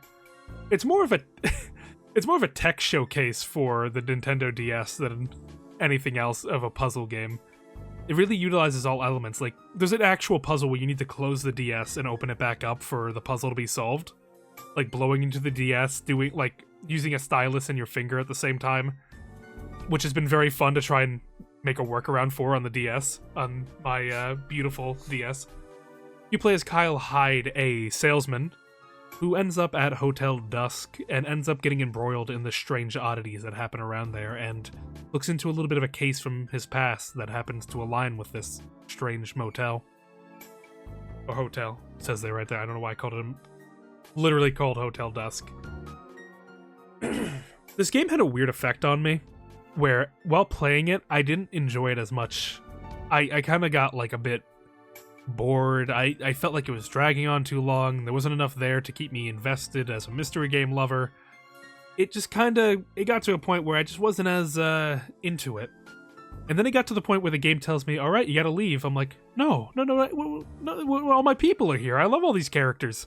I don't want to leave them. I didn't realize how much I loved all of them until I had to say goodbye to each of them. And I don't think a game's ever done that to me before, because usually if I like a character, I like them all the way through. But this it messed with my head a bit, I'm not gonna lie, where I'm like, oh man, when's this gonna end? And then I'm like, no, I don't want it to end. I don't want to leave Hotel Dusk. I don't want to leave all these people. I got to know them. I got to like them. But, I like it quite a bit. I think it's a very unique game. I'm gonna have to give it... It's not exactly what I would want out of a mystery game, but I think it's better than most. I think it's a very much a better than most kind of game. And I do recommend you'd play it if you can. Preferably on an actual DS and not emulated and suffering as I had to do. I mean, I played it on a DS, completely legally. Nintendo. Next up, we're gonna have Detroit Become Human. Is this really a mystery game? No, it's not. I'm reaching. I wanted to just fill out the list a bit more. Detroit Become Human, I think everyone generally knows about it. Choice-based David Cage game. That I think is probably the company's best work. I liked it quite a lot. I think it's probably one of the best choice-based games out there in terms of like actual choices matter and how many deviations and variations of your choice can affect the story. But at the very least, from the Connor story, if you're not careful and you don't investigate correctly, you can miss out on the best ending. And I think that deserves a little bit of acknowledgement that like you need to properly investigate and collect evidence, and then it gets you to a point where you need to actually put together where the location is based on the evidence you've collected. I think that is important. But I'm gonna be honest, I'm reaching here. It's a reach. It's a good game. It's a good choice-based game. I'd say it's definitely a better than most kind of game. It's a good game. It's a very good game. I'd recommend playing it. If you like choice-based game, give it a play. I'll put it at the bottom of nearly perfect. There's some elements about it I don't really like exactly, but you do. Now, Kona. I don't know if anyone's heard of this one. This one's more of like a walk-around, explore kind of game. Well, by these standards, you're clearly missing Life is Strange. Life is Strange doesn't have any mystery elements to it. Be a cold day in hell before I consider Life is Strange a mystery game. Kona is a bit of more of a walking sim than anything else, so you do kind of... There's no, like, solve it moment or anything, but you are learning about the mystery of why this small Alaskan town is abandoned.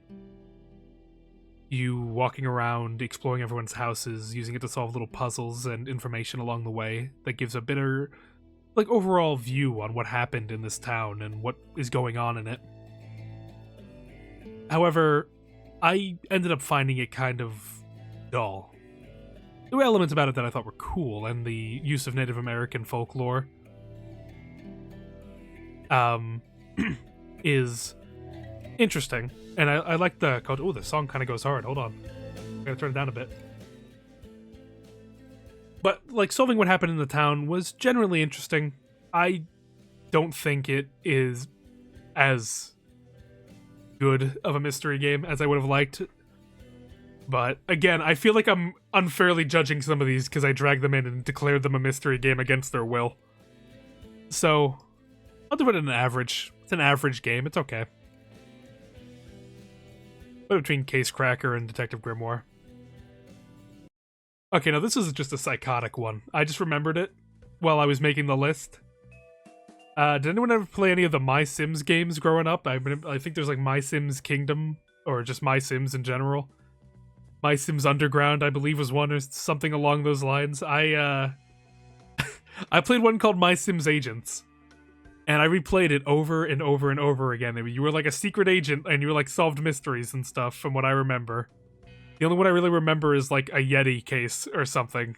I don't remember it as well. I might need to replay it on stream just for the nostalgia's sake. It's not a mystery game. What am I doing?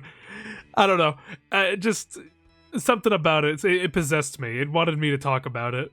I haven't thought about it in years until now, and gives me an excuse. I remember loving it as a kid. I remember it ending like really weirdly, where it like kind of just ended in the middle of like the rainforest or something, and nothing really happened. But you know what? I'm putting it on the list. You can't stop me. It's my list. Oh boy, we're almost there. We're getting through them. Got a couple of jobbers in there, but we're getting through them. You're burning all your credibility as a mystery enjoyer with some of these. Hey, listen, when I replay it and it's like peak, we'll see.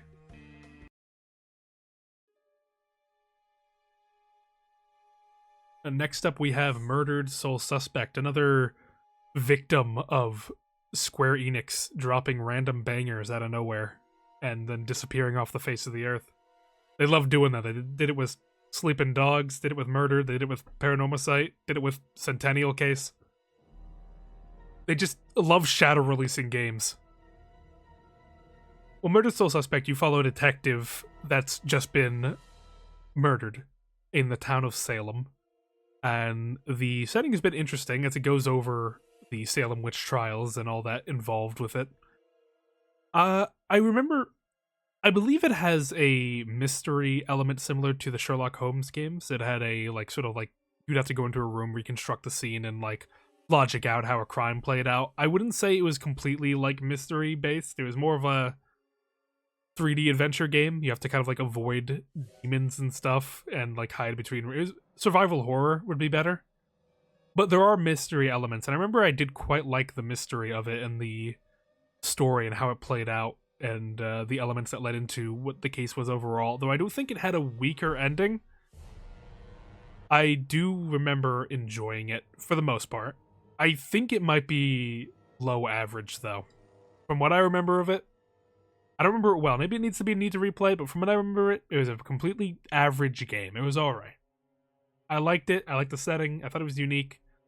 But overall, I think as a mystery game, fairly average. See, now we're going to get into a bit more of an interesting game. If you like doing voices for characters, and you like a nice atmosphere and a relaxing time, then I think Nightcall might be the game for you. This game, you play as a taxi cab owner in France, and you are being framed for a crime. And they give you a week to find out who the culprit is.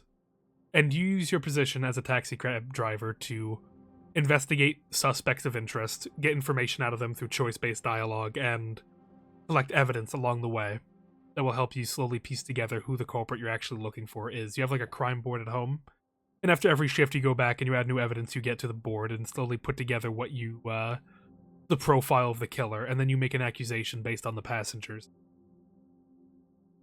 This game's not only good because of the passengers and the people you pick up, like the important ones, but you know, you still need to be a normal cab driver, so you pick up random people, and the stories and the deep interconnected universe of it is really well done. The writing is top notch, and getting to look into each of your passengers' lives, and you can pick them up multiple times and get multiple like follow-ups on stuff you've heard from them. The game ends up just being a very cozy taxi cab simulator after a bit, with the mystery game being just a bonus on top. And I quite remember I like putting together, I like hearing all these stories and which parts of it are relevant and what parts are unimportant, and then putting together the crime board and trying to solve the case. It's very nice. It's a very pleasant game, and if you like doing voices and like a nice chill aesthetic, I would recommend Nightcall quite a bit. I would consider it better than most. I enjoy it quite a bit. Now, it's been a while since I've been mad on here. Danganronpa is really where we left off on the dislike. But here's the biggest disappointment I've had last year. Nobody Wants to Die. You may have heard of it. It's a cyberpunk. Yeah, I'm gonna just put it in the dirt immediately. Do I put it above? Let me talk about it first. Yeah, it's better than the other games. You know what? No, it's the worst. It's the worst in dirt. I'm gonna say that outright. Nobody Wants to Die is a cyberpunk detective, quote-unquote detective game. In a world where everyone is essentially immortal. And the person who invented this immortality is killed in a brutal way, and you're solving the case. The game is entirely style with no substance whatsoever. It is completely a waste of everyone's time to play. It looks beautiful. It sounds beautiful. The art direction is immaculate, and the setting is very interesting, but they do nothing with it. They tell the most bland, uninteresting, and contradictory story I've ever seen in one of these games, and it gets praised on Steam. I saw the reviews for it. I couldn't believe we played the same game. There is nothing to enjoy other than the graphics and how it looks. It is a dangling key of a game, and it makes me very upset. I cannot stand Nobody Wants to Die. It is such a waste, and it has such an asinine choice-based system that has only one choice matters, and it's a choice that doesn't make any sense, and it doesn't carry the narrative in a correct way that complements the story it's trying to tell. The themes that are at play here don't matter. They say they matter, but in the end, all that matters is that the story that they told got told, and the theming and the point of the entire process be damned. I have never been more disappointed in a game than Nobody Wants to Die. I had very high hopes for it, and I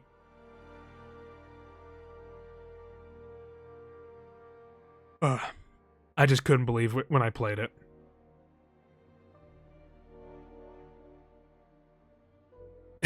I only heard the description of all it has are good graphics, it's dangling keys of a game, immediately thought Nobody Wants to Die. Exactly. Luckily, not only did you not have to pay for it, but you saved some other poor sod from having to play it. That's true. I hope that my review of it that I left on there saved at least one person. That's all that matters to me. It saved one person. But we're talking about it's kind of funny to have this set up this way, because now we get to talk about the Obra Dinn. And I'm gonna go right off the bat, and I'm gonna place it.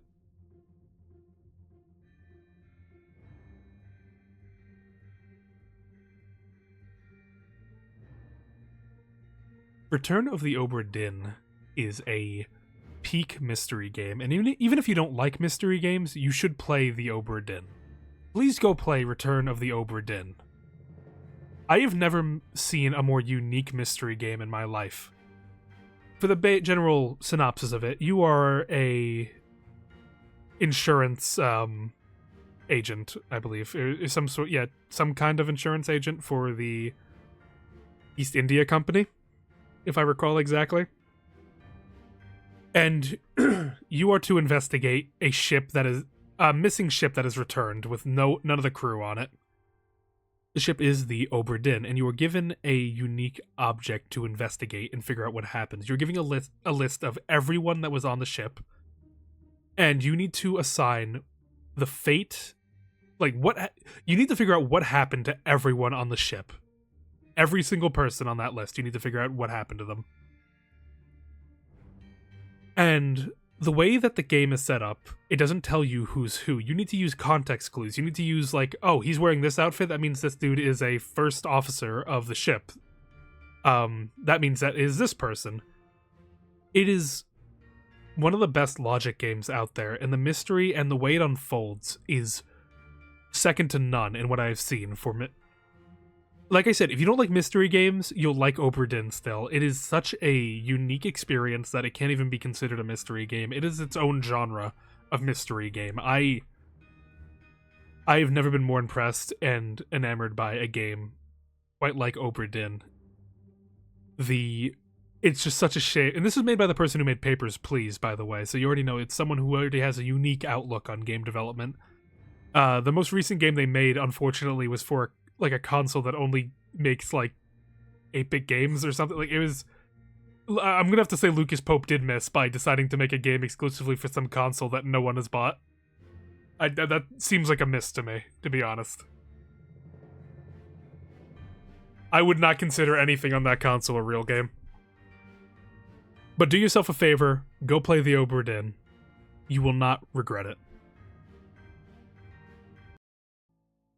Next up, we got a jobber game here. We got Agatha Christie's Hercule Poirot, how do you pronounce it? The First Case. This is his origin story, his first case that he worked on. Now, if you don't know who this character is, this was Agatha Christie's version of Sherlock Holmes. This was he got like Sir Arthur Conan Doyle with his Sherlock Holmes. She had Hercule. This game plays similar to the Sherlock Holmes games. It's a lot more bland, more of an adventure game. I didn't enjoy it too much when I played it. I don't even have a whole lot to say about it because it was very forgettable. Actual gibberish. Yeah, I'm just yapping. My throat's going. We've been streaming for a bit. I might have to put this in pretty bad. I didn't... Paru. There we go. I didn't like it very much, though. I liked it more than Hermitage, but not a big fan. Okay, I feel bad because I'm talking about jobber games, and then I'm about to get into an even jobberier game. So Guilty Party was... I find it a very funny game because Disney thought this was really going to be like their game franchise. This was going to be their Mario Party. It's a mystery Mario Party game where you're all competing to solve the case before anyone else in the game. It's a multiplayer Wii game. I played a lot as a kid. I don't remember a whole lot of it. You did miss Criminal Case. I did not rank Paradise Killer yet, no. Guilty Party was... It's such a... The only thing I remember about it is that there was a manatee named Hugh, and that was the whole joke, is that, like, he went missing. It's like, where is humanity? It was... It's a jobber game. It's such a... It was ass.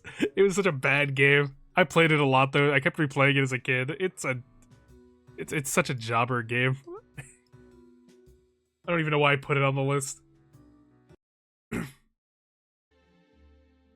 I find it funnier that it failed as a franchise more than I actually enjoyed it as a game. Next up, we have Immortality. Now, this was an interesting game from the creator of Her Story, the most recent game from them. This follows you investigating what happened to an actress who made... She was a very prominent... Well, she actually wasn't... No, she was an actress, but none of her movies ever came out because something always weird happened. And you're going through the behind-the-scenes footage and going through every bit of each of those movies, which are all fully fleshed out movies, and figuring out what happened based on the behind-the-scenes footage and the actual film itself. And I found it to be a very engaging game, especially when I realized how to actually play it. There's a little bit of a trick to it that gets you something extra as you play. More of a psychological horror game than anything else. It delves into a lot of interesting topics of religion and the movie industry and just corruption in general. And it ends in a very fun way too. I'd relate it kind of similarly to Who's Lila. But if you haven't played it, I recommend, if you like FMV games, to give it a shot. I would say it's better than most. I enjoyed it quite a bit.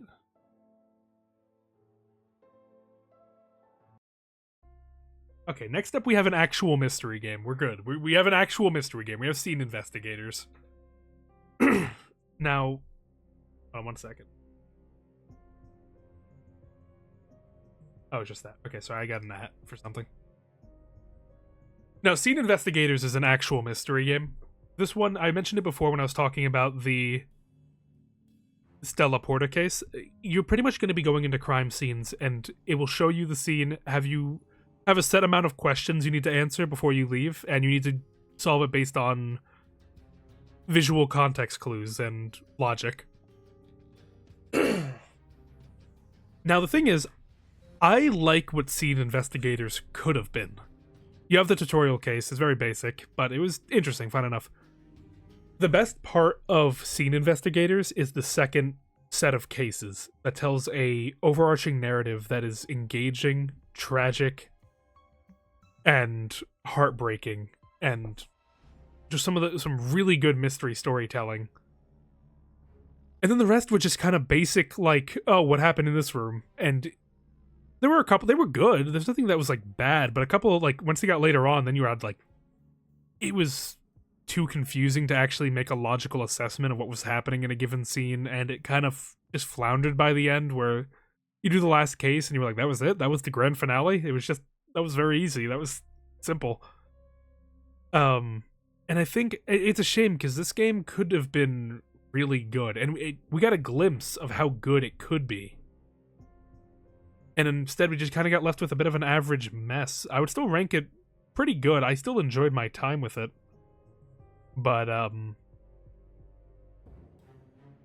not as much as I would have liked to, I think. I think I might have to rank this between the Sherlock Holmes games. I did like it. There were, even the cases that weren't part of the overarching story, I did enjoy. I thought they were cool. I thought they were neat little cases.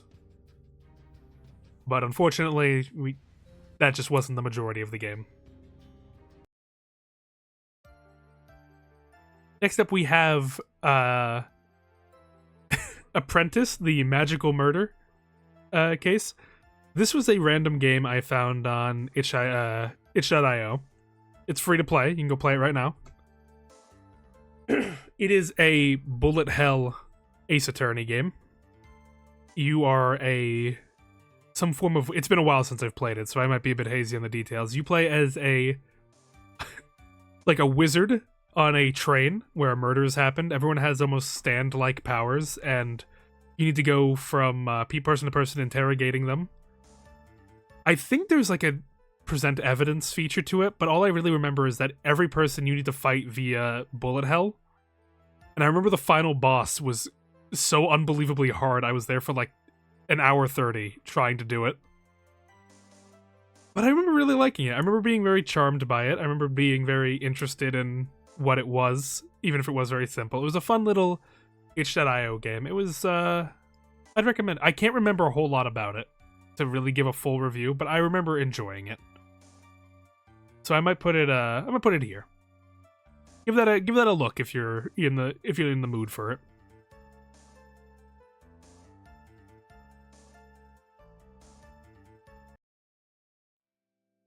Next up, we have Judgment. This is from the creators of the Yakuza games.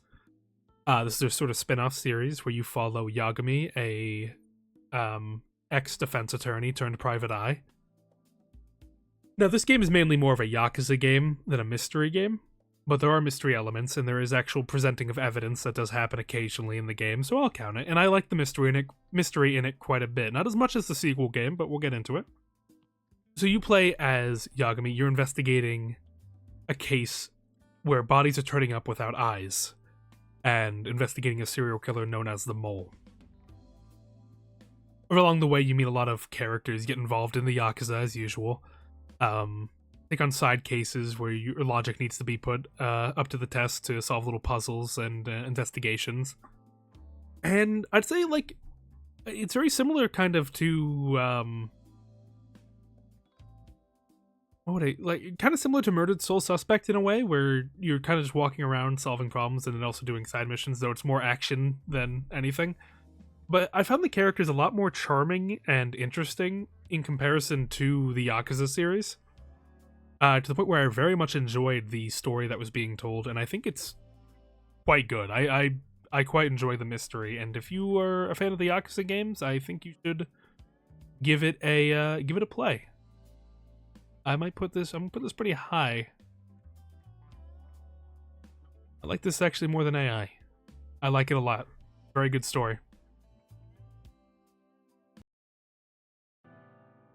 Next up, we have its sequel, Lost Judgment, which I think improves upon the formula in every way. This one's setting is more of a impossible crime. Some dude gets the game opens and some dude is like gropes a woman on a train, and he goes to he gets arrested, gets sent to court, and he gets locked away. The next day, footage gets released of the dude this would have happened at the same exact time of the groping, of this dude executing a man, just straight up walking over, blasting him in the head. But it's impossible. Like, he couldn't have done it based on the alibi of him getting arrested. And it's you investigating and going over this case and trying to figure out what exactly happened and how he pulled it off. And the story and themes that they delve into here are very, very dark. They're very, like, relatable. And not the sense that it happened to me, but in the sense that, like, you can understand and empathize with anyone in the situation that these people, of the themes that they go over. And it does it in a way that is just very, very engaging and left me wanting more. And when you put together, there's a part where you do actually investigate and you go to court and you put together how the crime was possible. And I was very impressed by it. I think, especially if you like Yakuza games, play the original Judgment and then play Lost Judgment. Both, I'd put it as nearly perfect, actually. I very much enjoyed Lost Judgment. Next up, we have, from the creators of Scene Investigators, we have Payne's Creek Killings. This one's more of a puzzle game than a mystery game, but there is a mystery you're solving overall. It's been a while since I've played it, so I'm a little bit shaky on the details, but I believe you're investigating both a string of murders that happened in town and trying to find the detective that came here to investigate. I believe the town is, like, abandoned by the time you get there. So the game gives you the entirety of the town to search, and you slowly begin to learn the ethics, or just, like, what happened in this town, getting more information as you go, using visual storytelling to get together, and a little bit of horror with some of the scenes that happen in it that genuinely scared the ever-living shit out of me when I played it. But I remember walking away from it being very impressed with what they're able to do with it, and that's why I was so excited for Scene Investigators, and I saw a little bit of that Payne's Creek killing magic in Scene Investigators in some of the first 3 cases.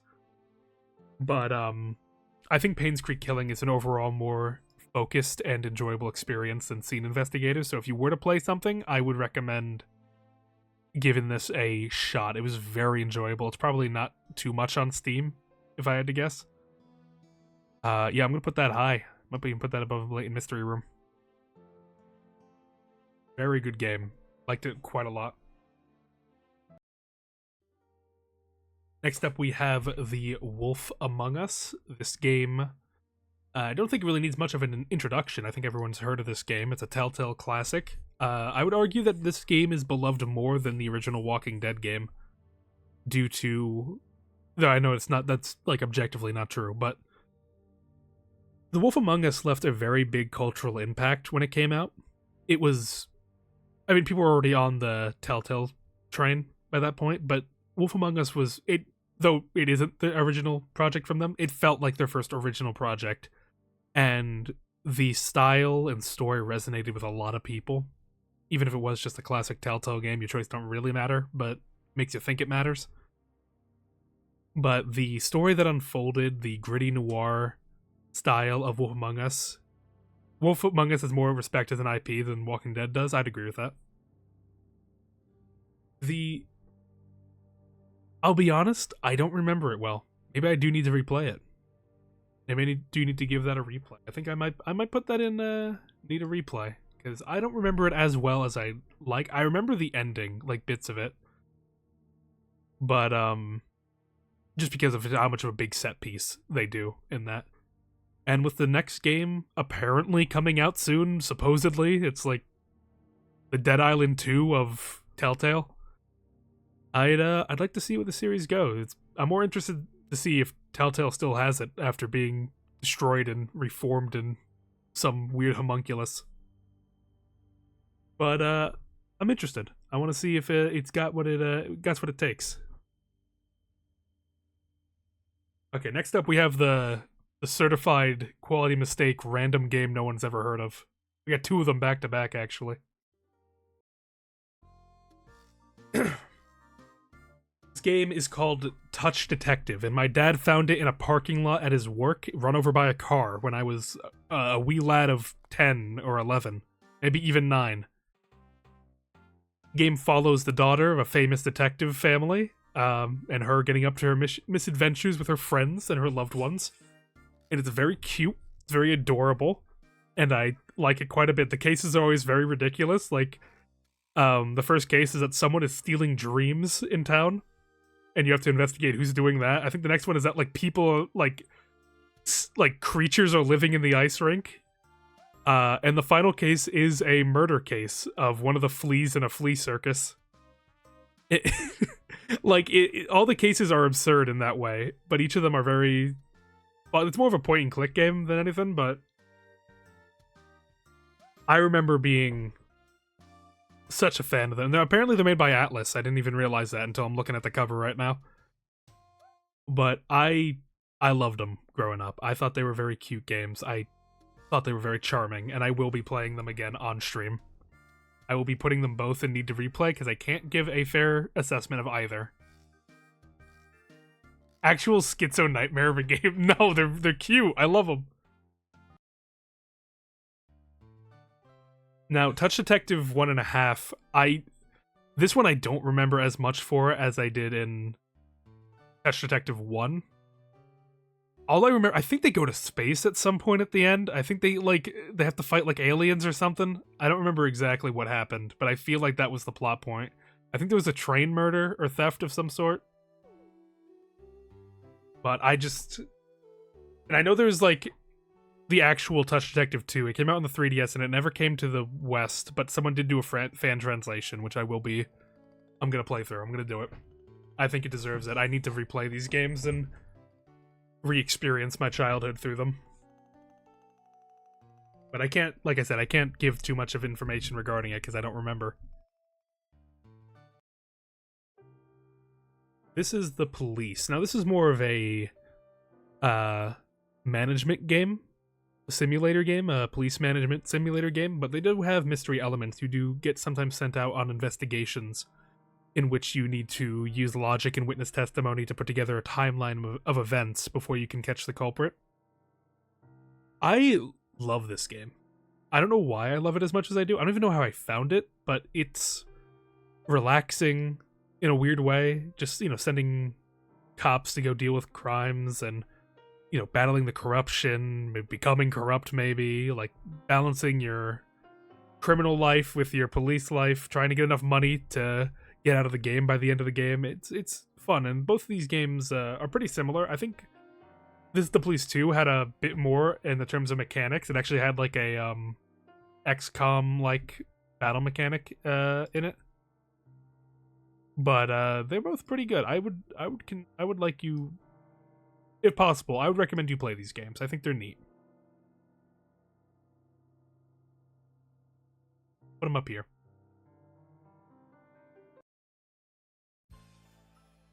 Now we can start talking about some Peak again. We gotta talk about Tyrion Cuthbert. I would consider this probably the best Ace Attorney-like game I've ever played.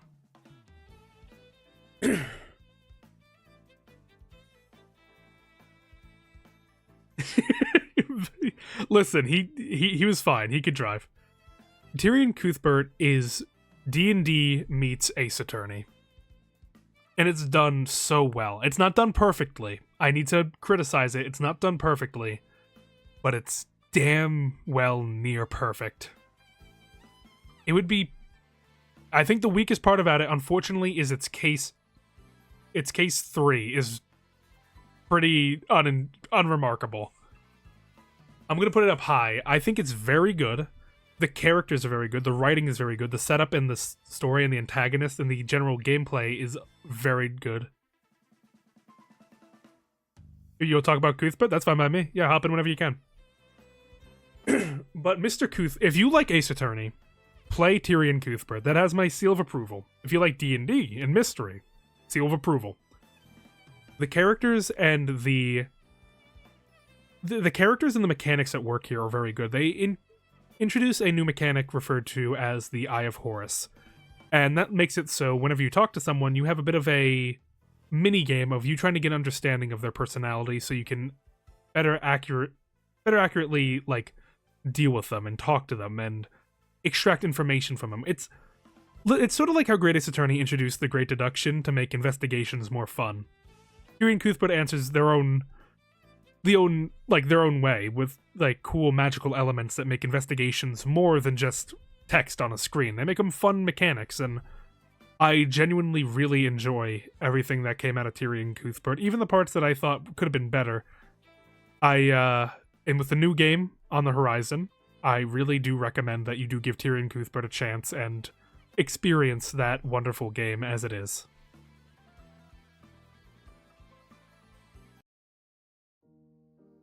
All right, next up we have another Carlos game no one's ever heard of experience here. We got Get Even.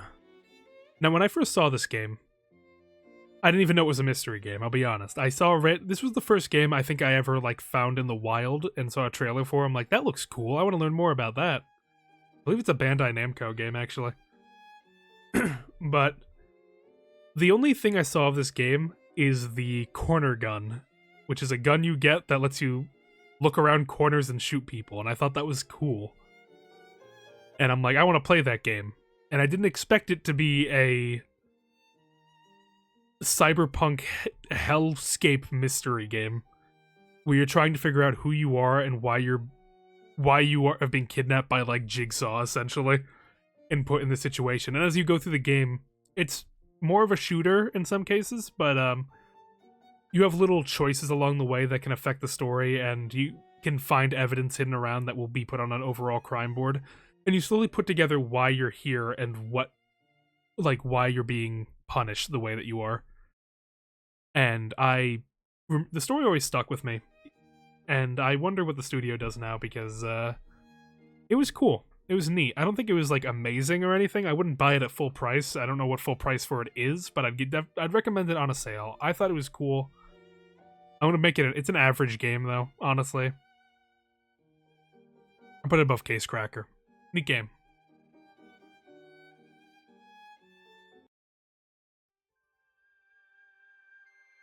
Now this game, fans of the channel need no introduction. This is Murders on the Yangtze River, an Ace Attorney-like game set in 1900s China, turn of the century. And I like it. I do like the game, but it's got a good bit of flaws. One, the translation is not perfect, and it leads to a lot of awkward conversation and dialogue. Not to a complete detriment, but it's noticeable. 2, I think the game's a bit rushed by the end. I think they kind of hurry to get to an ending and sort of don't fully explore all the topics they want to explore to lead to a satisfying conclusion. I think it feels like it's setting up another game, but I don't think it did it the way it would have liked. And I feel like we kind of just get put into a bit of a... It makes the final case feel a bit rushed and not as enjoyable as it could have been. And that's pretty much my downsides for it. Moving on, we have beautiful music, we have beautiful art style. The respecting of player intelligence. There's a lot of stuff they dangle in front of you and don't tell you about, and it's up to you whether you notice them or not and how it affects into the mystery, and I appreciate that a lot.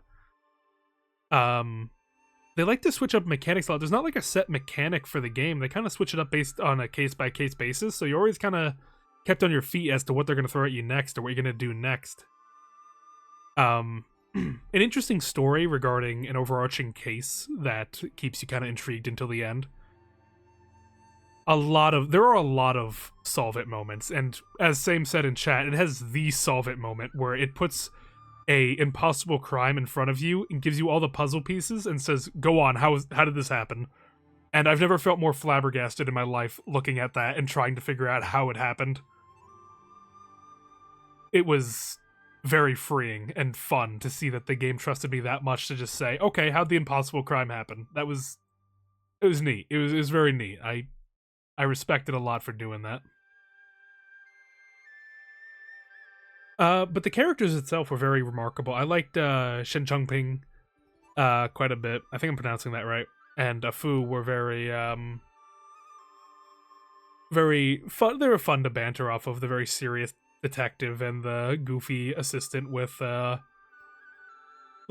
inventor dude. And it was also very interesting. They had a lot of historical references in the game itself, like referring to certain ironworks and processes and events that happened during this time period. It was very interesting to learn what was going on during turn of the century China at the time, and even going into how the developers decided to take certain cultural elements and let it inspire the mysteries and the cases. And it was fascinating to get to see what, I guess, just it's fascinating to see a studio so happy to share their culture with people outside of their country. It was really fun to get to learn about Chinese culture and certain elements that had been completely unknown to me. And for that, I think it is better than most. I don't think it's nearly perfect. I think it could have used a lot more work to make it really elevated, but I do like it quite a bit. I'm going to put it right below AI. Now, I'm just going to let the music play for a second, let it speak for itself.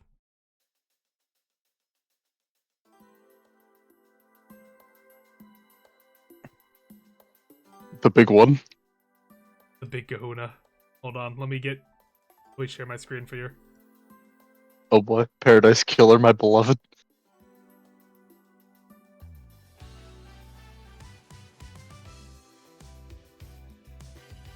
Oh, the soundtrack.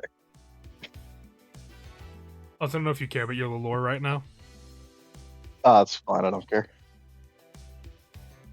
I'm just hopping in for Paradise Killer.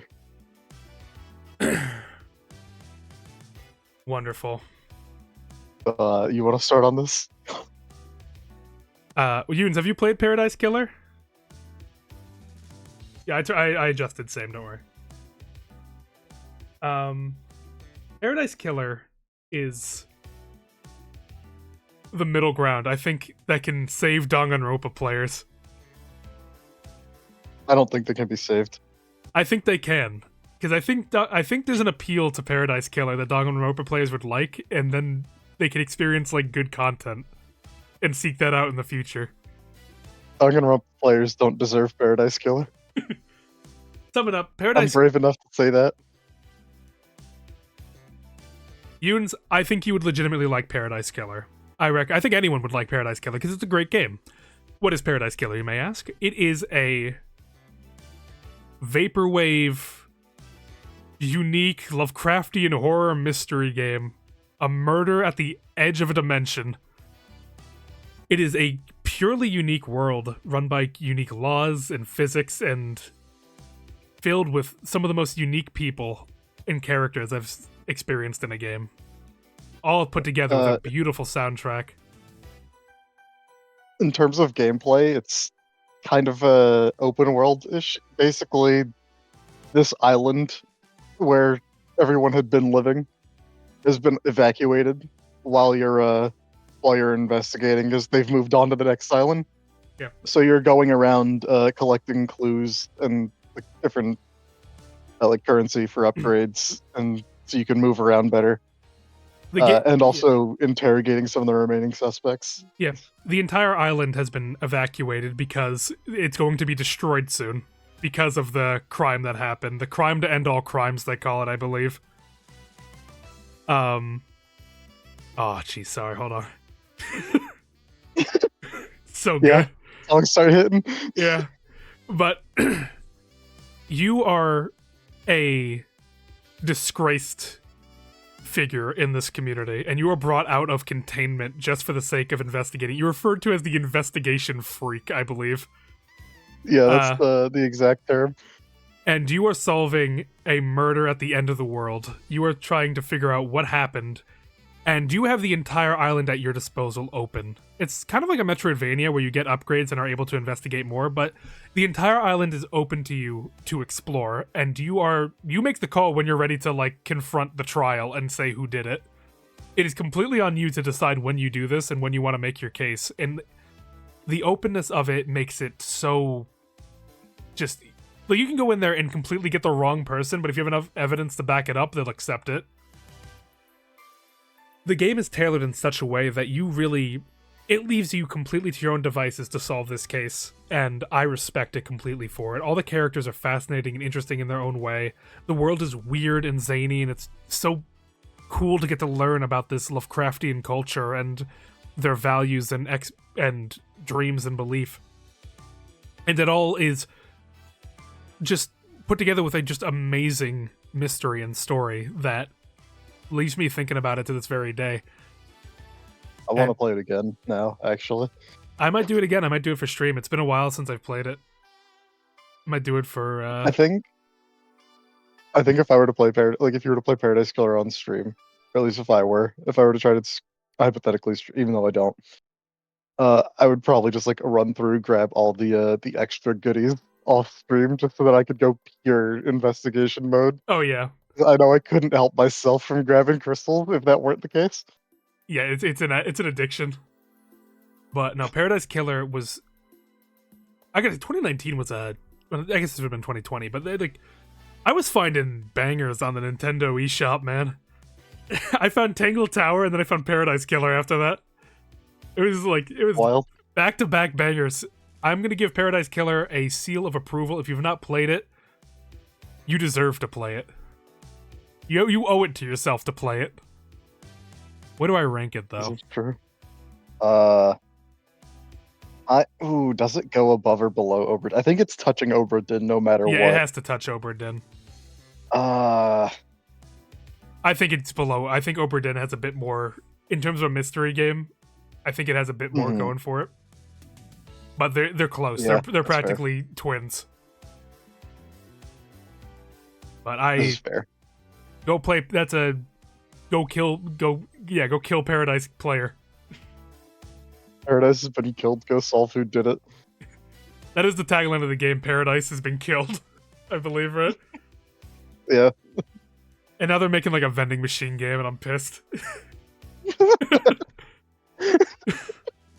It's probably gonna be good, but it's like, what do we? Come on, Paradise Killer. Come on, please. We've been good this year. But yeah, thank you for stopping by. It's nice to talk about Paradise Killer. It's always nice Of to course. see it. What do I Back have? to stream chat I go. Got a big shocker for you this time. I got an Ace Attorney-like game. This one was a Kickstarter game that fell through, and you don't see anything else of it. It was referred to as Regaria Hope. I actually joined in on one of the devs' live streams, and I called him a cutie patootie, and he did a little wave, and I turned it into an emote years ago. That was back in like 2017. I have not heard from that Australian man since, and I believe he's abandoned the project, unfortunately. The game itself, it was pretty much just Ace Attorney. There was nothing really like special about it. Wasn't really not much to talk about it in terms of uniqueness. Except, I'm remembering now, there was a unique aspect about it where you talk with your defendant before the trial and you organize his testimony before he goes out, which I thought was a cool idea. It's a very neat idea that you need to, and you could like lose health if you did it badly and had a bad testimony that he comes out and says. I thought making actually crafting what your defendant says before they go out on trial was a very neat idea. But overall, it, fell through, didn't actually come out. It was kind of just an Ace Attorney game. Skip.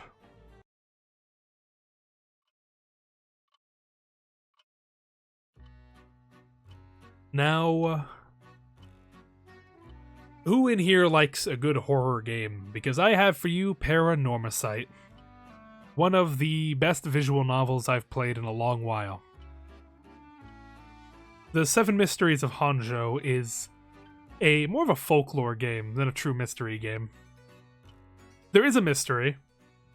There is an overarching mystery of, people getting killed and solving it. But there are elements where the game stops and asks you crazy questions that you are expected to answer that I respect a lot. Purely as a visual novel, I think it's one of the best. The way it uses its mechanics and its presentation elevates it past even just being called a visual novel. It is a cinematic experience, I would say, and one unlike any I've ever played before. It follows a small Japanese town as they are beset upon by curses and thrust into a bit of a game to use their own curse to kill other people and claim them before, in order to claim a wish. That's very much, I didn't see any of the Paranormasight playthrough, so I just got jump scared by the Hell Hands music. Yeah, no, this track I used from Paranormasight I used for D&D. This is just the Saturnalis theme. I don't want to say a whole lot, because the game itself is best experienced with as little information as possible. It's a game you can only play once, and I don't want to take that from you, because Paranormasight truly is a amazing game. However, I am not giving it the title of peak, because I feel like it was missing something. As much as I love it, and as much as I love the little elements of it, and all the little bits and little doodads, I highly recommend you play it. I still think it's very good. I feel like what it set up in the beginning parts of the game gets ultimately abandoned by the end, and it just becomes a visual novel. Like, a lot of the unique aspects of it kind of just stop being. I feel like it promised something in its opening that it didn't deliver on fully in its gameplay. It was still very good, though. Very, very, very, very good. I would have to put this on par with Tyrian Cuthbert, maybe a little bit just below Tyrian Cuthbert, but please, Yuns, if you're taking notes, even if it is a horror game, I don't know if you like horror games or not, go play Paranormasight. Do yourself a favor and give it a play. You will like it.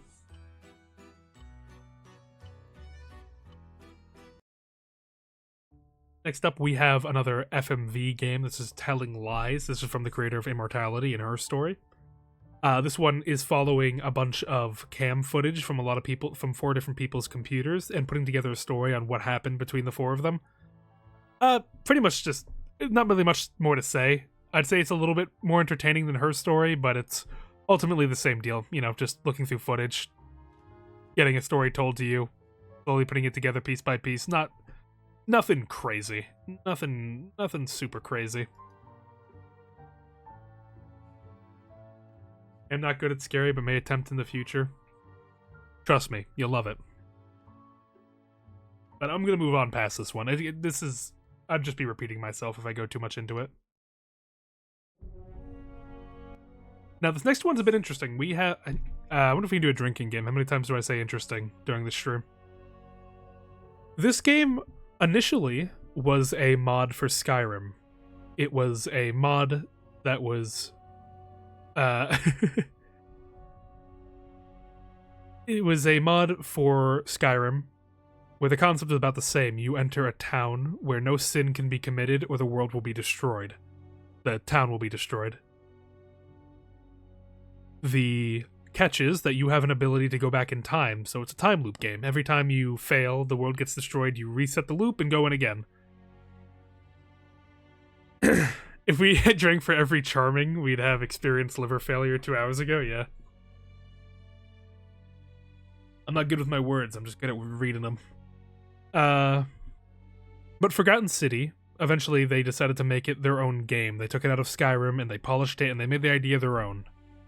And what came out of it was a very unique experience. The general idea is that you are thrust into the city in the past, a city with, like you could live here forever. There's endless wealth, and it's presented as utopia, but with the clause that anyone who commits a sin, if even one person commits a sin, everyone will be punished and the world will be destroyed. And it's you working your way through the city using clues you find throughout and stuff you learn about on each loop to try and find a way out of here and try to find a way to figure out what's really going on behind here. The game goes in a direction I never expected it to, and I thought it was really fucking cool where it goes. And the end portion of the game, I don't think anyone's ready for whenever they step into playing the Forgotten City. But I'd recommend it. You give it a shot. I was definitely impressed by it. I might, let me see, where would I put this? I'd put this above Payne's Creek Killings. I liked it quite a bit. Very neat.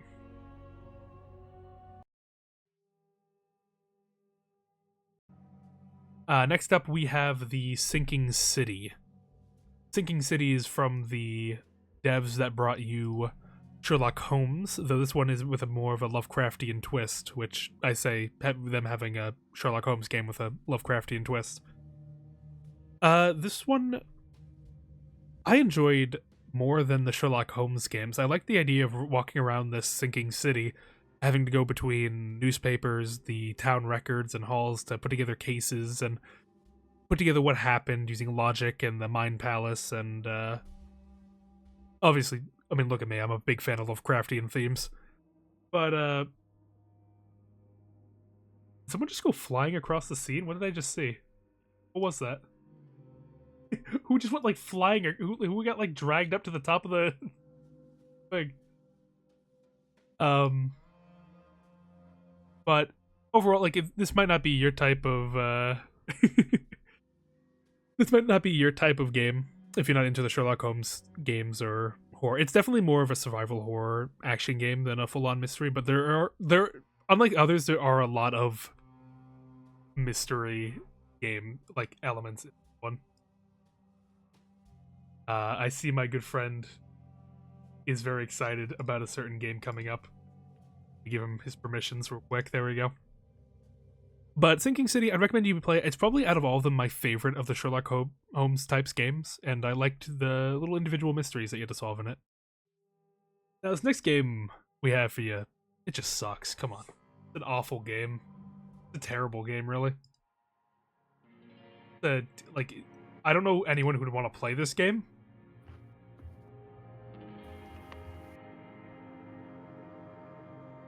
Are you speaking, Vocab? Are you there? Right. Hold on. Oh. Hello? Do you hear me? Yeah. You not hear me? Yeah, your mic's kind of messing up. See? Oh, it might be over. It's so bad that he can't even bring himself to compliment it. He is unable to defend Disco Lizard. He hates Kim Kitsuragi. I'll give him a second. Let him see if he can fix his mic. But I'm going to talk a bit into it. Disco Elysium is a game I've always heard about around me and heard it's good, but never gave it a chance until recently. And this game... No, you put that at the top of peak right now, or I'll kill myself. It goes there. It's going in peak. No. No. Let me think about it. Yeah, you're right. Above? No, D4 is my peak. D4 is my peak. It's not nothing goes past D4. That game was made for me. But no, Disco Elysium was made for you. What are you on about? Let me go into it. Disco Elysium is a game I've always heard about around me and been told it's good, and have believed it, but just never played it. I decided to play it, and it changed my fucking life. I had never experienced such a good game in quite a while. The character writing, the RPG elements of it, the mystery, the narrative, like, it all had a purpose. It was like watching a Can you put Among Us or Death Note on the tier list? Ban JT out of my chat right now. No, but she's right though. Not a game. The mystery is why everybody abandoned Same. Exactly. I don't think I've played a game that works so perfectly before. Disco Elysium is like watching a clockwork. It is, every little piece is working in favor to sell the narrative, even parts that you don't even see yet. You get told one thing, and then by the end of the game you see something, and you're like, oh, that's what that was talking about. Do you want to add in at all? Yeah, I was in some of a similar position where I just sort of heard about it. I'd heard people say, "Oh yeah, I played Disco Elysium. It's a great game." I would not have played it had you not started, and I watched it and went, "Oh, that's a video game, huh? That's a real thing though. Like that's real. That's playable." It is remarkable in the ways that it can just make you care about people that you otherwise would have no reason to care about, even the random jobbers that you meet. Obviously, Kim Kitsuragi, the best sidekick in any video game ever. I'll have to agree with that. The partner you get in Disco Elysium is the best partner I've ever seen in a video game. In fiction, really. He's perfect in everything, and not in the sense like, oh my god, he is a perfectly written character. Yeah, he is stern when he needs to be, but incredibly supportive. He is always on your side from the first moment you meet him, and not unjustifiably. You can always see why he thinks what he thinks. He is a person in a world, and he's beautiful. He's also very handsome. He's very handsome, especially for being 60. Same, better than your co-op partner in our Dead Space 3 playthrough. I'd have to say yes, Sam. I'm gonna even say he's better than Agent from Resident Evil 6. He's that good. But it's high praise. Yeah, they're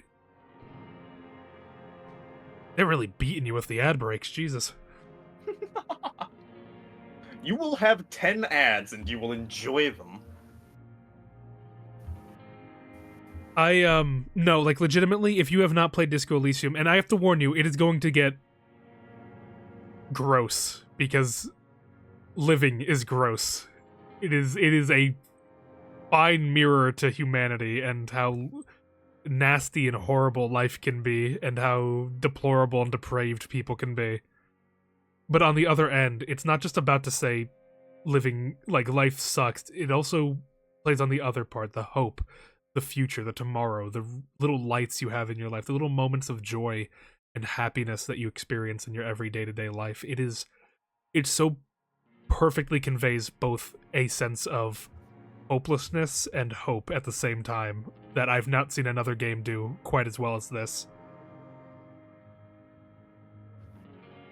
It's also just fantastic from a mechanical perspective in thinking of how it does its skills and the voices in your head, the fragments of the character that you play, and all the little bits, and how because it's all set on a clock, every skill you level up that you notice more things, and that wastes more of your time.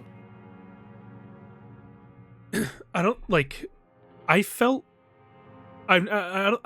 so connected to a player character before either, in the terms of despite him being nothing like me and as crazy and weird as you can make him, I never I was him when I played that game. I saw the world through his eyes.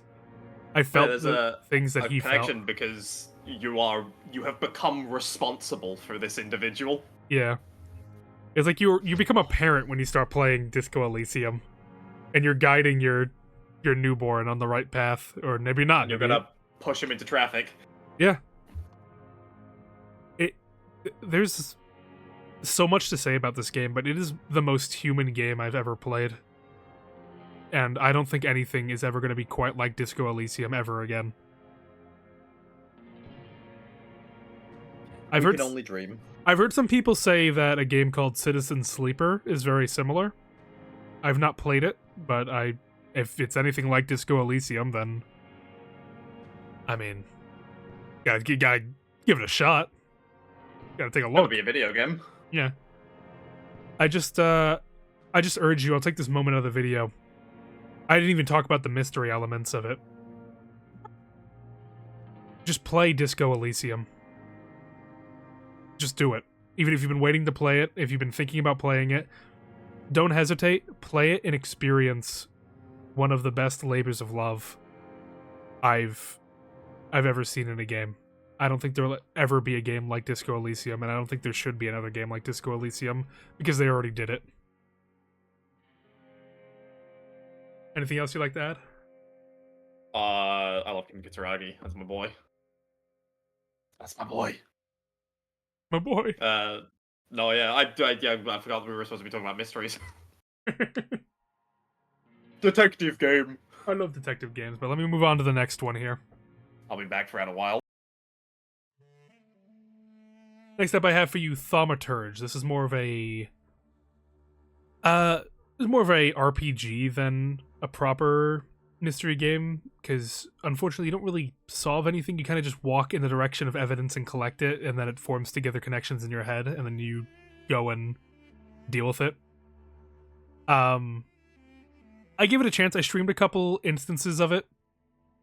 I just kind of fell out of love with it. I thought it just ended up kind of being boring by the end. You play as a thaumaturge, one who is able to extract people's like sins and bad emotions and manifest them as demons of old Slavic folklore, and even like something not even Slavic. I think different types of folklore depending on the region that they acquired the flaw from.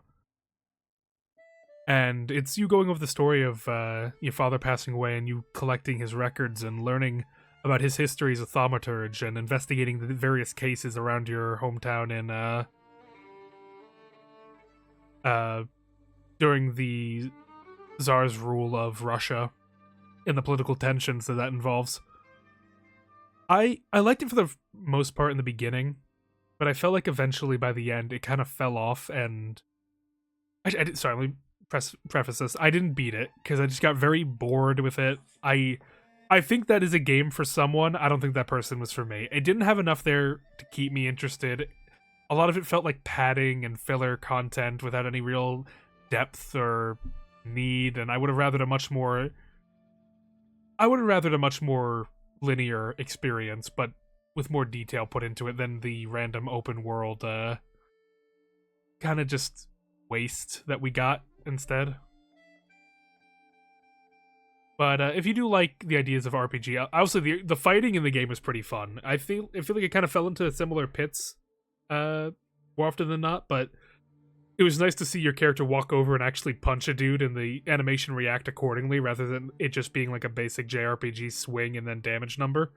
You actually like saw him box up people, and I thought that was kind of funny. But it wasn't for me. I'm gonna have to put it top of pretty bad. I wasn't a fan.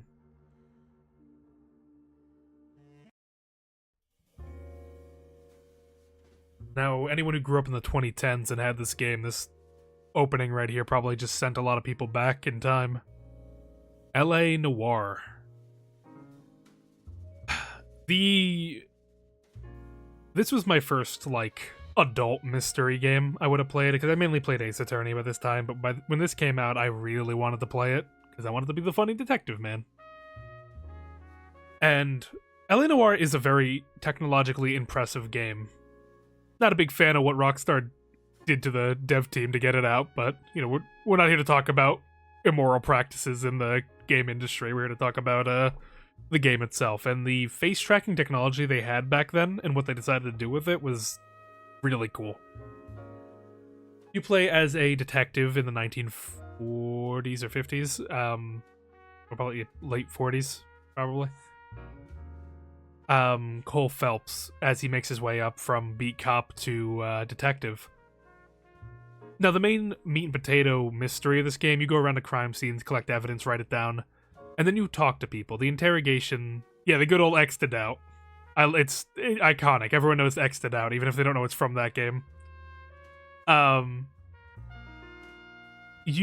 main mystery part is when you interrogate people. You have 3 choices. You have truth, doubt, and lie, which I believe they changed in the remaster to I forget what they changed truth to, but truth, bad cop, or no, truth is good cop, bad cop, and then lie was changed to accuse to better, like, because doubt wasn't really a very good indicator of what you were actually my Fuki died. When people join, it seems to die.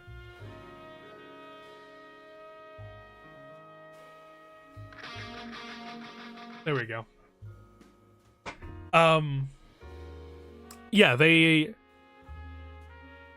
just, like, it's you interrogating people, and you need to hear their statements, and you either need to decide whether to go the guitar. You either play the you played the riff, good, let them hear it. You either play the good cop and believe what they say, bad cop, and try to get more information out of them, or use evidence that you have to directly contradict what they said. And that gameplay loop is very good. It's very fun and enjoyable. And the stories that they tell between the cases, especially the DLC cases, are they still stick with me today. I remember them quite clearly. But I can't get over that somehow they made the murder desk, the homicide desk in that game, the least interesting desk. Like, how is that possible? It's a LA Noire. It's a noir game. Like, how is the murder desk the most boring? How is arson more interesting than the murder desk? I don't like.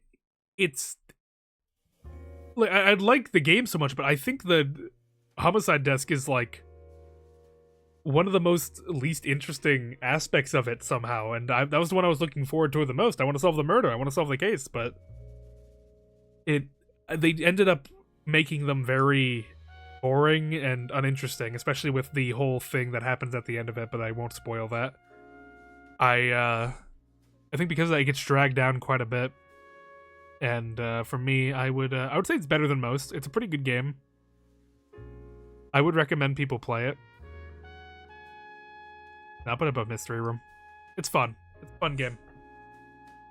The storytelling is really where it shines, though, when you get to see Cole Phelps' life and all the little things he goes through, but I think ultimately it kind of fell a little bit too flat for me. Ended up being not as memorable as I think it could have been, you know? Next up, we got a proper mystery game, and I don't know if people have played this. This is another little hidden indie gem I found, referred to as Unheard. Now, what is Unheard, you may ask? Unheard is a logic game, sort of similar to Scene Investigators, where you load into a case and you have a set number of information handed to you. Like, oh, find out who the murderer is, who killed this person, what did this person hide about this, who changed the tap water here, like things like that. Obviously more interesting questions than that, but that's the basic bit. The only difference is you don't have any visual element to the case. You have a floor plan and you see where people are standing. The only real element you have is that you can listen to people. But you can only listen to people when you're in the same room as them. And the video, the moments before the crime plays out, and you need to walk around and listen in on conversations and hear what people are saying and logically put together what happened, who was where, who did what, and why. And it is a very, very unique experience. I would recommend that if you like mysteries, you give Unheard a chance, because the setup in the way that the case plays out and your perspective changing based on where you are in the room as the scene plays out and what you can overhear and what you understand about the case varies every time you give it a listen to and decide to follow someone different. So for that reason, I'm gonna have to give Unheard. I don't think there was a bad case in Unheard. Thinking about it again, I really like Unheard. I think it would be... I would have to put it in nearly perfect.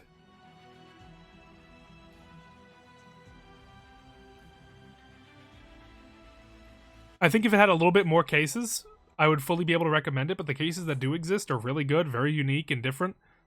I recommend that everyone here play Unheard. It's a very good mystery. On to the next game.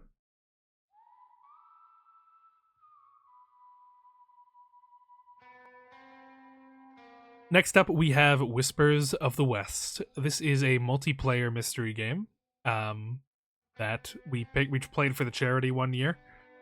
This one is you play between 4 people with a unique set of skill sets, and you have to solve a case together using your unique skill sets. Like, one of the people is a bandit, and they have a bit of a reputation, so they can like intimidate people better.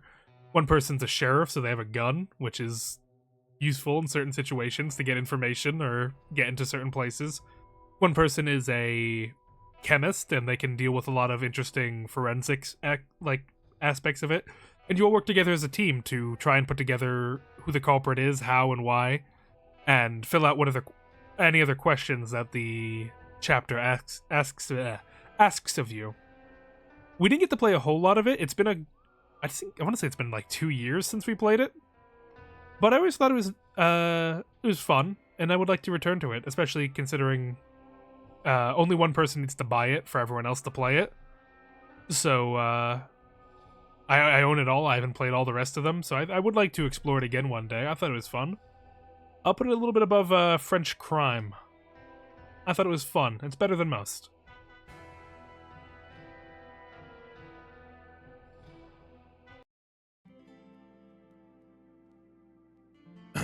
Who's Lila?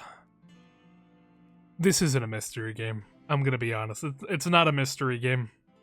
It's a psychological horror game. I lied to you. I'm looking at it. I'm like, yeah, there's a mystery here. Yeah, there's a question. Who's Lila? Not a mystery game. Terrifying horror. It is a beautiful and deeply disturbing game about you playing as a young man named Will. And Will has a bit of a trouble expressing his emotions. So you, the player, need to physically form emotions on his face by stretching his mouth and his eyes and making him express himself properly. Sorry, I'm getting very tired, so my words are beginning to slur. I don't have the same oomph I did as when we started, 5 hours ago. It's 1 a.m. It's 1 a.m. Oh my god. I like Who's Lila a lot. It is a creepy, unique, threatening, organic mystery. It is a very organic game. How to describe it. And it is a game that stuck with me for how unique it is. I don't imagine it's a whole lot on Steam either, so I'd recommend giving it a shot.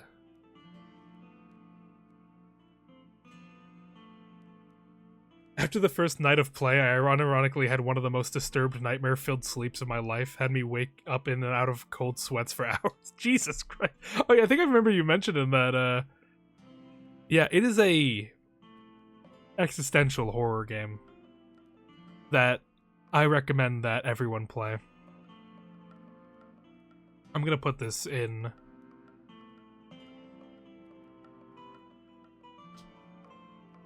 the peak game.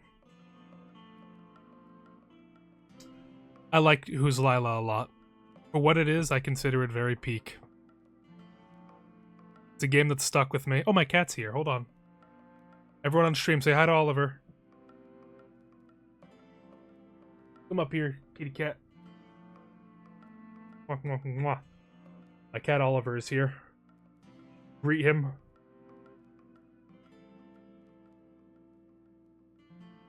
He's so happy. He's so warm now. Cold outside. He just crawled in through my window. Hold on, let me let him out of here real quick.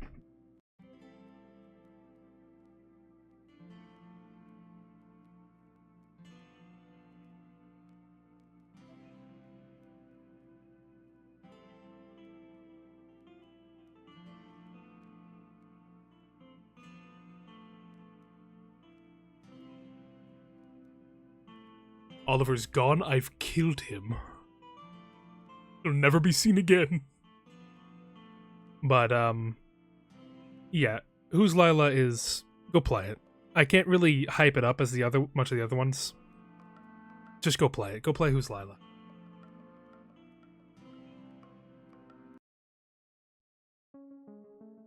Now we're here for some peak.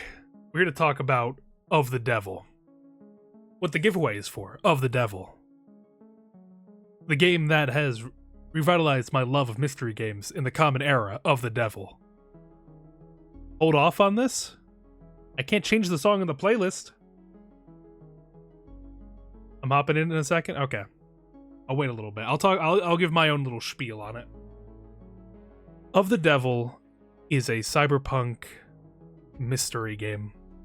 You play as a defense attorney. And you defend your client to the best of your ability. But the odds are always stacked against you. Sometimes you gotta play a little bit dirty. And that is the very premise of the game. I found it by chance, just, dumpster diving through Steam, and I gave it a play, and I was overwhelmingly impressed. The writing, the characters, the interactive gameplay, the way they made reading just a text file fun and interesting and engaging. The betting mechanic, though I haven't seen it in its full swing yet, but we will tomorrow. I'm impressed with Yoons. Definitely, you like Ace Attorney, play Of the Devil. It's the episode 1's about to come out tomorrow. And hey, if you enter into the raffle, you might win a copy. Just saying. It is a lovely little game that is made from a lot of lovely people, and I've had the honor of being able to interview them, which I am working on a video of all their past games at the current moment. I'm doing good. Just finished up with my thoughts on Model Employee, which is another game of theirs you should play. But I can't put it in peak. I cannot put it in peak. Unfortunately, I cannot. Because from what I saw of the Devil, it wasn't very challenging to me as a mystery game. It was very good. The writing was very good. Everything was very good about it. And the pacing was just as good too. They have the information that's obvious gets introduced to you, and then you immediately go and sort it out. Problem is, from when I played the demo, I wasn't really challenged much. I wanted a bit of more of a bite to it. I wish the case was a bit more from what I saw, and because of that, I can't accurately judge how good of a case writer they are over there. So, for that reason, I don't even think I can give it nearly perfect, because it is just a demo. It's very good. It's very inspiring, and the elements that they use in the cyberpunk setting and how they use it to their advantage is very... It's inspiring to see. I already said it, but it's inspiring. That's why, I wouldn't be doing a giveaway for them if I didn't like them as much. But I do. Hello. Pull open the tier list. I need to hear the music too. Yeah, sure. Please. Thank you. Yeah, Of the Devil, peak. It's peak. Actually peak. It's not... I don't know if it actually deserves to be in peak, but it is up there. It is, I think there were a couple of things that might have needed just some touching up in it. So, yeah, I think probably where you have it now is Because it's a demo. We don't have enough. I don't think there's not enough there to even consider it for nearly perfect yet. And what we did get in it, I liked it a lot, and I like it for the most part, but there wasn't enough there in the mystery department to really challenge me and make me really, feel the mechanics working as well as they were. I never had a doubt in my mind I was presenting the correct evidence at any point in that demo. There was once for me, but that was just because they didn't establish something ahead of time. We had talked about it on the replay. But, yeah. I mean, we'll find out tomorrow whether or not I guess it's supposed to be nearly perfect or better than most. But oh my god, what a phenomenal little demo it is. It is filled with so much style and so much presence about it, and I absolutely adore the fuck out of it. You gotta play it. Of the Devil, my beloved. You gotta play it. It is so good. Of all the things we've recommended, I highly recommend you give the demo a shot. I mean, you actually won't be able to play the demo after today, but Yeah. if you sign up for the giveaway, you might win a copy. True. So you won't have to worry about that.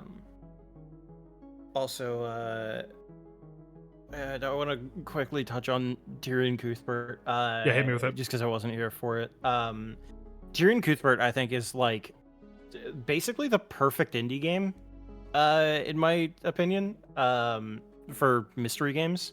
Because I'm trying to think of like anything that didn't have like backing. I guess Obra Dinn would be an indie game. Yeah. Was Paradise Killer an indie game? It was, yeah. I mean, I think they do have a publisher. I thought they did have a publisher. I think they do have a publisher, actually. But it was still a very small studio. But yeah, like, well, I'll say, like, for basically one person working on the project, I know there were a couple of other people working on it, but, like, it was, like, this main guy's vision. Holy shit. Fantastic little Ace Attorney, like, actually just straight up, in my opinion, like, the best indie game. Who's perfect indie game, yet it isn't Signalis.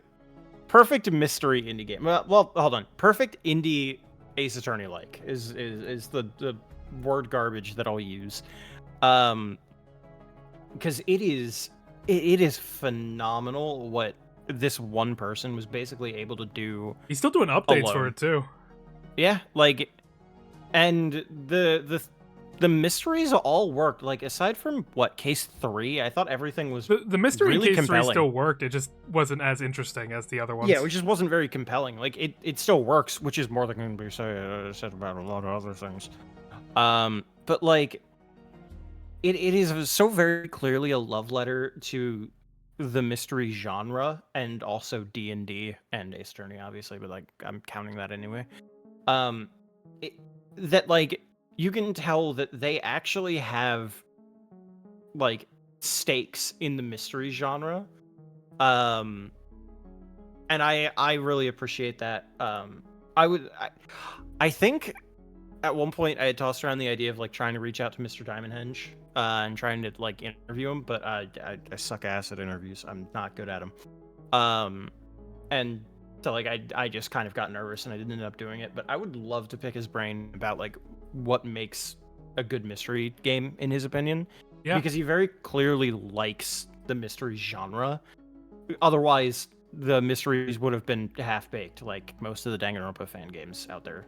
Well, probably all of them. The Giga Chad Ace Attorney fan games, or Ace Attorney likes. Ace Attorney likes Giga Chads. The difference between Trap Goku and Trap Deku. God, I love Tyrion Cuthbert so much. It is easily the best Ace Attorney like that we've played so far. Yeah, with Of the Devil coming for it, but yeah, Of the Devil and Return of Ryunosuke kind of like vie for that second place. I think Of the Devil like kind of beats out Return of Ryunosuke only because it's original characters. Yeah, I don't get when I say Ace Attorney like I don't count the fan games because that's just directly Ace Attorney. It's just an Ace Attorney fan. That's game. fair. That's fair. I kind of like put it under the same branch because it's using the same mechanics and like the same structure. Like Ace Attorney like is like Of the Devil, Murders on the Yangtze, Tyrion Cuthbert. Like those would be Ace Attorney likes in my. Okay, then yeah, I think Tyrion Cuthbert, then like Of the Devil. I haven't played Murder on the Yangtze River, so I don't really know that one. There was the Paper Perjury is also there. But that's right. Yeah, all of that. Yeah, we have to get back to that. Yeah. So yeah, I'm really just floored with both of those games. Absolutely fantastic for what we've seen for Of the Devil, and then Tyrion Cuthbert wasn't like peak of peak. It didn't keep me on the edge of my seat at all times, but when it did have me on the edge of my seat, I was having a hell of a lot of fun. The parts where it wanted you to be excited, you got excited for, which I think is important. Like the parts where you should be, like the end of a case or like uncovering a mystery or getting through it, like the parts where it wanted you to be like into it, you were into it, and that's I think what it's supposed to do. Also, big ups for making me turn around on the OST over time. Because I remember playing through Case 1 and I was going like, I'm not really feeling it. And then by the end of Case 1, I was going, holy shit, this is a fucking bop. Let's go. Yeah, well, to be fair, no, I'm not gonna let him get away with that. The original Pursuit theme is not that good. What is it? It's something of opportunity. Attack of Opportunity. And then the other one, Sacks of Opportunity. Sacks of Opportunity. Sacks of Opportunity goes hard. Get rid of Attack of Opportunity. Just actually get rid of Attack of Opportunity because it's like it's not as good. Yeah. But like Sacks of Opportunity, phenomenal. Every other track in that game we still use it to this day. It's a great soundtrack. Oh god, yeah. I love the hell out of the soundtrack. No bad songs. It really made me like turn around on Darren Cuthbert like in the beginning. Like hearing the OST, I was like, okay, all right. If nothing else, the OST's a banger. And then we got hit after hit and then a hit after hit. Yeah. And like it does unfortunately suffer from Case 3 syndrome. But that Case 4 is really good though, well. And then that lead up into Case 5 was even better, and all the payoffs that happen. The end of Case 5. I think Case 5 could have been a better end. There's some stuff I'm not completely okay with Case 5. By the end of it, I thought there was like a bit more they could have done a bit more than what they did do. But yeah, I mean, it is kind of just like a discussion, more or less, and then it's like, oh, that's it. But I still liked it. There's still like the big set piece moment in Case 5 was really, really good. It's so good, and that song too. With all the leitmotifs coming in, and just what you're doing in that scene, and like being in that, it's very unique that an Ace Attorney like game is in a position like Tyrion was in that final case. It's a fun thing to try and debate. It was cool. It was very, very cool. And then last, Unheard, beloved. I love Unheard. Fuck them for not localizing the rest of the cases. Yeah, it was just one it was just one extra case that they made, and they didn't local. For some reason, they just decided not to do that one, and it pissed me off. Because Unheard is really good. It's not peak because there are some complications. It can be a little clunky at times. But God, a very unique way of doing a mystery game. I really enjoyed it. But that's all I got. Really have to say on that because I haven't played it in years. Well, in that case, move on. We have 3 more left. I know Vocab was gonna hop in for Outer Wilds. Let me get this set up here. Thank you for your thoughts and your insights. Yeah, I had to for these. They deserve it. So I'm just gonna hang around for the last bit. Oh, there it is. Up next, we have Outer Wilds, a beautiful game about life and death, about beginnings and ends, about being a little speck in the universe. One of the coziest and most terrifying games I've ever played. Is the Myrtle on the list? No, the Myrtle's Well, I mean, it could be. Where would you rank it? Eek.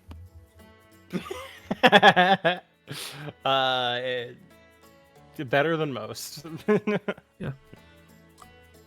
For Outer Wilds, it is I almost like am hesitant to talk about what the game is because I feel like experiencing it for the first time is like the gameplay system in that is part of the experience, is like learning about that being a thing. Of course. But I think you can say like at a baseline, the game is solving everything in front of you. Yeah.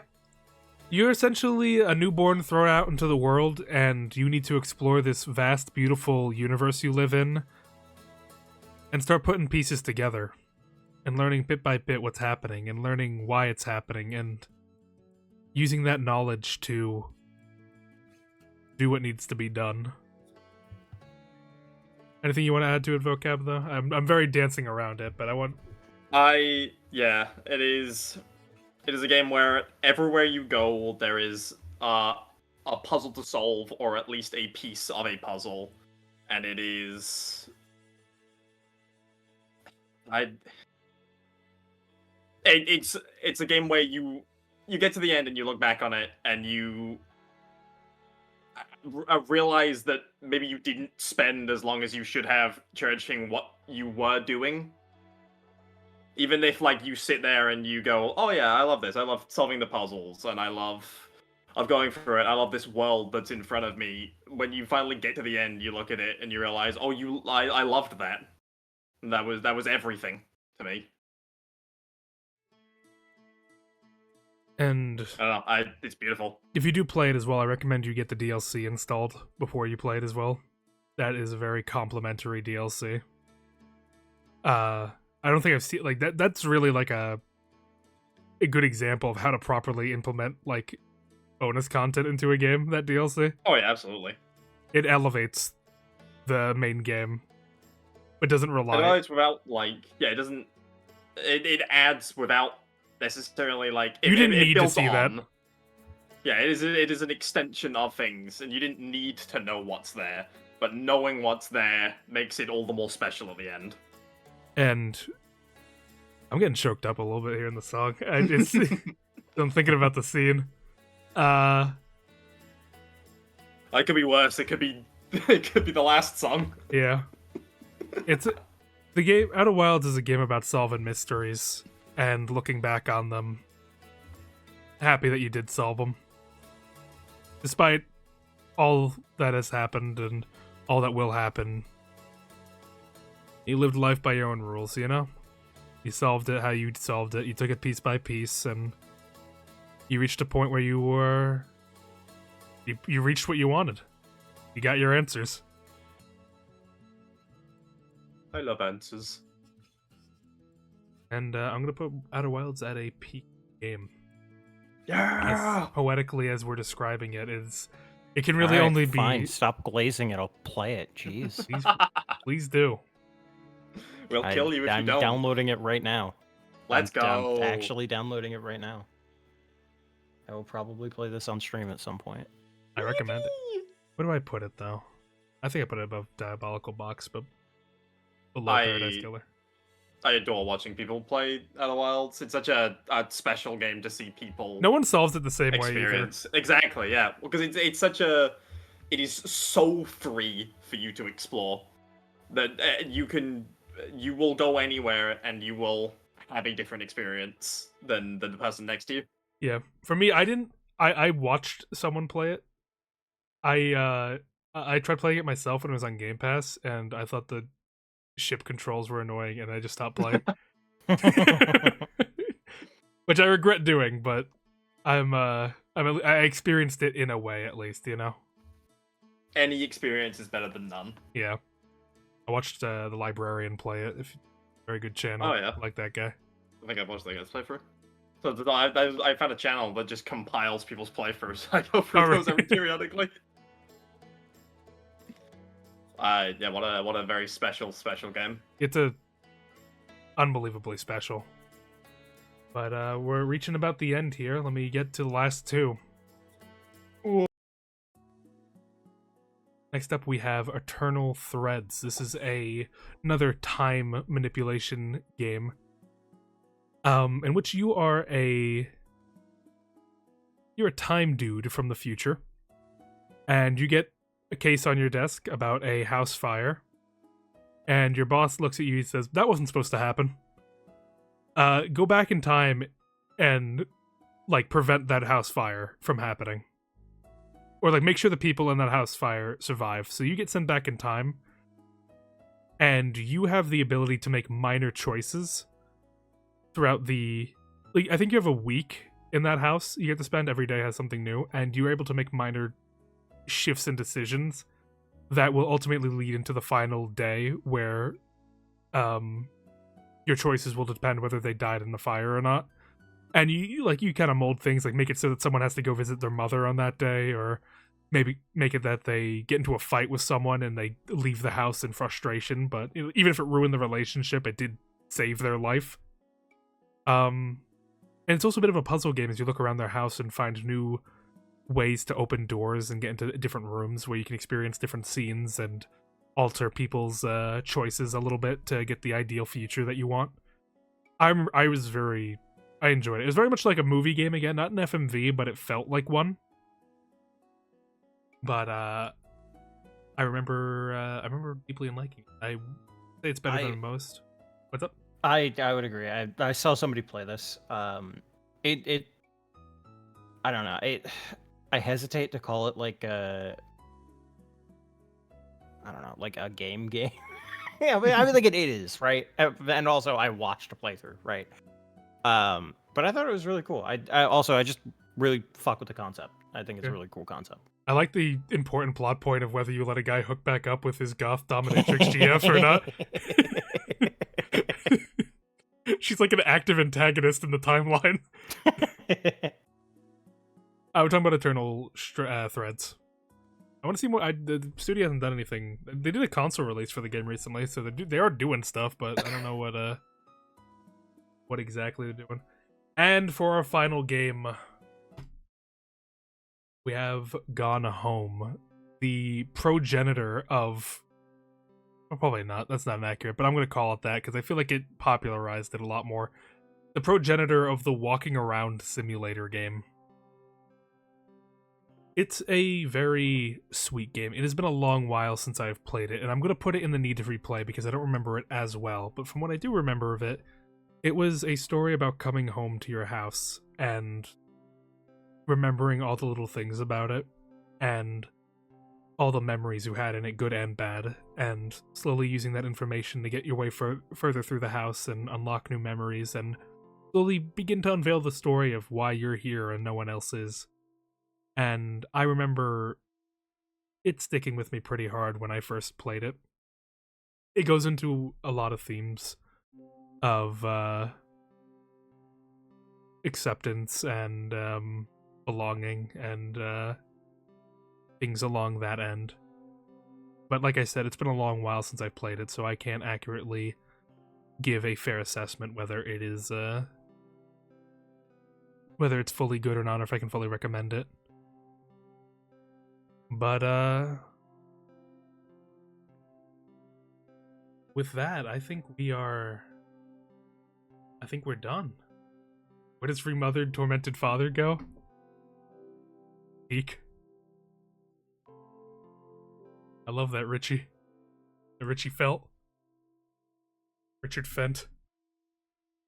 But with that, we are at the end of our list. It is about a 6-hour stream we just had.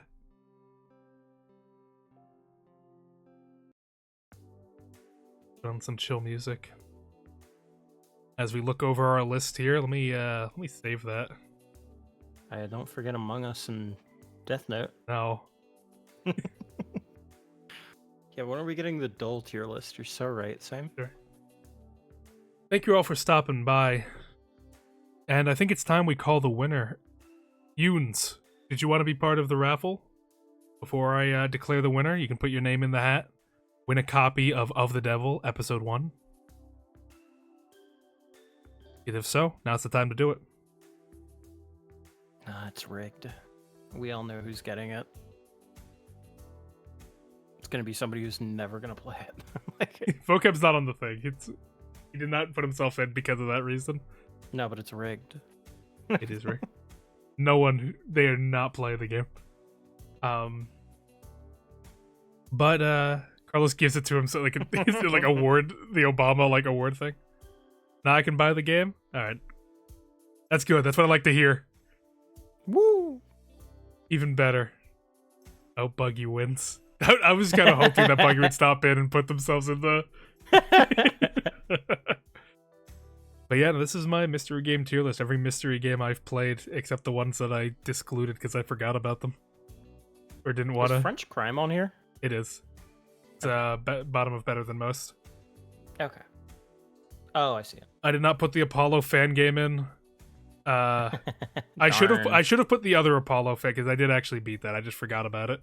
The Paul Strings one? Yeah, that one. Yeah. If I did have it, I would. I actually like that one quite a bit. I thought they did some cool stuff in that one, even if it didn't end. Even like it crashed on us at the end. Is that the one with the freak? Where the judge dies? Yeah, that's the one. Yeah. They actually did some cool stuff. Freak assistant. They actually did some cool stuff in that, though. I gotta admit, that like actually had us engaged for a good bit. Mhm. But no, here we go. Let me it's either going to Owl, AJ, or Evan. Close the entries. Ready to pick a winner. Get a drum roll in the chat, please. The winner of the Devil episode 1 raffle is... It's going to Evan. Woo. Our boy Evan has won the Of the Devil raffle. He will be receiving a copy of it tomorrow. Actually, is it up right now? I'm gonna find out.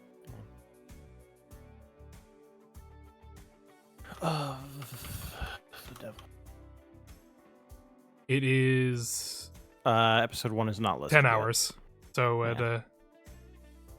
probably around 12 or 11. Well, when that happens, we will respectfully deliver that to the winner. He earned it. He's a wonderful lad, that guy. He will receive all that he is due and all that he's owed. But for now, I'm tired. You can probably hear it in my voice. There's a lot of games to go through. Also, 6 hours of basically just talking to yourself. Yeah. Especially, like hell. it made me really hate the Jobber games when I saw them. Like, I put Regaria Hope on this list. Vocab with the rivals. Ask Cece. Still is not a question. You know, I was actually mad when I had to talk about Nobody Wants to Die. Oh yeah, no, I heard. I actually heard. Quick question: have you played Locomotive? If that counts as a mystery game, I have not played Locomotive. Let me load it up. Let me see Locomotive. You have I've seen this before. You have recommended me a mystery game. I will now die for you.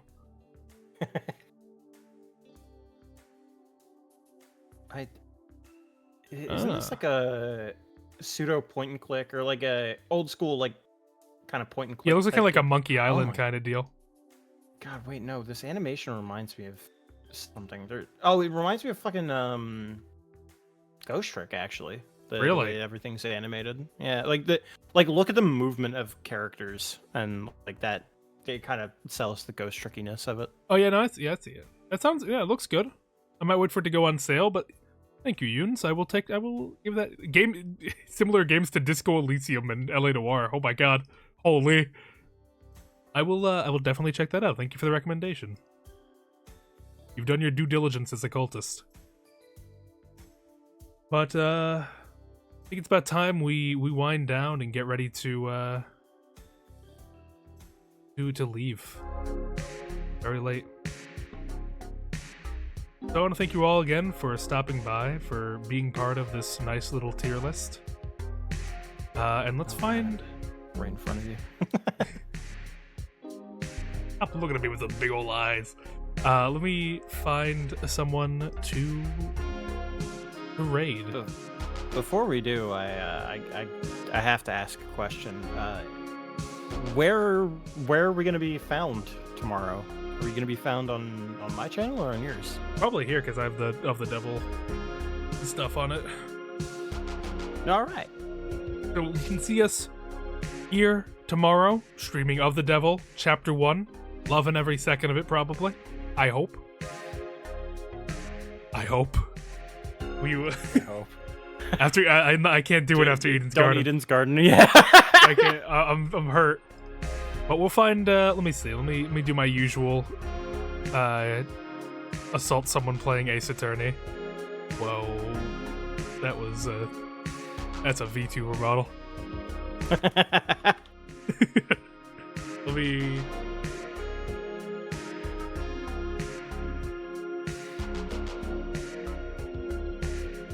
Yeah, I'll throw it over to Perry Plays Games. This is their second stream ever. We're going to jump them.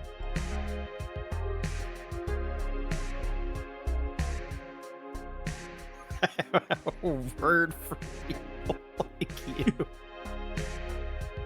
I mean, I'm just saying. I'm free for the rest of the night. You're sick. We'll play tomorrow. It's okay. Exactly. So we're gonna go jump. Perry plays games. Attack. Show no mercy. Give him lots of love and understanding. And right when they're suckered in, that's when you strike. Cut you. Thank you all for watching. Thanks for being part of the giveaway. Thanks for being here and listening to me ramble about mystery games and learning that I don't know what I'm talking about. Woohoo. And I'll see you tomorrow. Remember, stay quality mistakes. Bye. You can't just call them that.